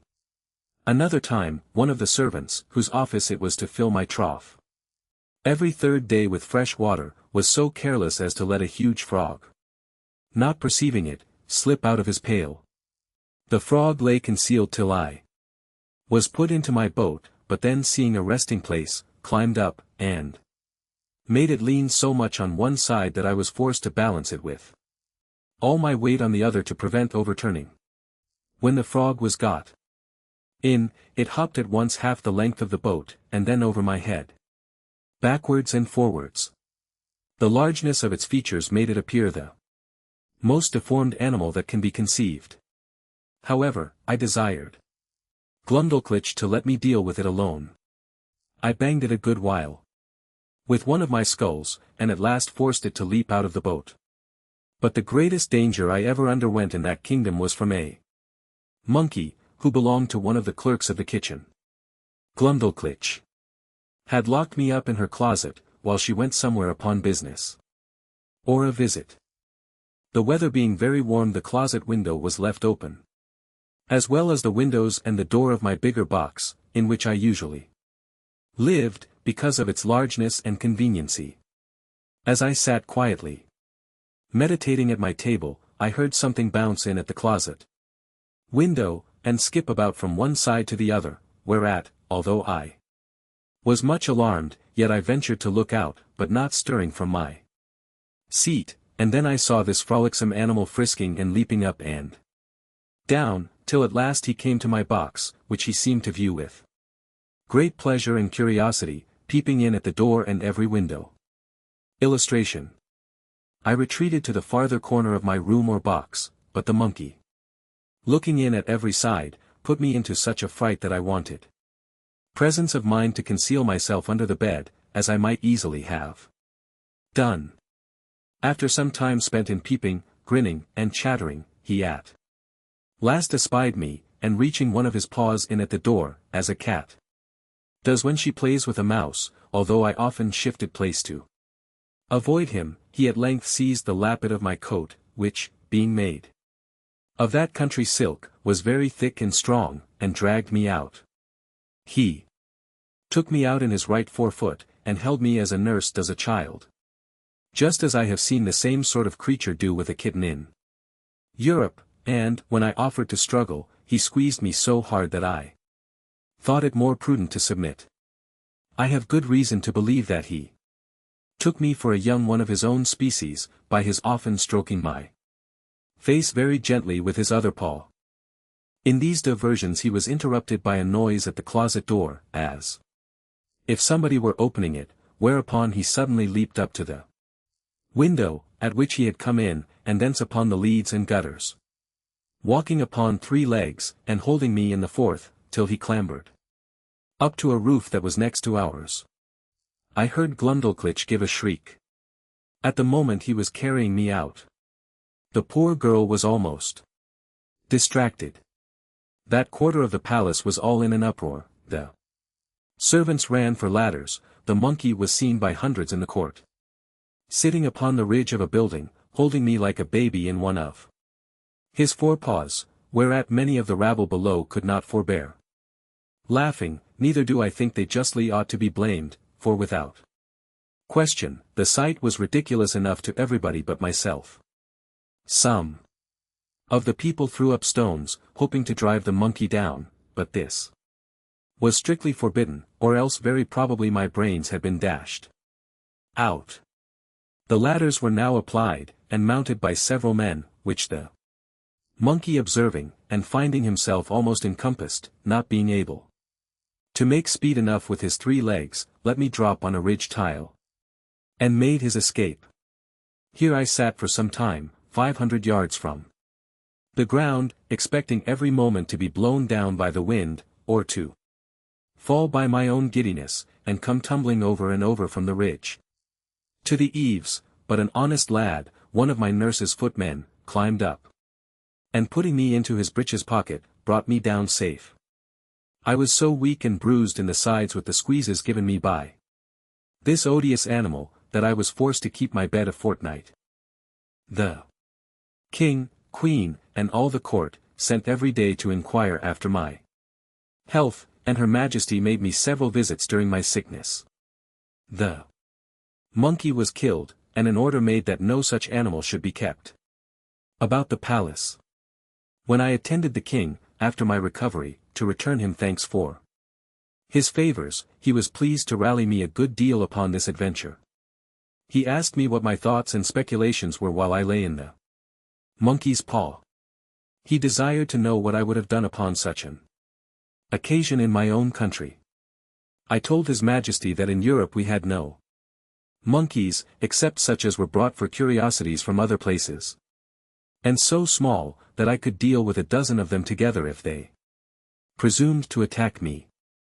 And as for that monstrous animal with whom I was so lately engaged, it was, indeed, as large as an elephant, if my fears had suffered me to think so far as to make use of my hanger, looking fiercely, and clapping my hand upon the hilt, as I spoke, when he poked his paw into my chamber. Perhaps I should have given him such a wound as would have made him glad to withdraw it with more haste than he put it in. This I delivered in a firm tone, like a person who was jealous lest his courage should be called in question. However, my speech produced nothing else besides a loud laughter, which all the respect due to His Majesty from those about him could not make them contain. This made me reflect how vain an attempt it is for a man to endeavor to do himself honor among those who are out of all degree of equality or comparison with him. And yet I have seen the moral of my own behavior very frequent in England since my return, where a little contemptible varlet, 72, without the least title to birth, person, wit, or common sense, shall presume to look with importance, and put himself upon a foot with the greatest persons of the kingdom. I was every day furnishing the court with some ridiculous story, and Glundulklitch, although she loved me to excess, yet was arch enough to inform the queen whenever I committed any folly that she thought would be diverting to Her Majesty. The girl, who had been out of order, was carried by her governess to take the air about an hour's distance, or 30 miles from town. They alighted out of the coach near a small footpath in a field, and, Glundulklitch setting down my traveling box, I went out of it to walk. There was a pool of mud in the path, and I must needs try my activity by attempting to leap over it. I took a run, but unfortunately jumped short, and found myself just in the middle up to my knees. I waded through with some difficulty, and one of the footmen wiped me as clean as he could with his handkerchief, for I was filthily bemired, and my nurse confined me to my box till we returned home, when the queen was soon informed of what had passed, and the footman spread it about the court, so that all the mirth for some days was at my expense. Chapter 6. Several contrivances of the author to please the king and queen. He shows his skill in music. The king inquires into the state of England, which the author relates to him. The king's observations thereon. I used to attend the king's levee, 73, once or twice a week, and had often seen him under the barber's hand, which indeed was at first very terrible to behold, for the razor was almost twice as long as an ordinary scythe.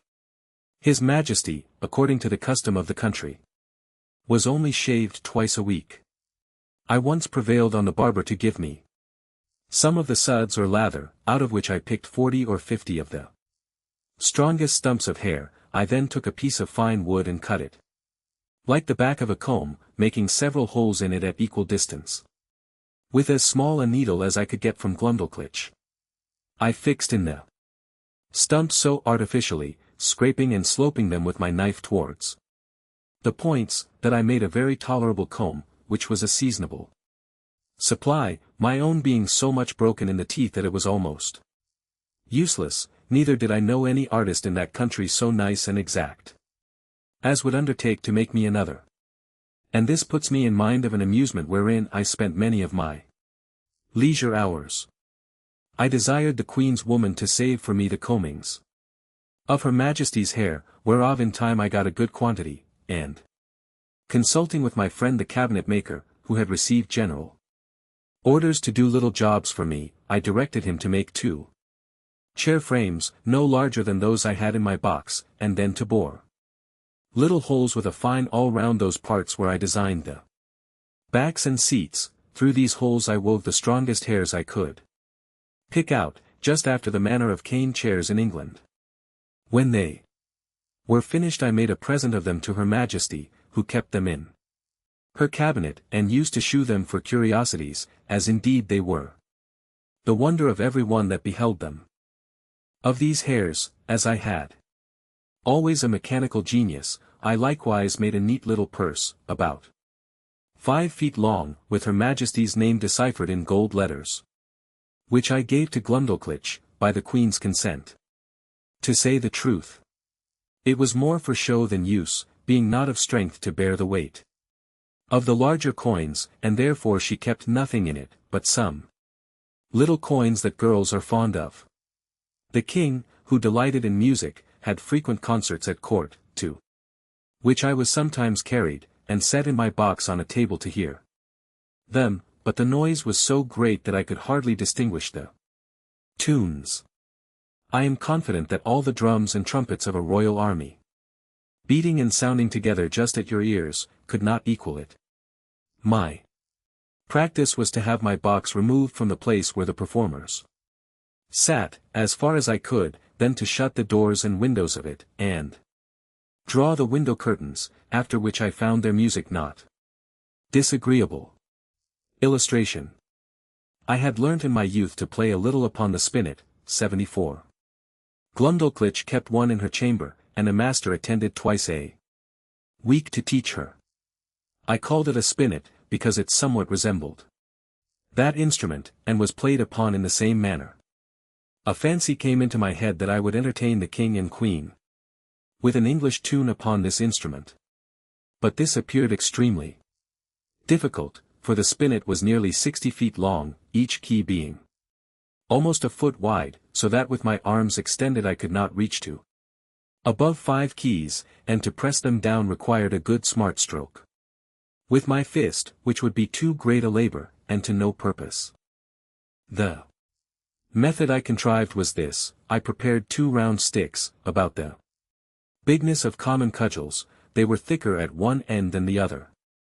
And I covered the thicker ends with a piece of mouse's skin, that by rapping on them I might neither damage the tops of the keys nor interrupt the sound. Before the spinet a bench was placed about 4 feet below the keys, and I was put upon the bench. I ran sidling upon it that way and this as fast as I could, banging the proper keys with my 2 sticks, and made a shift to play a jig to the great satisfaction of both their majesties, but it was the most violent exercise I ever Underwent, and yet I could not strike above 16 keys, nor consequently play the bass and treble together as other artists do. Which was a great disadvantage to my performance.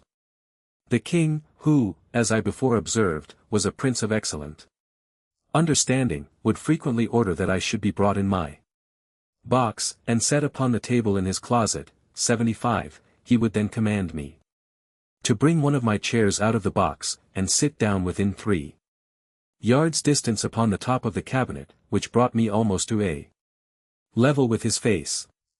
In this manner I had several conversations with him.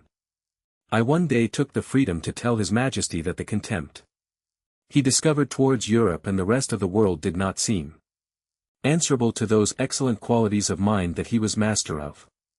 That reason did not extend itself with the bulk of the body. On the contrary, we observed in our country that the tallest persons were usually least provided with it.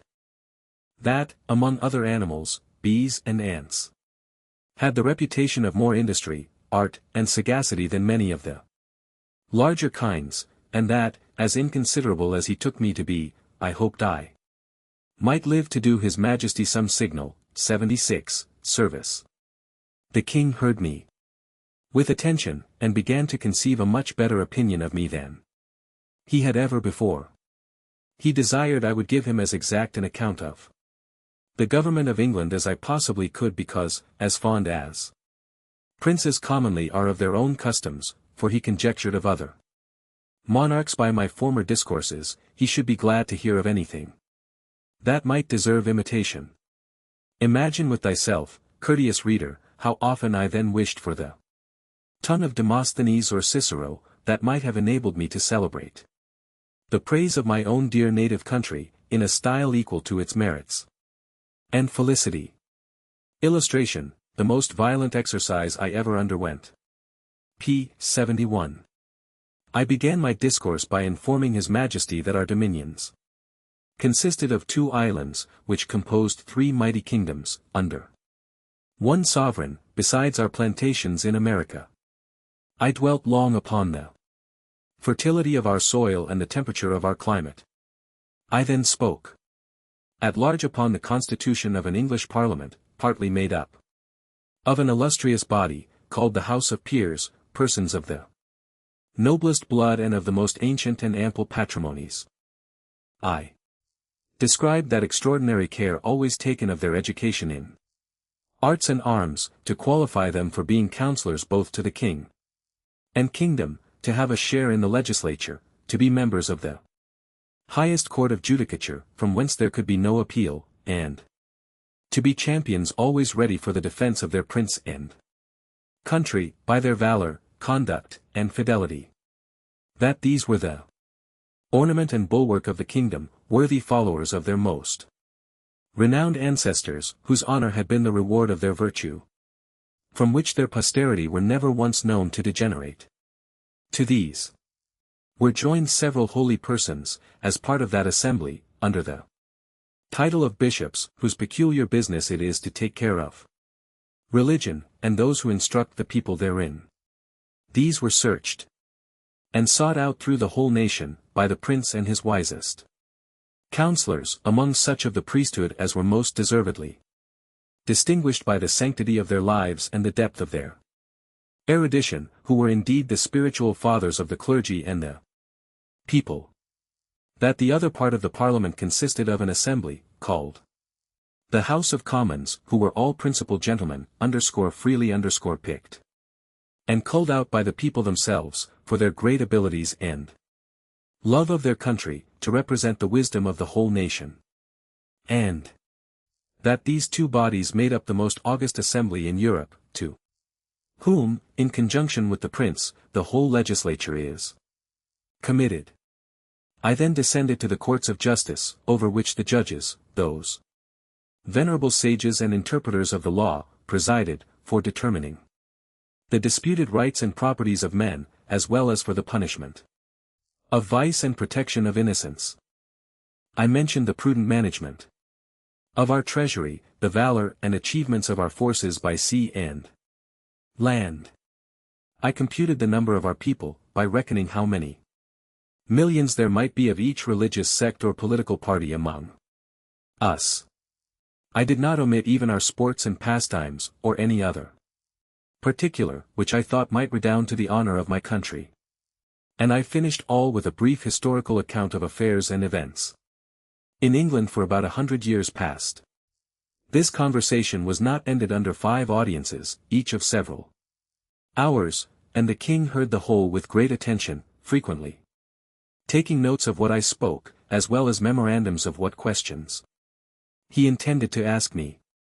When I had put an end to these long discourses, His Majesty, in a 6th audience, consulting his notes, proposed many doubts, queries, and objections, upon every article. He asked what methods were used to cultivate the minds and bodies of our young nobility, and in what kind of business they commonly spent the first and teachable part of their lives. What course was taken to supply that assembly when any noble family became extinct? What qualifications were necessary in those who are to be created new lords, whether the humor of the prince, a sum of money to a court lady as a prime minister, or a design of strengthening a party opposite to the public interest, ever happened to be motives in those advancements? What share of knowledge these lords had in the laws of their country, and how they came by it, so as to enable them to decide the properties of their fellow subjects in the last resort. Whether they were always so free from avarice, partialities, or want that a bribe or some other sinister view could have no place among them. Whether those holy lords I spoke of were always promoted to that rank upon account of their knowledge in religious matters and the sanctity of their lives, had never been compilers with the times while they were common priests or slavish prostitute chaplains to some nobleman, whose opinions they continued servilely to follow, after they were admitted into that assembly. He then desired to know what arts were practiced in electing those whom I called commoners, whether a stranger, with a strong purse, might not influence the vulgar voters to choose him before their own landlord, or the most considerable gentleman in the neighborhood. How it came to pass that people were so violently bent upon getting into this assembly, which I allowed to be a great trouble and expense, often to the ruin of their families, without any salary or pension, because this appeared such an exalted strain of virtue and public spirit, that His Majesty seemed to doubt it might possibly not be always sincere, and he desired to know whether such zealous gentlemen could have any views of refunding themselves for the charges and trouble they were at, by sacrificing the public good to the designs of a weak and vicious prince, in conjunction with a corrupted ministry. He multiplied his questions, and sifted me thoroughly upon every part of this head, proposing numberless inquiries and objections, which I think it not prudent or convenient to repeat. Upon what I said in relation to our courts of justice, His Majesty desired to be satisfied in several points, and this I was the better able to do, having been formerly almost ruined by a long suit in Chancery, 77, which was decreed for me with costs. He asked what time was usually spent in determining between right and wrong, and what degree of expense.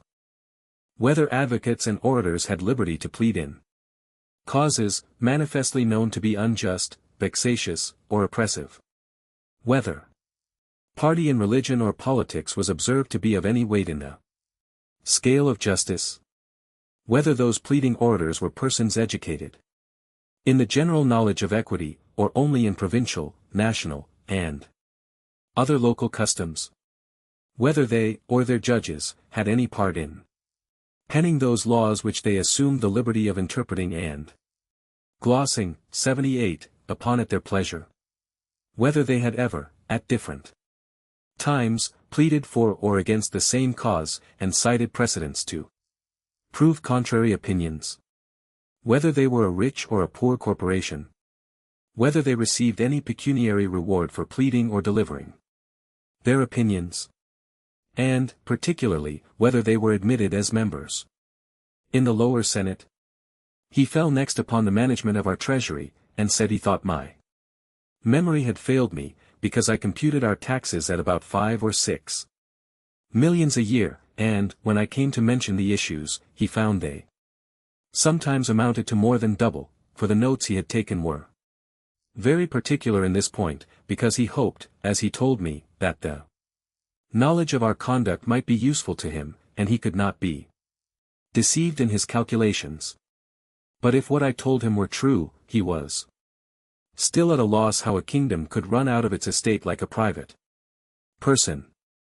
He asked me who were our creditors, and where we found to pay them. He wondered to hear me talk of such chargeable and expensive wars.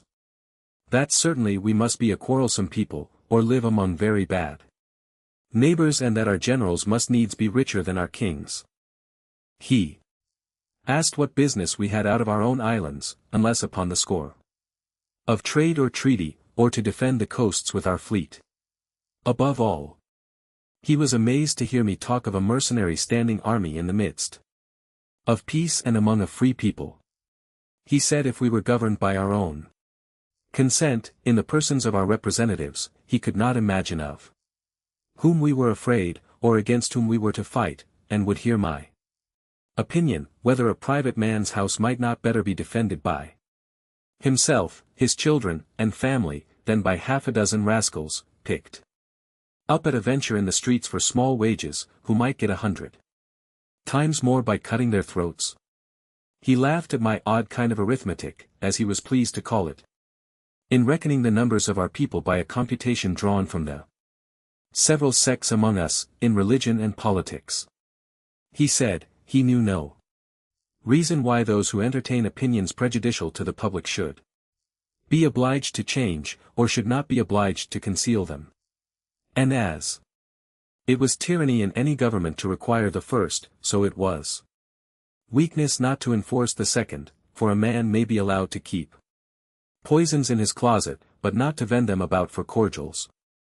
He observed, that among the diversions of our nobility and gentry, I had mentioned gaming. He desired to know at what age this entertainment was usually taken up, and when it was laid down, how much of their time it employed, whether it ever went so high as to affect their fortunes, whether mean, vicious people, by their dexterity in that art, might not arrive at great riches, and sometimes keep our very nobles in dependence, as well as habituate them to vile companions, wholly take them from the improvement of their minds, and force them, by the losses they received, to learn and practice that infamous dexterity upon others. He was perfectly astonished with the historical account I gave him of our affairs during the last century, protesting it was only a heap of conspiracies, rebellions, murders, massacres, revolutions, banishments. The very worst effects that avarice, faction, hypocrisy, perfidiousness, cruelty, rage, madness, hatred, envy, lust, malice, and ambition, could produce. His Majesty, in another audience, was at the pains to recapitulate the sum of all I had spoken, compared the questions he made with the answers I had given, then taking me into his hands, and stroking me gently, delivered himself in these words which I shall never forget, nor the manner he spoke them in. My little friend Grildrig, you have made a most admirable panegyric upon your country. You have clearly proved that ignorance, idleness, and vice are the proper ingredients for qualifying a legislator, that laws are best explained, interpreted, and applied by those whose interest and abilities lie in perverting, confounding, and eluding them. I observe among you some lines of an institution, which in its original might have been tolerable, but these half erased, and the rest wholly blurred and blotted by corruptions. It doth not appear, from all you have said, how any one perfection is required towards the procurement of any one station among you, much less that men are ennobled on account of their virtue, that priests are advanced for their piety or learning, soldiers for their conduct or valor, judges for their integrity, senators for the love of their country, or counselors for their wisdom. As for yourself, continued the king, who have spent the greatest part of your life in traveling, I am well disposed to hope you may hitherto have escaped many vices of your country. but by what I have gathered from your own relation, and the answers I have with much pains wrung and extorted from you, I cannot but conclude the bulk of your natives to be the most pernicious race of little odious vermin that nature ever suffered to crawl upon the surface of the earth. Illustration, you have made a most admirable panegyric. p. 79. Chapter 7. The author's love of his country. He makes a proposal of much advantage to the king, which is rejected. The king's great ignorance in politics.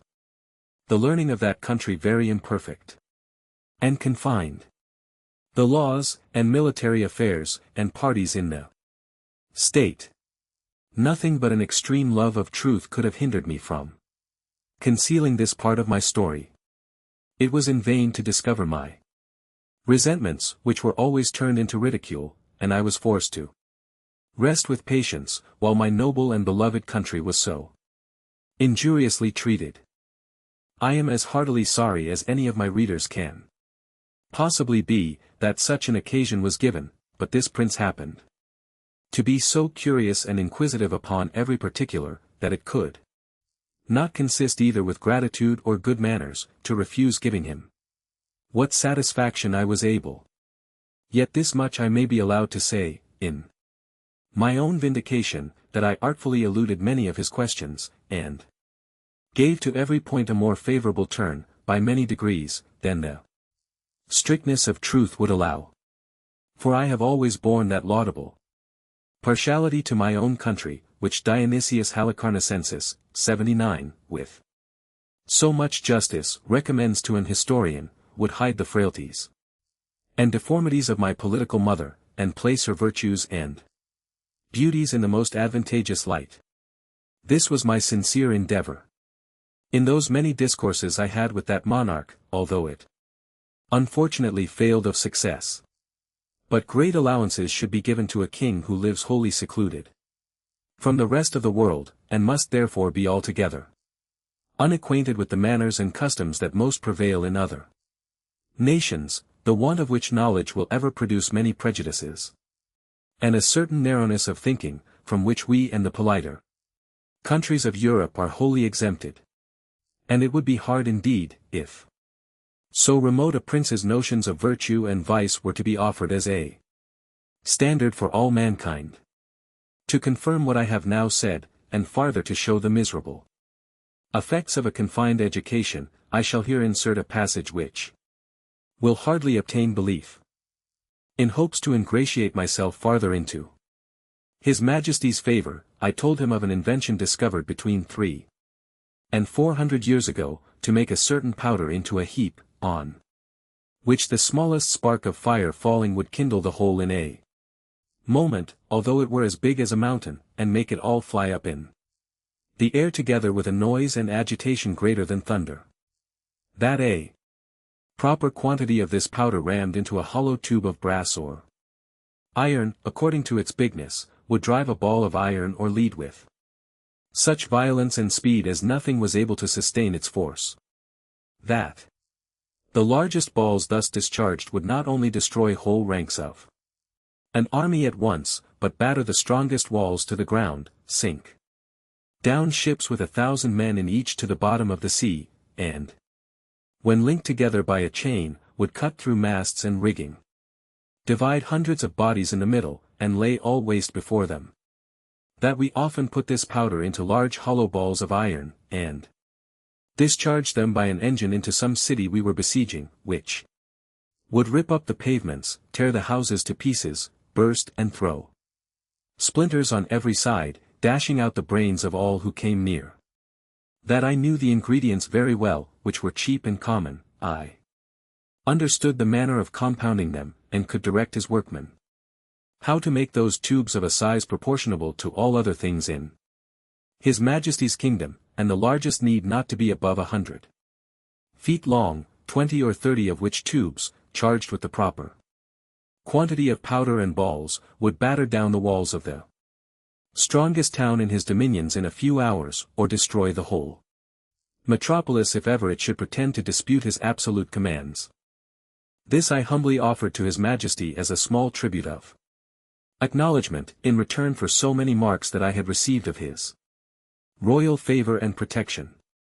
The king was struck with horror at the description I had given him of those terrible engines, and the proposal I had made. He was amazed, how so impotent and groveling an insect as I, these were his expressions, could entertain such inhuman ideas, and in so familiar a manner, as to appear wholly unmoved at all the scenes of blood and desolation, which I had painted, as the common effects of those destructive machines. Whereof, he said, some evil genius, enemy to mankind, must have been the first contriver.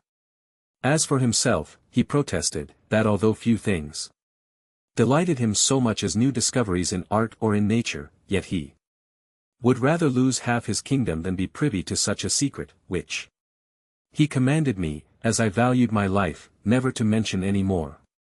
A strange effect of narrow principles and short views. That a prince, possessed of every quality which procures veneration, love, and esteem, of strong parts, great wisdom, and profound learning, endowed with admirable talents for government, and almost adored by his subjects, should, from a nice unnecessary scruple, whereof in Europe we can have no conception, let slip an opportunity put into his hands, that would have made him absolute master of the lives, the liberties, and the fortunes of his people. Neither do I say this with the least intention to detract from the many virtues of that excellent king, whose character I am sensible will on this account be very much lessened in the opinion of an English reader, but I take this defect among them to have arisen from their ignorance, by not having hitherto reduced politics into a science, as the more acute wits of Europe have done. For I remember very well, in a discourse one day with the king, when I happened to say there were several thousand books among us, written upon the art of government, it gave him, directly contrary to my intention, a very mean opinion of our understandings. He professed both to abominate and despise all mystery, refinement, and intrigue either in a prince or a minister. He could not tell what I meant by secrets of state, where an enemy or some rival nation were not in the case. He confined the knowledge of governing within very narrow bounds, to common sense and reason, to justice and lenity, to the speedy determination of civil and criminal causes, with some other obvious topics, which are not worth considering. And he gave it for his opinion, that whoever could make 2 ears of corn, or 2 blades of grass to grow upon a spot of ground, where only one grew before, would deserve better of mankind, and do more essential service to his country, than the whole race of politicians put together. The learning of this people is very defective, consisting only in morality, history, poetry, and mathematics, wherein they must be allowed to excel. But the last of these is wholly applied to what may be useful in life, to the improvement of agriculture, and all mechanical arts, so that among us it would be little esteemed. And as to ideas, entities, abstractions, and transcendentals, 80, I could never drive the least conception into their heads. No law of that country must exceed in words the number of letters in their alphabet, which consists only in 22. But indeed few of them extend even to that length. They are expressed in the most plain and simple terms, wherein those people are not mercurial, 81, enough to discover above one interpretation, and to write a comment upon any law is a capital crime. As to the decision of civil causes, or proceedings against criminals, their precedents are so few, that they have little reason to boast of any extraordinary skill in either. They have had the art of printing, as well as the Chinese, time out of mind, but their libraries are not very large, for that of the king, which is reckoned the largest, doth not amount to above 1,000 volumes, placed in a gallery of 1,200 feet long, from whence I had liberty to borrow what books I pleased.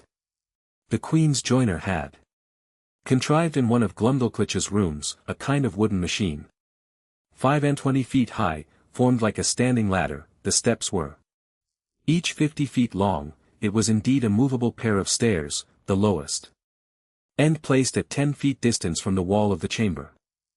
The book I had a mind to read was put up leaning against the wall. I first mounted to the upper step of the ladder, and turning my face towards the book, began at the top of the page, and so walking to the right and left about 8 or 10 paces, according to the length of the lines, till I had gotten a little below the level of mine eyes, and then descending gradually, till I came to the bottom, after which I mounted again, and began the other page in the same manner, and so turned over the leaf, which I could easily do with both my hands, for it was as thick and stiff as a pasteboard, and in the largest folios not above 18 or 20 feet long.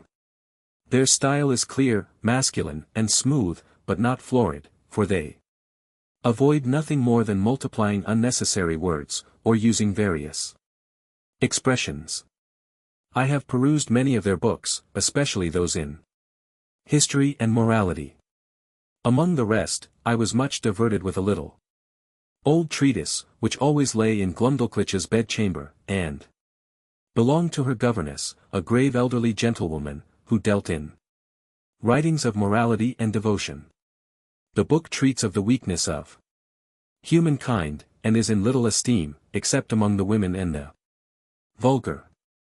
However, I was curious to see what an author of that country could say upon such a subject. Illustration.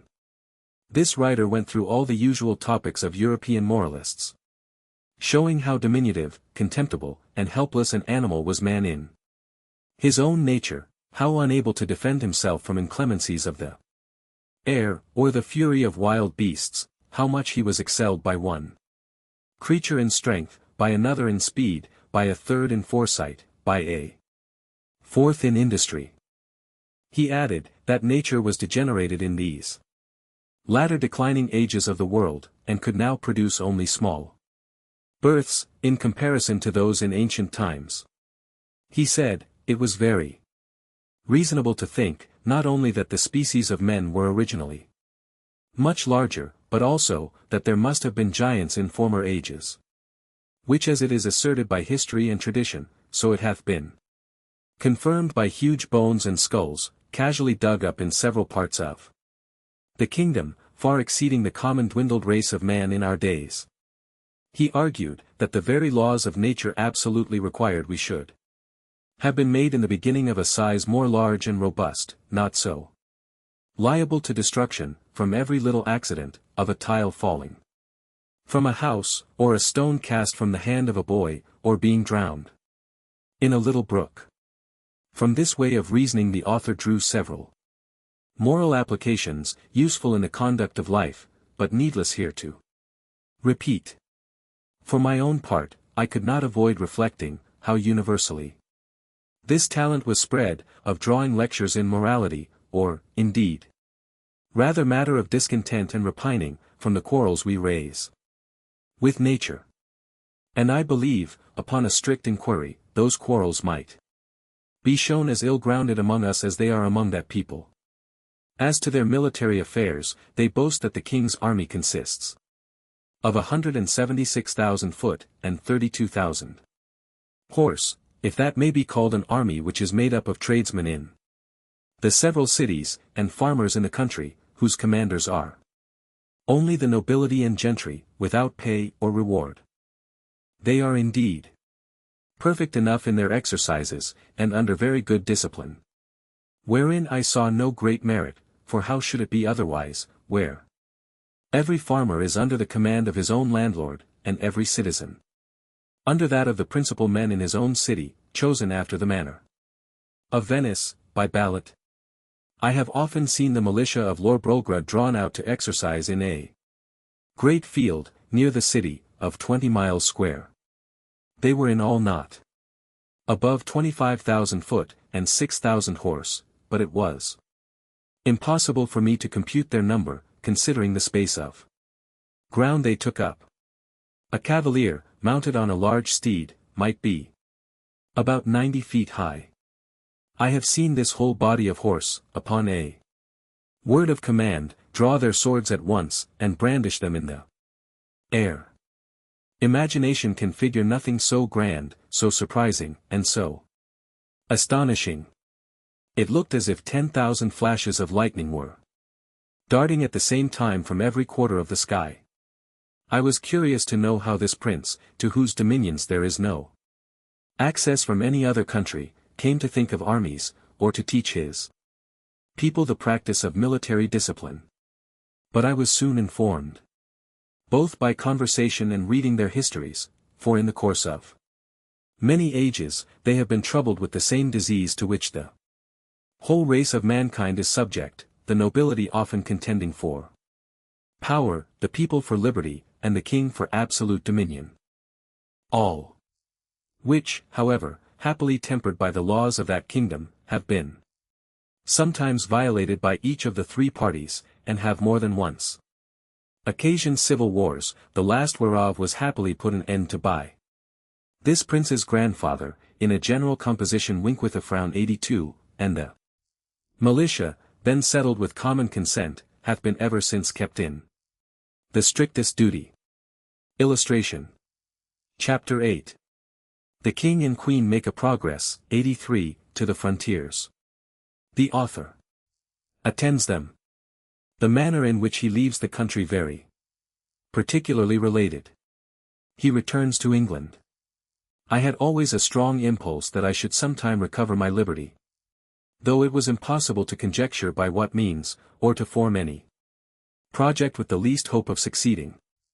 The ship in which I sailed was the first ever known to be driven within sight of the coast, and the king had given strict orders, that if at any time another appeared, it should be taken ashore, and with all its crew and passengers brought in a tumbrel, 84, to Lorbrograd.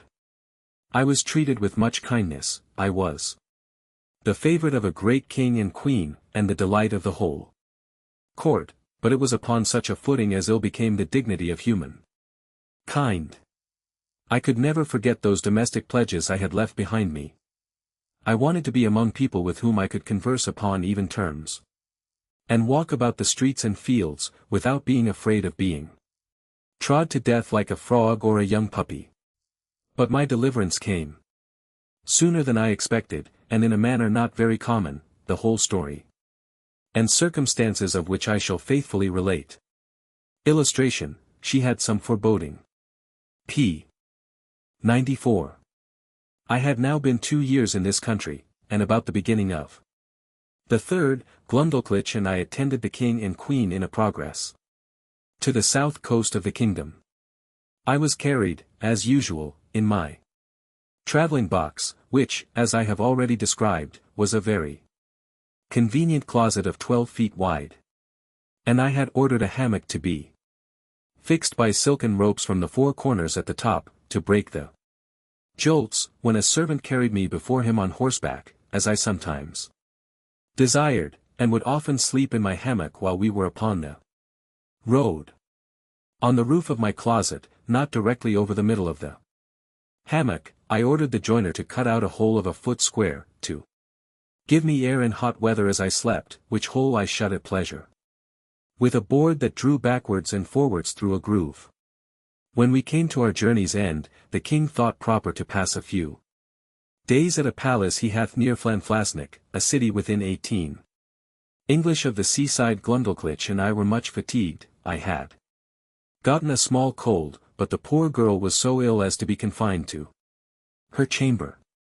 I longed to see the ocean, which must be the only scene of my escape. If ever it should happen, I pretended to be worse than I really was, and desired leave to take the fresh air of the sea with a page, whom I was very fond of, and who had sometimes been trusted with me.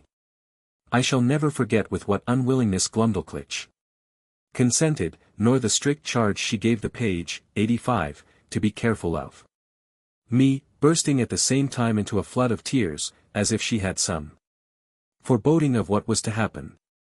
The boy took me out in my box about half an hour's walk from the palace, towards the rocks on the seashore.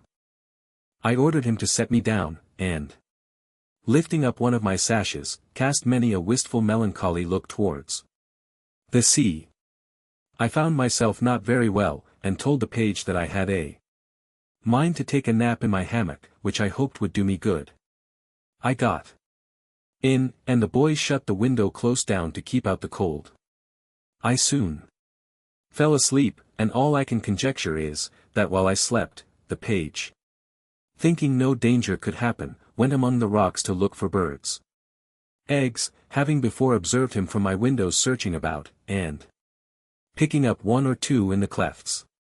Be that as it will, I found myself suddenly awaked with a violent pull upon the ring, which was fastened at the top of my box for the conveniency of carriage. I felt my box raised very high in the air, and then borne forward with prodigious speed. The first jolt had like to have shaken me out of my hammock, but afterwards the motion was easy enough. I called out several times, as loud as I could raise my voice, but all to no purpose.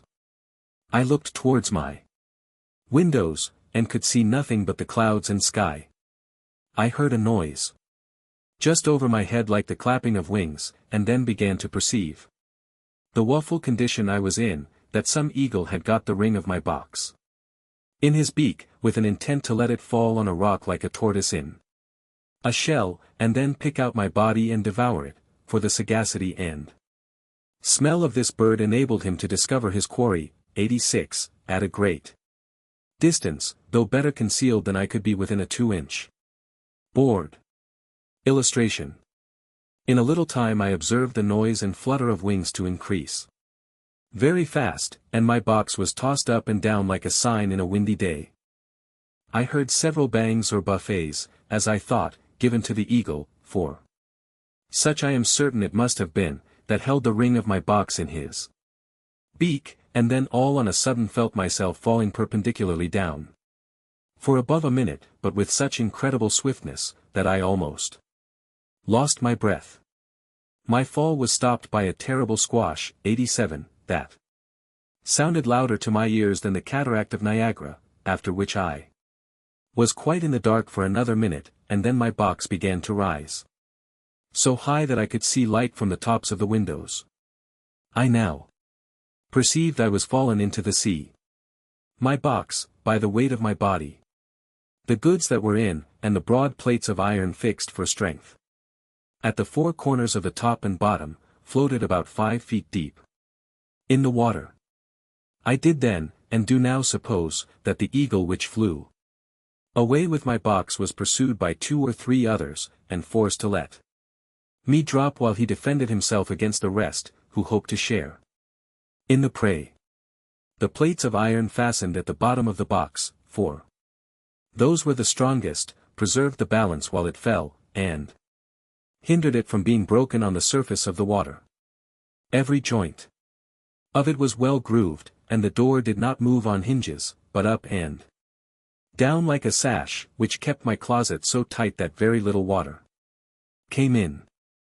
I got with much difficulty out of my hammock, having first ventured to draw back my slip-board on the roof already mentioned, contrived on purpose to let in air, for want of which I found myself almost stifled. How often did I then wish myself with my dear Glundalclitch, from whom one single hour had so far divided me. And I may say with truth that in the midst of my own misfortunes I could not forbear lamenting my poor nurse, the grief she would suffer for my loss, the displeasure of the Queen, and the ruin of her fortune.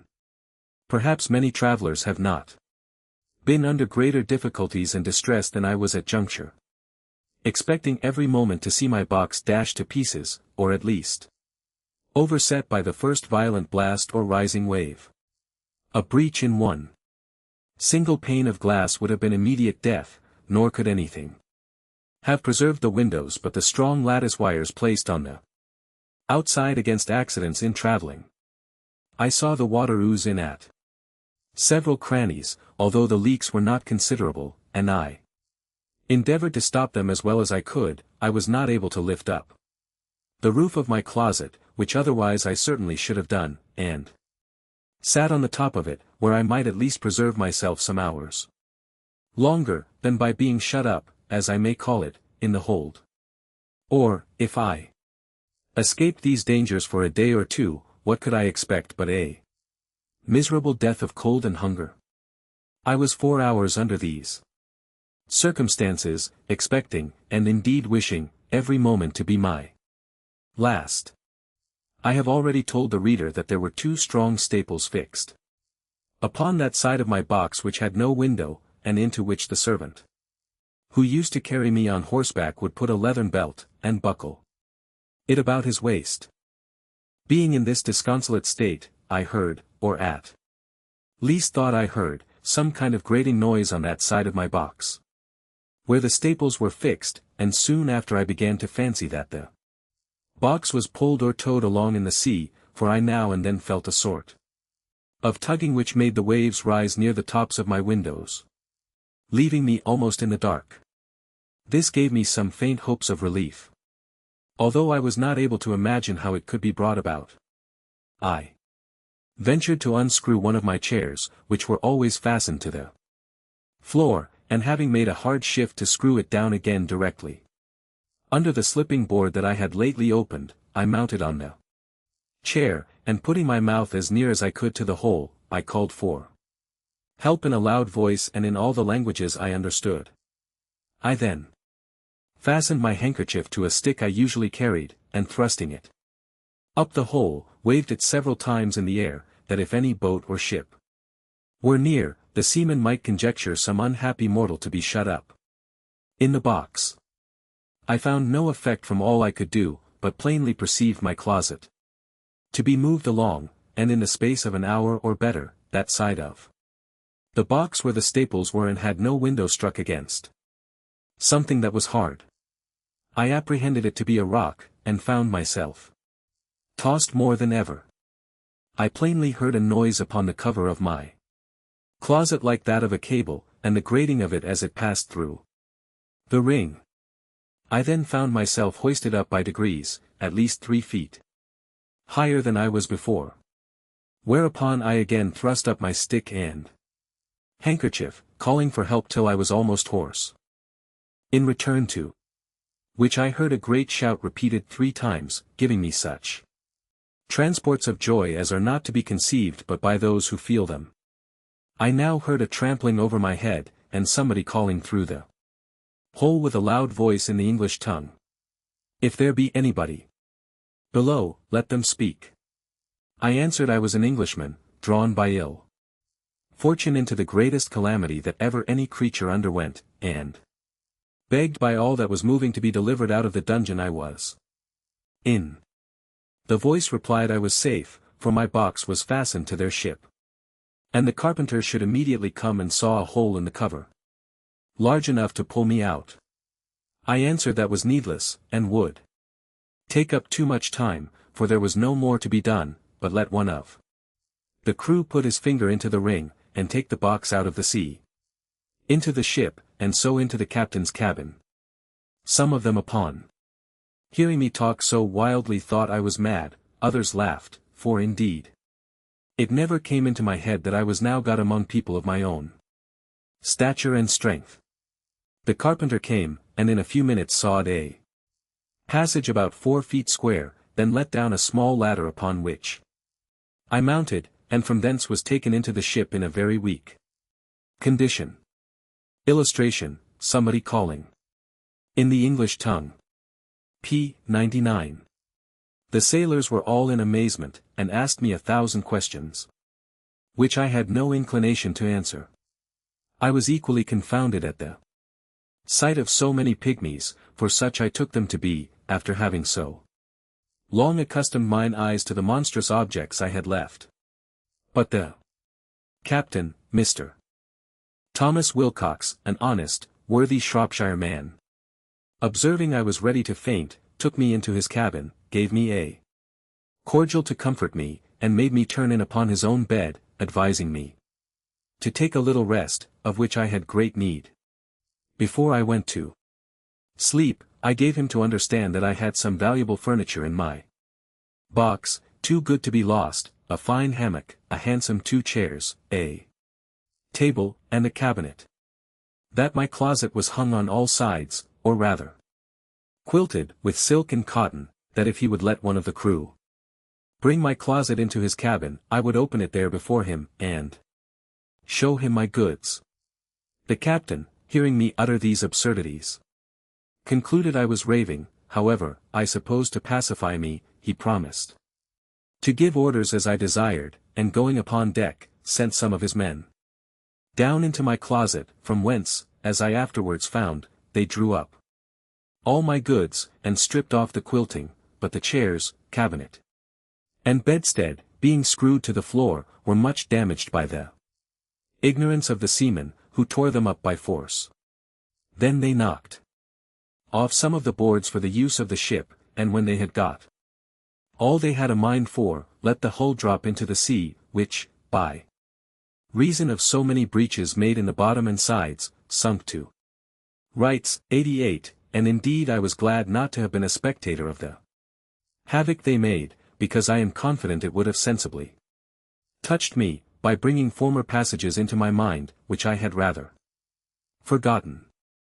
I slept some hours, but was perpetually disturbed with dreams of the place I had left, and the dangers I had escaped. However, upon waking, I found myself much recovered. It was now about 8 o'clock at night, and the captain ordered supper immediately, thinking I had already fasted too long. He entertained me with great kindness, observing me not to look wildly, or talk inconsistently, and when we were left alone, desired I would give him a relation of my travels, and by what accident I came to be set adrift in that monstrous wooden chest. He said that about 12 o'clock at noon, as he was looking through his glass, he spied it at a distance, and thought it was a sail, which he had a mind to make. 89, being not much out of his course, in hopes of buying some biscuit, his own beginning to fall short. That upon coming nearer and finding his error, he sent out his longboat to discover what it was. That his men came back in a fright, swearing they had seen a swimming house. That he laughed at their folly, and went himself in the boat, ordering his men to take a strong cable along with them. That the weather being calm, he rowed round me several times, observed my windows and wire lattices that defenced them.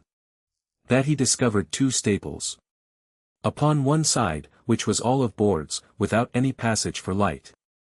He then commanded his men to row up to that side, and fastening a cable to one of the staples, ordered them to tow my chest, as they called it, towards the ship.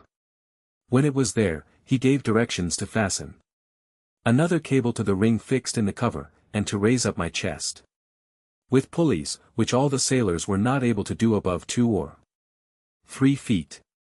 He said they saw my stick and handkerchief thrust out of the hole, and concluded that some unhappy man must be shut up in the cavity.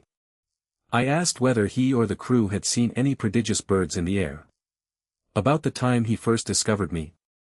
To which he answered, that, discoursing this matter with the sailors while I was asleep, one of them said he had observed 3 eagles flying towards the north, but remarked nothing of their being larger than the usual size, which I suppose must be imputed to the great height they were at, and he could not guess the reason of my question. I then asked the captain how far he reckoned we might be from land. He said, by the best computation he could make, we were at least 100 leagues. I assured him that he must be mistaken by almost half, for I had not left the country from whence I came above 2 hours before I dropped into the sea. Whereupon he began again to think that my brain was disturbed, of which he gave me a hint, and advised me to go to bed in a cabin he had provided. I assured him I was well refreshed with his good entertainment and company, and as much in my senses as ever I was in my life. He then grew serious, and desired to ask me freely whether I were not troubled in mind by the consciousness of some enormous crime, for which I was punished by the command of some prince, by exposing me in that chest, as great criminals in other countries have been forced to sea in a leaky vessel without provisions, for although he should be sorry to have taken so ill a man into his ship, yet he would engage his word to set me safe ashore in the first port where we arrived. He added that his Suspicions were much increased by some very absurd speeches I had delivered, at first to his sailors, and afterwards to himself, in relation to my closet chest, as well as by my odd looks and behavior. While I was at supper, I begged his patience to hear me tell my story, which I faithfully did. From the last time I left England to the moment he first discovered me. And as truth always forceth its way into rational minds, so this honest, worthy gentleman, who had some tincture of learning and very good sense, was immediately convinced of my candor and veracity. But, farther to confirm all I had said, I entreated him to give order that my cabinet should be brought, of which I had the key in my pocket, for he had already informed me how seamen disposed of my closet. I opened it in his own presence, and showed him the small collection of rarities I made in the country from whence I had been so strangely delivered. There was the comb I had contrived out of the stumps of the king's beard. There was a collection of needles and pins, from a foot to half a yard long. For wasps' stings, like joiners' tacks, some combings of the queen's hair, a gold ring, which one day she made me a present of in a most obliging manner, taking it from her little finger and throwing it over my head like a collar. I desired the captain would please to accept this ring in return of his civilities, which he absolutely refused. Lastly I desired him to see the breeches I had then on, which were made of a mouse's skin. I could force nothing upon him but a footman's tooth, which I observed him to examine with great curiosity, and found he had a fancy for it. He received it with abundance of thanks, more than such a trifle could deserve. It was drawn by an unskilful surgeon, in a mistake, from one of Glumdalclitch's men, who was affected with the toothache, but it was as sound as any in his head. I got it cleaned, and put it in my cabinet. It was about a foot long, and 4 inches in diameter. The captain was very well satisfied with this plain relation I had given him, and said he hoped when we returned to England I would oblige the world by putting it on paper, and making it public. My answer was, that I thought we were already overstocked with books of travels, that nothing could now pass which was not extraordinary, wherein I doubted.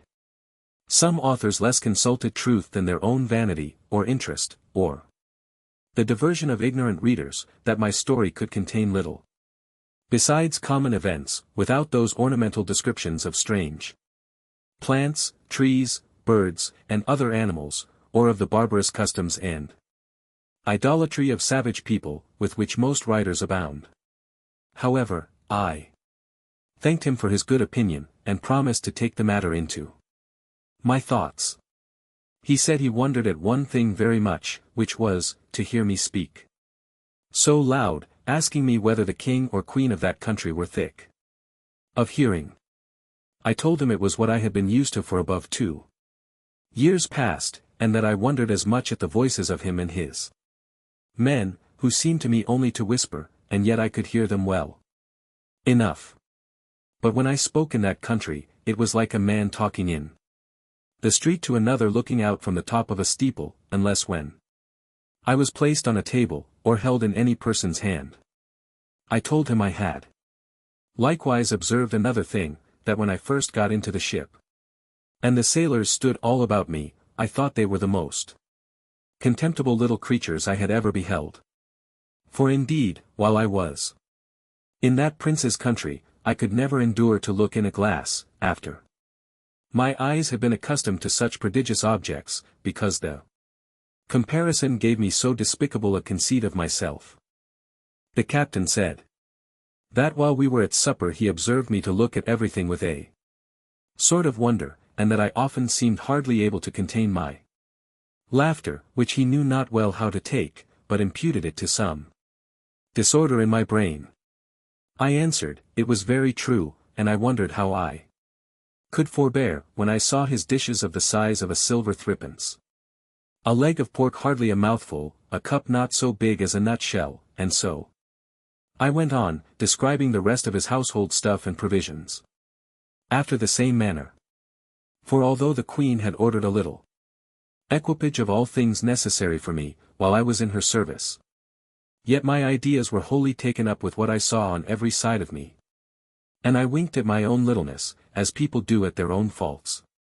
The captain understood my raillery very well, and merrily replied that he did not observe my stomach so good, although I had fasted all day, and, continuing in his mirth, protested he would have gladly given £100 to have seen my closet in the Eagle's Bill, and afterwards in its fall from so great a height into the sea, which would certainly have been a most astonishing object, worthy to have the description of it transmitted to future ages, and the comparison of Phaeton, 90, was so obvious, that he could not forbear applying it, although I did not much admire the conceit. Illustration, my daughter kneeled but I could not see her, p. 109. The captain having been at Tonquin, was, in his return to England, driven northeastward, to the latitude of 44 degrees, and of longitude 143. But meeting a trade wind 2 days after I came on board him, we sailed southward a long time, and, coasting New Holland, kept our course west-southwest, and then south-southwest, till we doubled the Cape of Good Hope. Our voyage was very prosperous, but I shall not trouble the reader with a journal of it. The captain called in at 1 or 2 ports, and sent in his long boat for provisions and fresh water, but I never went out of the ship till we came into the Downs, which was on the 3rd day of June, 1706, about 9 months after my escape. I offered to pay goods in security for payment of my freight, but the captain protested he would not receive 1 farthing. We took a kind leave of each other, and I made him promise he would come to see me at my house in Redriff. I hired a horse and guide for 5 shillings, which I borrowed of the captain. As I was on the road, observing the littleness of the houses, the trees, the cattle, and the people, I began to think myself in Lilliput. I was afraid of trampling on every traveller I met, and often called aloud to have them stand out of the way, so that I had like to have gotten 1 or 2 broken heads for my impertinence. When I came to my own house, for which I was forced to inquire, one of the servants opened the door. I bent down to go in, like a goose under a gate, for fear of striking my head. My wife ran out to embrace me, but I stooped lower than her knees, thinking she could otherwise never be able to reach my mouth. My daughter kneeled to ask my blessing, but I could not see her till she arose, having been so long used to stand with my head and eyes erect to above 60 feet, and then I went to take her up with 1 hand by the waist. I looked down upon the servants, and 1 or 2 friends who were in the house, as if they had been pygmies, and I a giant. I told my wife she had been too thrifty, for I found she had starved herself and her daughter to nothing. In short, I behaved myself so unaccountably, that they were all of the captain's opinion when he first saw me, and concluded I had lost my wits. This I mention as an instance of the great power of habit and prejudice. In a little time, I and my family and friends came to a right understanding, but my wife protested I should never go to sea any more, although my evil destiny so ordered, that she had not power to hinder me, as the reader may know hereafter. In the meantime I here conclude the second part of my unfortunate voyages. Illustration. Note. Jonathan Swift was born in Dublin, Ireland, in 1667, and died in 1745. His parents were English. His father died before he was born, and his mother was supported on a slender pittance by his father's brother. He was educated at Trinity College, Dublin, and all through his early life was dependent on the generosity of others. His college career was not highly creditable, either from the point of view of manners, morals, or learning. After leaving college, he traveled through England on foot, and found employment with a relative of his mother's, Sir William Temple, in whose house was a noble library, and for 2 years Swift made up for some of his shortcomings by studying diligently therein. He went to Oxford in 1692, took a degree and was ordained in 1694. He was given a parish in Ireland, which he soon resigned, returning to the home of Sir William Temple, where he remained until the death of the latter in 1699. Temple left Swift a legacy, and confided to him the editing and publishing of his works. This task completed, Swift went again to Ireland to another parish, and threw himself into political pamphleteering with great effect, one of the results of his exertions being the securing of freedom from taxation for the Irish clergy.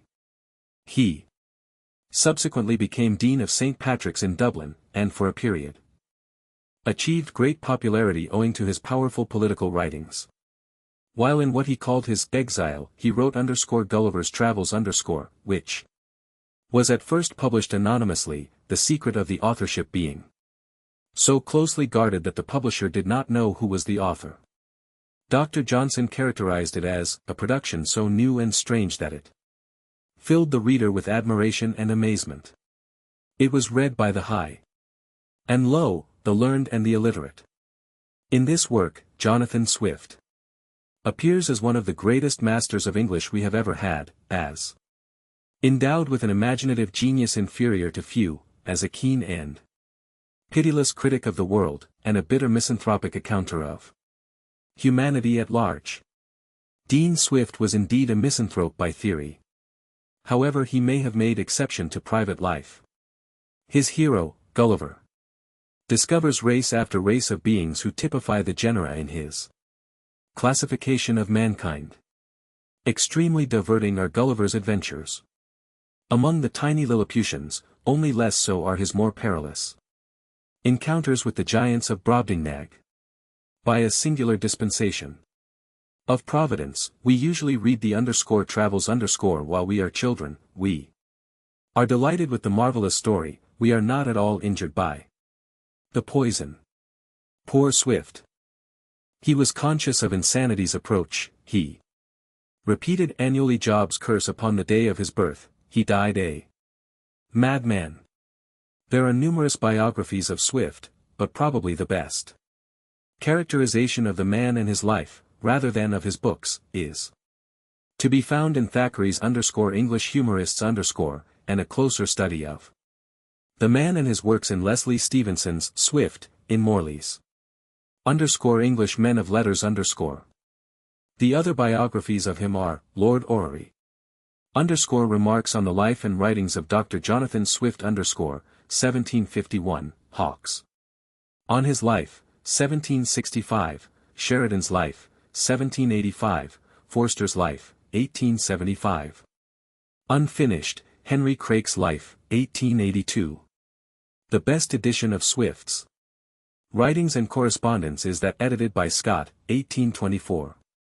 Footnotes 1, Redriff Rotherhithe then a Thames side village, now part of London. 2, pound nearly $5. 3, Levant the point where the sun rises. The countries about the eastern part of the Mediterranean Sea and its adjoining waters. 4, Mrs. It was formerly the custom to call unmarried women Mrs. 5, the South Sea the Pacific Ocean. 6, Van Diemen's Land NW from Van Diemen's Land, Tasmania, and in latitude 30 degrees 2 minutes would be in Australia or off the west coast. 7, cable's length about 600 or 700 feet. 8, buff jerkin a leather jacket or waistcoat. 9, small weak, thin. 10, signet royal the king's seal. 11, half-pike a short wooden staff, upon one end of which was a steel head. 12, stang an old word for a perch, 16 feet and a half, also for a rood of ground. 13, chairs a sedan chair is here meant. It held one person, and was carried by two men by means of projecting poles. 14, underscore crest underscore, a decoration to denote rank. 15, underscore lingua franca underscore, a language Italian mixed with Arabic, Greek, and Turkish used by Frenchmen, Spaniards, and Italians trading with Arabs, Turks, and Greeks. It is the commercial language of Constantinople. 16, underscore imprimis underscore, in the first place, PR, imprimis. 17, underscore lucid underscore, shining, transparent. 18, underscore yeoman of the guards underscore, freeman forming the bodyguard of the sovereign. 19, underscore pocket perspective underscore, a small spyglass or telescope. 20, underscore trencher underscore, a wooden plate or platter. 21, underscore corn underscore, such grains as wheat, rye, barley, oats. 22, underscore quadrant underscore, an instrument long used for measuring altitudes. 23, underscore skirt underscore, coat tail. 24, underscore Al-Quran underscore the Quran or Mohammedan Bible. 25, underscore embargo underscore, an order not to sail. 26, underscore discompose them underscore, displace them. 27, underscore puissant underscore, powerful. 28, underscore junto underscore, a body of men secretly united to gain some political end. 29, underscore pulling underscore, plucking and drawing, preparatory to cooking. 30, underscore meaner underscore, of lower rank. 31, underscore portion underscore, the part of an estate given to a child. 32, underscore domestic underscore, the household and all pertaining thereto. 33, underscore exchequer bills underscore, bills of credit issued from the exchequer by authority of Parliament. 34, underscore close chair underscore, sedan chair. 35, underscore cabal underscore, a body of men united for some sinister purpose. 36, underscore lee side underscore, side sheltered from the wind. 37, underscore ancient underscore, flag, corrupted from ensign. 38, underscore downs underscore, a famous natural roadstead off the southeast coast of Kent, between Goodwin Sands and the mainland, south of the Thames.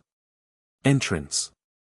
39, underscore black bull underscore, inns in England are often named after animals with an adjective descriptive of the color of the sign, as, underscore the golden lion, the white horse underscore. 40, underscore towardly underscore, apt, docile. 41, underscore Straits of Madagascar underscore, Mozambique Channel. 42, underscore the line underscore, the equator. 43, underscore hinds underscore, peasants, rustics. 44, underscore pistoles underscore, about $3.60.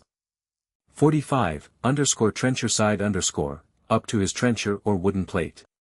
46, underscore discovering underscore, showing.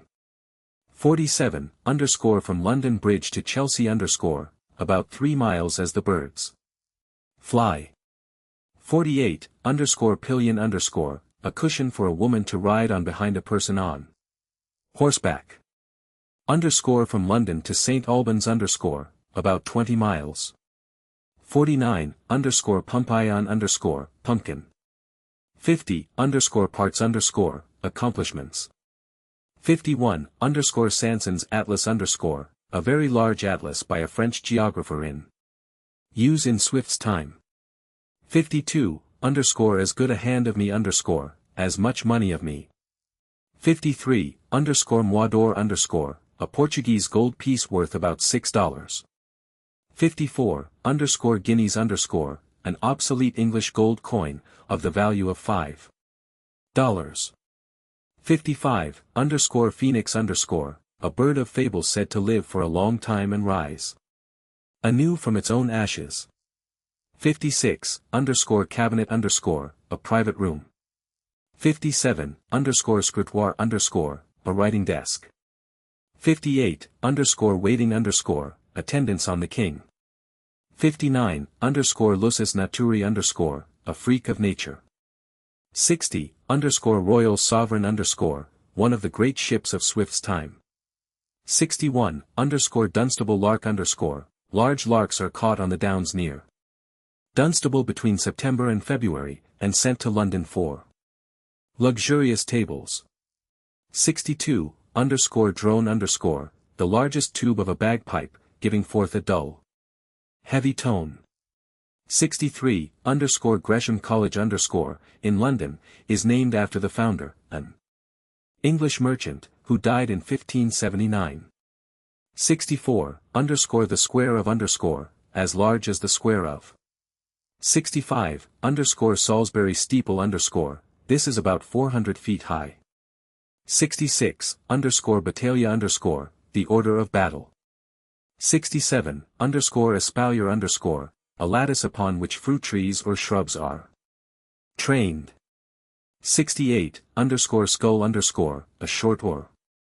69, starboard or larboard right or left. 70, corking pin a larger sized pin. 71, stomacher a broad belt. 72, varlet knave. 73, levee a ceremonious visit received by a distinguished person in the morning. 74, spinet a stringed instrument, a forerunner of our piano. 75, closet private room. 76, signal memorable. 77, chancery a high court of equity. 78, glossing commenting. 79, Dionysius of Halicarnassus was born about the middle of the 1st century, BC, he endeavored in his history to relieve his Greek countrymen from the mortification they had felt in their subjection to the Romans, and patched up an old legend about Rome being of Greek origin and therefore their political mother. 80, ideas, entities, abstractions, transcendentals words used in that philosophy which deals with thinking, existence, and things beyond the senses. 81, mercurial active, spirited. 82, composition compact, agreement. 83, progress an old term for the traveling of the sovereign to different parts of his country. 84, tumbrel a rough cart. 85, page a serving boy, and especially one who waits on a person of rank. 86, quarry prey. 87, squash shock, concussion. 88, to rights speedily. 89, to make to get alongside. 90, Phaeton a son of Apollo who was dashed into the river Endinus for his foolhardiness in attempting to drive the steeds of the sun for one day. Advertisements. Heath's Home and School Classics. For grades 1 and 2. Mother Goose, a book of nursery rhymes, arranged by C. Welsh. In 2 parts. Illustrated by Clara E. Atwood. Paper, each part, 10 cents. Cloth, 2 parts bound in 1/30 cents. Crakes So Fat and Mew Mew. Introduction by Lucy M. Wheelock. Illustrated by C. M. Howard. Paper, 10 cents, cloth, 20 cents. 6 Nursery Classics. The House That Jack Built, Mother Hubbard, Cock. Robin, The Old Woman and Her Pig, Dame Wiggins of Lee, and the 3 Bears. Edited by M. V. O'Shea. Illustrated by Ernest Fosbury. Paper, 10 cents, cloth, 20 cents. For grades 2 and 3. Crib and Fly, A Tale of Two Terriers. Edited by Charles F. Dole. Illustrated by Gwendolyn Sandham. Paper, 10 cents, cloth, 20 cents. Goody Two Shoes. Attributed to Oliver Goldsmith. Edited by Charles Welsh. With 28 illustrations after the woodcuts in the original edition of 1765.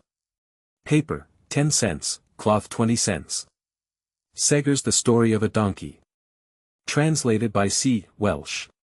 Edited by Charles F. Dole. Illustrated by E. H. Saunders. Paper, 10 cents, cloth, 20 cents. For grades 3 and 4. Trimmer's The History of the Robins. Edited by Edward Everett Hale. Illustrated by C. M. Howard. Paper 10 cents, cloth 20 cents. Aiken and Barbauld's Eyes and No Eyes, and Other Stories. Edited by M. V. O'Shea. Illustrated by H. P. Barnes and C. M. Howard. Paper, 10 cents, cloth, 20 cents. Edgeworth's Waste Not Want Not, and Other Stories. Edited by M. V. O'Shea. Illustrated by W. P. Bodwell. Paper, 10 cents, cloth, 20 cents. Ruskin's The King of the Golden River. Edited by M. V. O'Shea. Illustrated by Sears Gallagher. Paper, 10 cents, cloth, 20 cents. Brown's The Wonderful Chair and the Tales It Told. Edited by M. V. O'Shea. Illustrated by Clara E. Atwood after Mrs. Seymour Lucas. In 2 parts. Paper, each part, 10 cents, cloth, 2 parts bound in 1, 30 cents. For grades 4 and V. Thackeray's The Rose and the Ring, A Fairy Tale. Edited by Edward Everett Hale. Illustrations by Thackeray. Paper, 15 cents, cloth, 25 cents. Ingelow's 3 Fairy Stories. Edited by Charles F. Dole. Illustrated by E. Ripley. Paper, 10 cents, cloth, 20 cents. Ayrton's Child Life in Japan and Japanese Child Stories. Edited by William Elliott Griffiths. Illustrated by Japanese artists. Paper, 10 cents. Cloth, 20 cents. Ewing's Jackanapes. Edited by W. P. Trent. Illustrated by Josephine Bruce. Paper, 10 cents, cloth, 20 cents. Mulaka's The Little Lame Prince. Preface by Elizabeth Stuart Phelps. Ward. Illustrated by Miss E. B. Berry. In 2 parts. Paper, each part. 10 cents, cloth, 2 parts bound in 1, 30 cents. For grades V and 6. Lamb's The Adventures of Ulysses. Edited by W. P. Trent. Illustrations. After Flamen. Paper, 15 cents, cloth, 25 cents. Gulliver's Travels. I. A Voyage to Lilliput. 2. A Voyage to Brobdingnag. Edited by T. M. Balliet. Fully illustrated. In 2 parts. Paper, each part, 15 cents, cloth, 2 parts bound in 1, 30 cents. Ewing's The Story of a Short Life. Edited by T. M. Balliet. Illustrated by A. F. Schmidt. Paper, 10 cents, cloth, 20 cents. Tales from the Travels of Baron Munchausen. Edited by Edward Everett Hale. Illustrated by H. P. Barnes After Door. Paper, 10 cents, cloth, 20 cents. Mulaka's The Little Lame Prince. Preface by Elizabeth Stuart Phelps. Ward. Illustrated by Miss E. B. Berry. In 2 parts. Paper, each part, 10 cents, cloth, 2 parts bound in 1, 30 cents. For grades 6 and 7.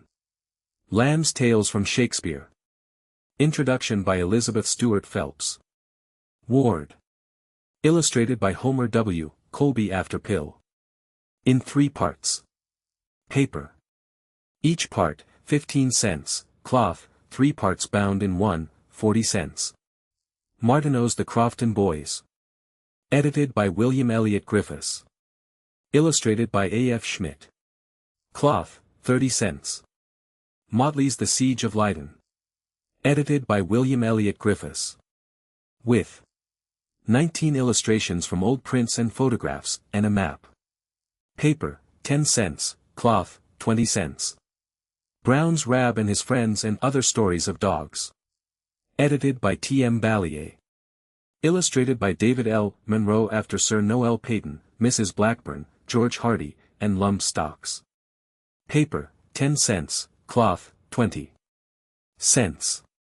For grades 7, 8 and 9. Haymarton's chapters on animals, dogs, cats and horses. Edited by W. P. Trent. Illustrated after Sir E. Landseer, Sir John Millay, Rosa Bonheur, E. Van Meter Verisat, J. L. Jerome, K. Bodmer, etc. Paper, 15 cents, cloth, 25 cents. Irving's Dolph Haliger. Edited by G. H. Brown. Illustrated by H. P. Barnes. Paper, 15 cents, cloth, 25 cents. Shakespeare's The Tempest. Edited by Sarah W. Heaston. Illustrations. After Wretch and the Chandos Portrait. Paper, 15 cents, cloth, 25 cents. Shakespeare's A Midsummer Night's Dream. Edited by Sarah W. Heaston. Illustrations after Smirk and the Droeshout Portrait. Paper, 15 cents. Cloth, 25 cents. Shakespeare's The Comedy of Errors. Edited by Sarah W. Heaston. Illustrations after Smirk, Creswick and Leslie. Paper, 15 cents, cloth. 25 cents. Shakespeare's The Winter's Tale. Edited by Sarah W. Heaston.